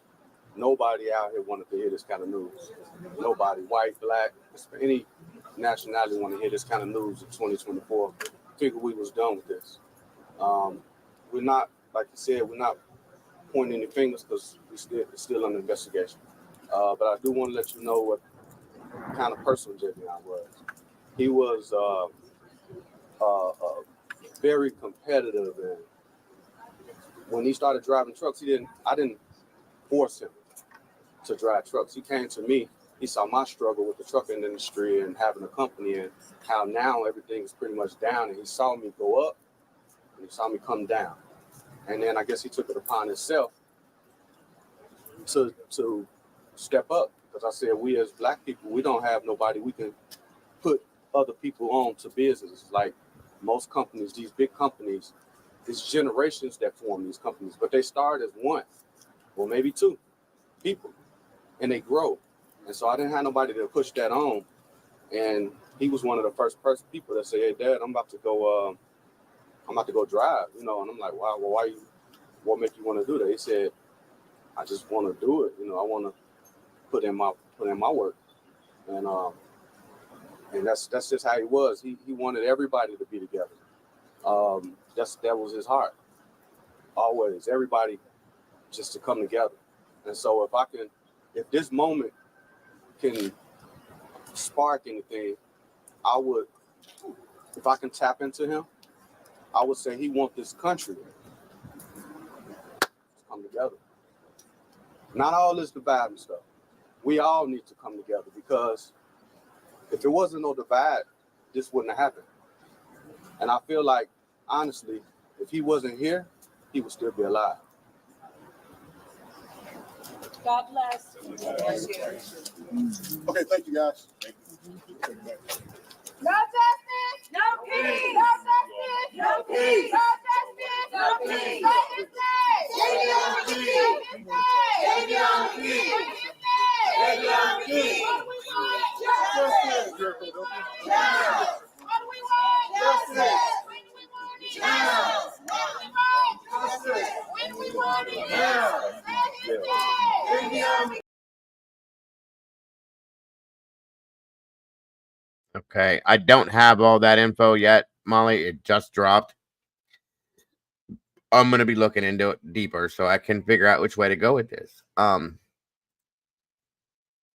Now here's the sheriff talking about this real quick, okay? Just to give you guys that side too, real quick. 1 second, and then I'm gonna show you the timeline, and then I think that'll do it for tonight. You know, first of all, can you just, walk me through what we know, the timetable of when he was found and what we know so far? Good morning. Yes, this is Sheriff Curtis Brame here in Vance County. On Wednesday, September 11th, approximately 10:08 a.m., Vance County Sheriff Office received a call out to a rural part of the community, Banco Mill Road, 285 Banco Mill Road, where a deceased young man was sitting up against a tree, with his back up against a tree. He had a rope around his neck, and he had the top of the rope was up in the tree limb. There was not a noose. There was not a knot in the rope. We have information that we got that this young man had visited a local Walmart store here in Henderson, where he purchased an item that was possibly used around his neck. It's an open investigation at this time. We're following all the resources and avenues. We're utilizing. We found out he was a truck driver after we identified who he was. At first, we had no identity on it because he had no ID on him. And once we identified who he was, we found that the tractor trailer that he was driving was in an adjacent lot from where his body was located. So we contacted his family in Aurora, Illinois. We had the Aurora Police Department go out and contact his family. And once that notification was made, we personally my investigators talked to the family and informed them of the information that and the ongoing investigation, the death investigation of their son, their 21-year-old son, Mr. Magby. And so at this point, you've seen some of these videos from family members that have out there sort of, questioning whether there could be foul play involved. What's your response to that? I understand the loss. I feel gratitude, condolences, not gratitude, but condolences go out to the family. I never lost a child, to the mother and to their loved ones. I never walked in their shoes, but I asked them to slow down, to pump their brakes, to slow that train down that's left the station, about the Vance County Sheriff Office, and definitely want to clear that the Henderson Police Department has nothing to do with this investigation whatsoever. This incident is clearly out in the county under the jurisdiction of the sheriff, which is myself and my deputies and investigators. We're invited to North Carolina Highway, correction, the North Carolina SBI.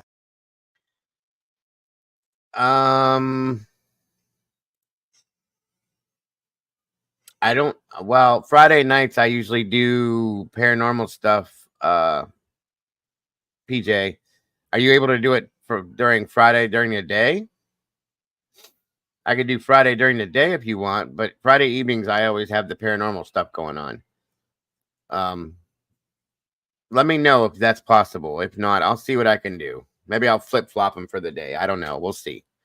Just let me know, PJ, if you can, and that's all. I'll see what I can do to work with you if you can't do that. That's all. I have no problems trying to spin it around. To assist us in the investigation regarding perceptions and get clarity, and to be transparent that the Vance County Sheriff Department is not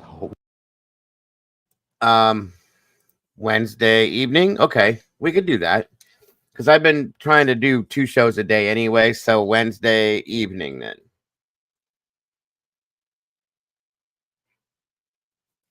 Give me roughly what time would be good for you, PJ? Roundabout. And then I could set things up from there. I can set it ahead, way ahead.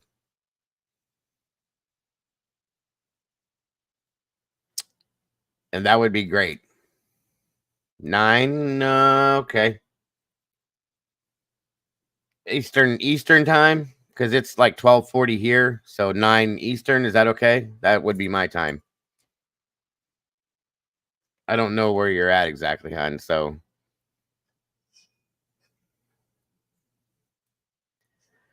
Eastern, that's perfect. So that sounds like a plan. 9 p.m. Wednesday night, as long as everything goes well. PJ lighting their way home is going to join me, and we're going to have. Oh, okay, that's perfect. We're going to have another. Well, I'm going to have lighting their way home join me, and we're going to get back into the Maura Murray situation, guys. Something I wanted to pick up for a while. I've been kind of waiting on when she's available, because I have to work around that. That's important. Because she's got a life she's got to run too. So I just no. It's okay that you're interrupting. Please, it's important. It's very important. I've been holding off on this because I don't want to do anything else without her. That's why. But I really wanted to bring some more stuff and talk some more. I really wanted to have her input on it. Basically, I want to bring her to the platform, let her have the stage, and she can talk on, because she's been very involved in it, you guys. Not to change the subject, but this is important to me. On Murray's case, it's something that's really, really been biting at me. The case has bothered me for a long time. So yes, I'm excited, PJ. I really am. Thank you so much for getting in touch with me.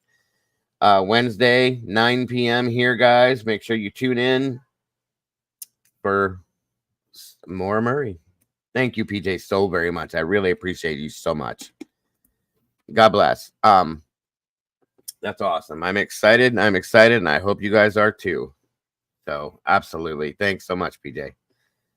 Let's finish this up, guys, and then I think we'll call it a night and jump back into some more of this here soon. So withholding anything and sharing information regarding to the decedent to the family.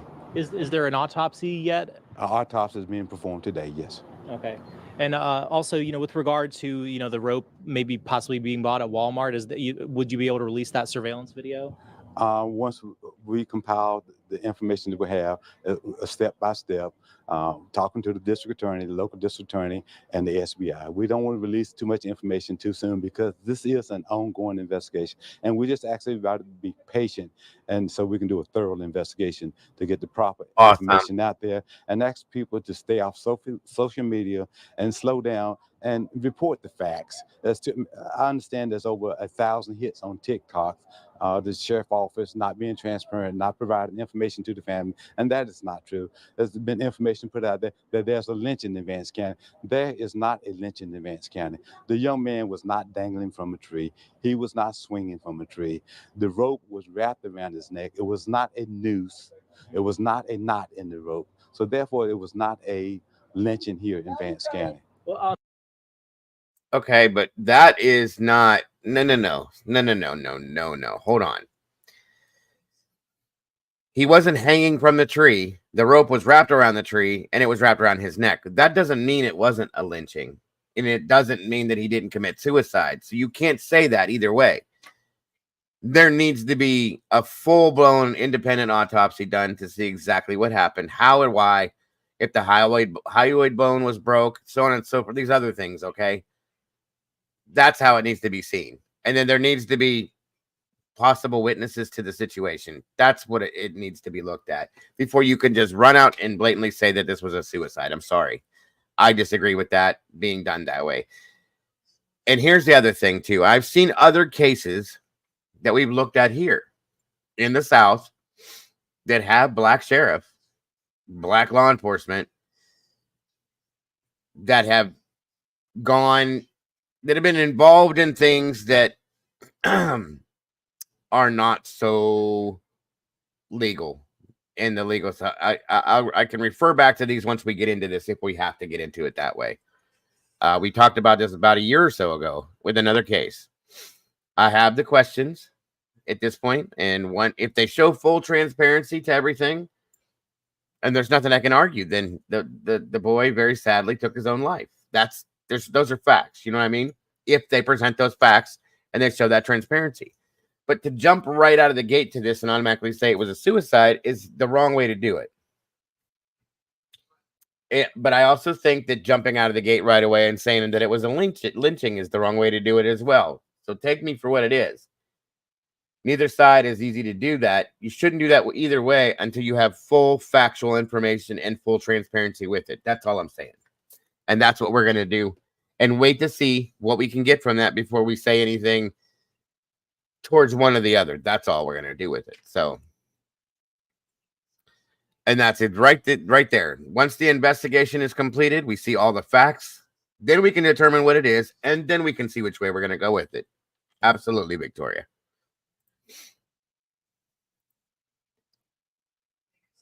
Thank you. That's all I was saying with that, Cap. And yes, absolutely. Same thing, Victoria. So that's the way we got to do it, guys. It's the best way and the only way to do it, in my opinion. on the other side of things, do you believe? All I was saying tonight was that I had questions now that we have another situation that's almost the same thing. Yes, it's in a different area, but it's very strange how it's happening. Now, it could just be a copycat situation.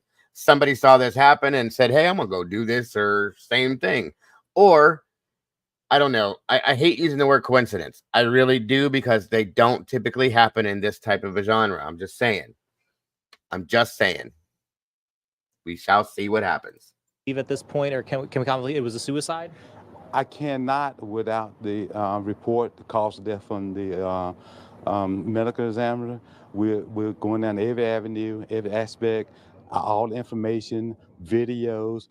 We got in contact with the trucking company to get his GPS reading of all his whereabouts while he was here in Vance County in the Henderson area. So right now, we don't know exactly the cause of death of this young man. So no, I cannot say it was suicide at this time. Okay, and also on the other side, Nuke can't say foul. How is it being treated? Just as a death investigation? It's been treated as a death investigation until we rule it out. Okay. Are there any signs of any foul play? No, sir, not at this time. No signs of foul play or implication of anyone else involved at this time.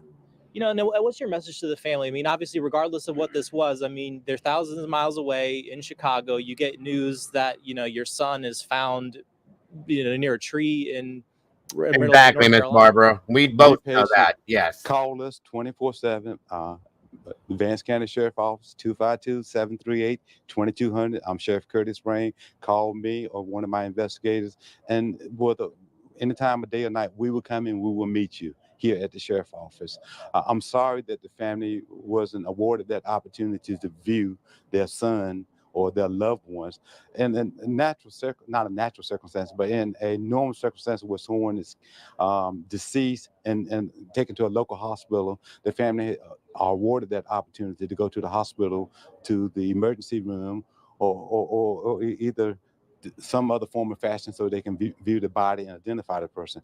This young man was not disfigured in any form or fashion. The picture ID that we took, the picture that we taken of him was positively you could identify as being your child or identify someone who knew that could identify that picture. So where is he now then? His body is at the medical examining office, being autopsied. For the autopsy. Yes, sir. Do we know when the results of that are going to come in? Hopefully today we get a preliminary and give us a better understanding of what happened. And you'll release that right away? I will share that information with the family first, and then make a decision from the district attorney about sharing it with the press and with the public. Is there anything else that you mentioned that you've seen out there on social media that you wanted to address or clear the air about? I do. I just want people to stay out of their rumor mills, stick to the facts, allow us to do our job and be patient, and stop saying that the sheriff is not being transparent or that the sheriff is not doing what he's supposed to do. I'm very clear in my duties and my responsibilities and my obligations to the citizens of Vance County and the state of North Carolina. And do you know who found him or what the circumstances of the call coming in were? I have not released that information this time, sir. Okay. The call came in through 911, so therefore it's recorded, and we'll be able to trace that back. So we can't say who came upon him? Not at this time. It's part of the ongoing investigation. Gotcha. Do we know, the last people who were in contact with him or kind of anything leading up to this? No, sir, we do not.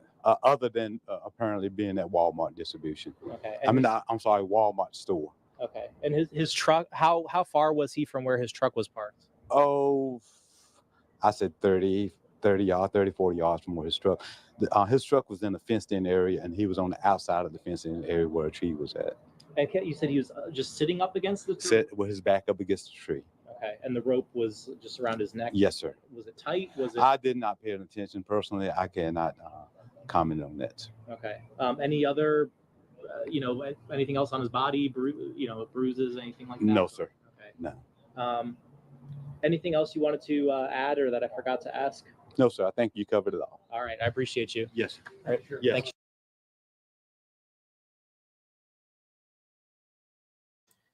All right, guys. Well, there we go for tonight. I'm looking bling. Hold on.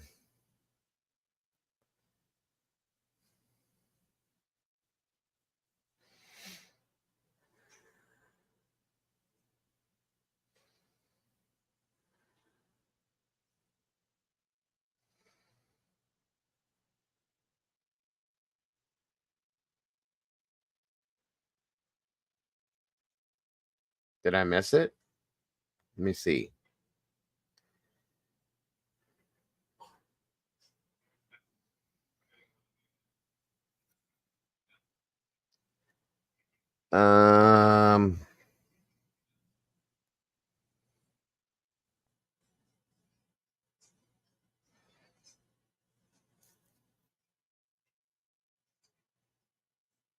Your last message? I don't know. Your last message says, "Good question, Bobby."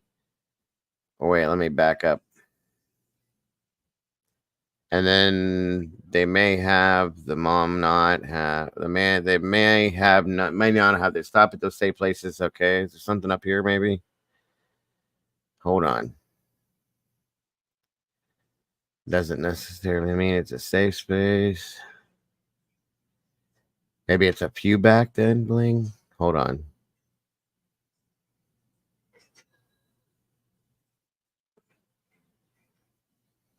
Or maybe it didn't go through because I don't see anything else, bling.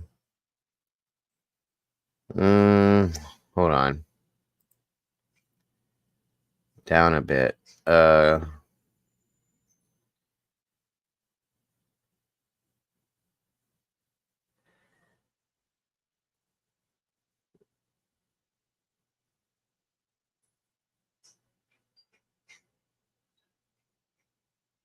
It says they may have not. They stop at those safe places to sleep after hours and hours on the road. Maybe grab a bite to eat, shower, whatever. Get plenty of time alone.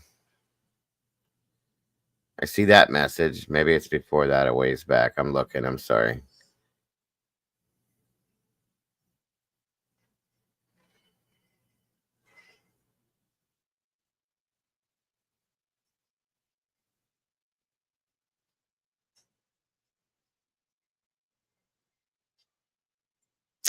It keeps jumping. Sorry, guys. It could have been whatever was in it. Bling, YouTube may have not liked. If you want to retype it, type it again, Bling. Sometimes there's certain words in it that YouTube, or it could have been back so far that it just rolled out. That happens too. But if you want to drop it again, I have I'd be happy to look at it.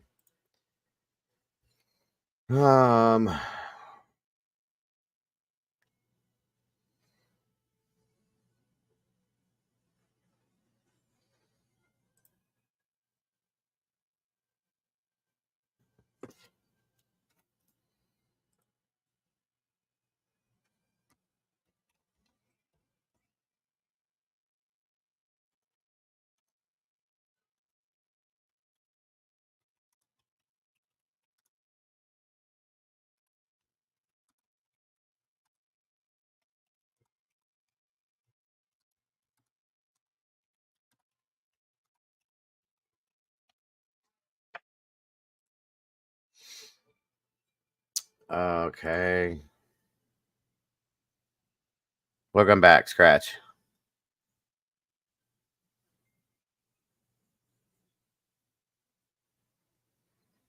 We are gonna come back to this, by the way, guys. I'm definitely following up with this one.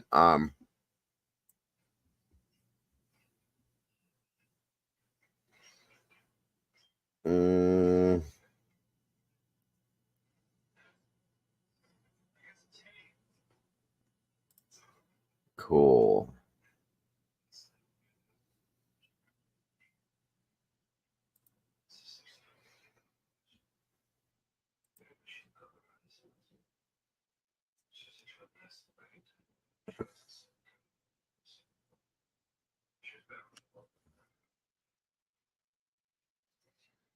Yeah, it's kind of what I'm thinking too, Cap. I hope so, at least. But yeah, we're gonna follow up with this for sure. Tomorrow's Sunday.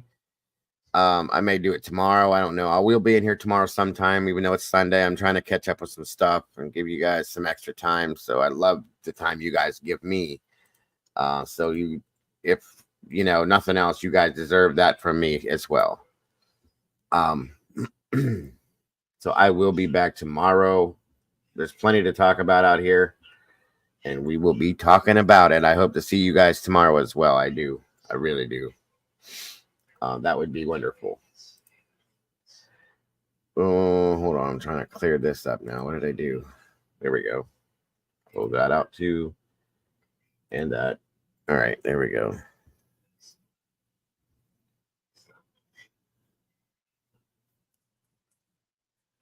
Absolutely. Same to you, PJ. Again, thank you for jumping in and catching me tonight. I really appreciate that. I was trying every which way I could to get a hold of you. So thank you so much. I am excited about Wednesday. I can't wait, you guys.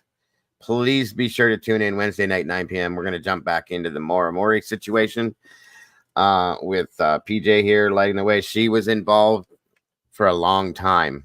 Okay.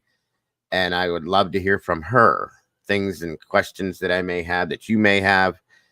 It'd be great to have a conversation, and we'll be looking into anything else we can look in. If there's anything new, Maura worked a lot, or I'm sorry, PJ worked a lot with Julie, Maura's sister. So that's important to me. I will want you to blab as much as you can. I want you to blab as much as you can, PJ. That's what it's all about to me. So yes. Yes. Thank you, Bobby. I appreciate that, my friend, very much. Appreciate you as well, my friend. Oh, I know, guys. I'm very excited. This Mori's case has mesmerized me for a long time. It's always driven me nuts. I've read into it backwards, forwards, upside down, inside out. And there's just some things in there that I question deeply. I would love for there to be answers for this family, for Julie to have just some kind of closure for this. That whole family, not just Julie, but Julie has spent her life on this, guys. And she's a wonderful person. You guys have seen her. And it's been so long. It has been so long. This family deserves closure. Maura deserves to have closure and a proper and complete and total, cessation and close to this case, and to be able to rest in peace for once. So that's all I'm saying. So I'm excited as hell, PJ. Thank you for getting back to me again. I will see you Wednesday night, and we will roll it out. So other than that, guys, thank you guys so very much for joining me tonight. I hope you guys have a wonderful rest of your night. Don't forget to love yourselves and love each other, guys. Don't change anything about yourselves. You guys are amazing people. You're the reason why I'm here every day, and the reason why I come back every day. God bless each and every one of you. Much love to you all, and have an amazing night. Good night, and I will see you soon. Bye-bye.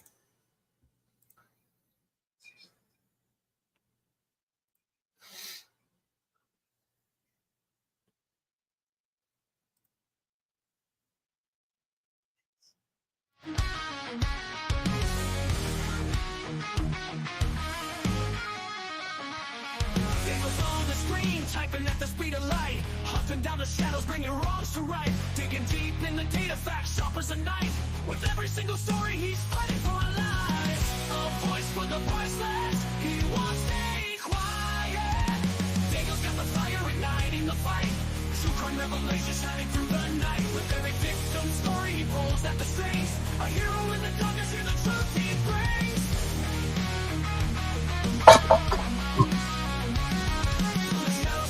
Streaming loud and clear, cracking cases open, hearts filled with fear. His channel's a beacon in a world gone wrong. He guides us through the chaos, a soldier so strong. The clicks and the lights, they follow his lead. With every new case, he plants a new seed. Sharing their stories, giving hope where it fades. Daniel's a warrior through the trials he waits.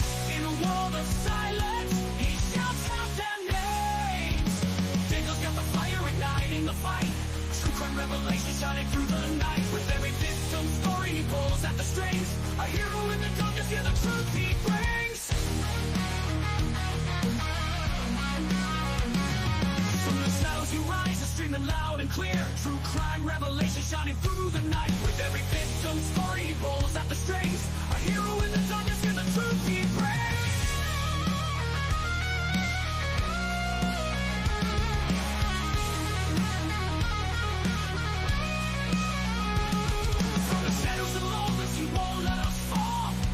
Truth out, answering the call. For every soul forgotten, he's here to stand tall. Daniel the genuine, will always give it his all. Daniel's got the fire igniting the fight. True crime revelation shining through the night. With every victim story, he pulls at the strings. A hero in the darkness, hear the truth he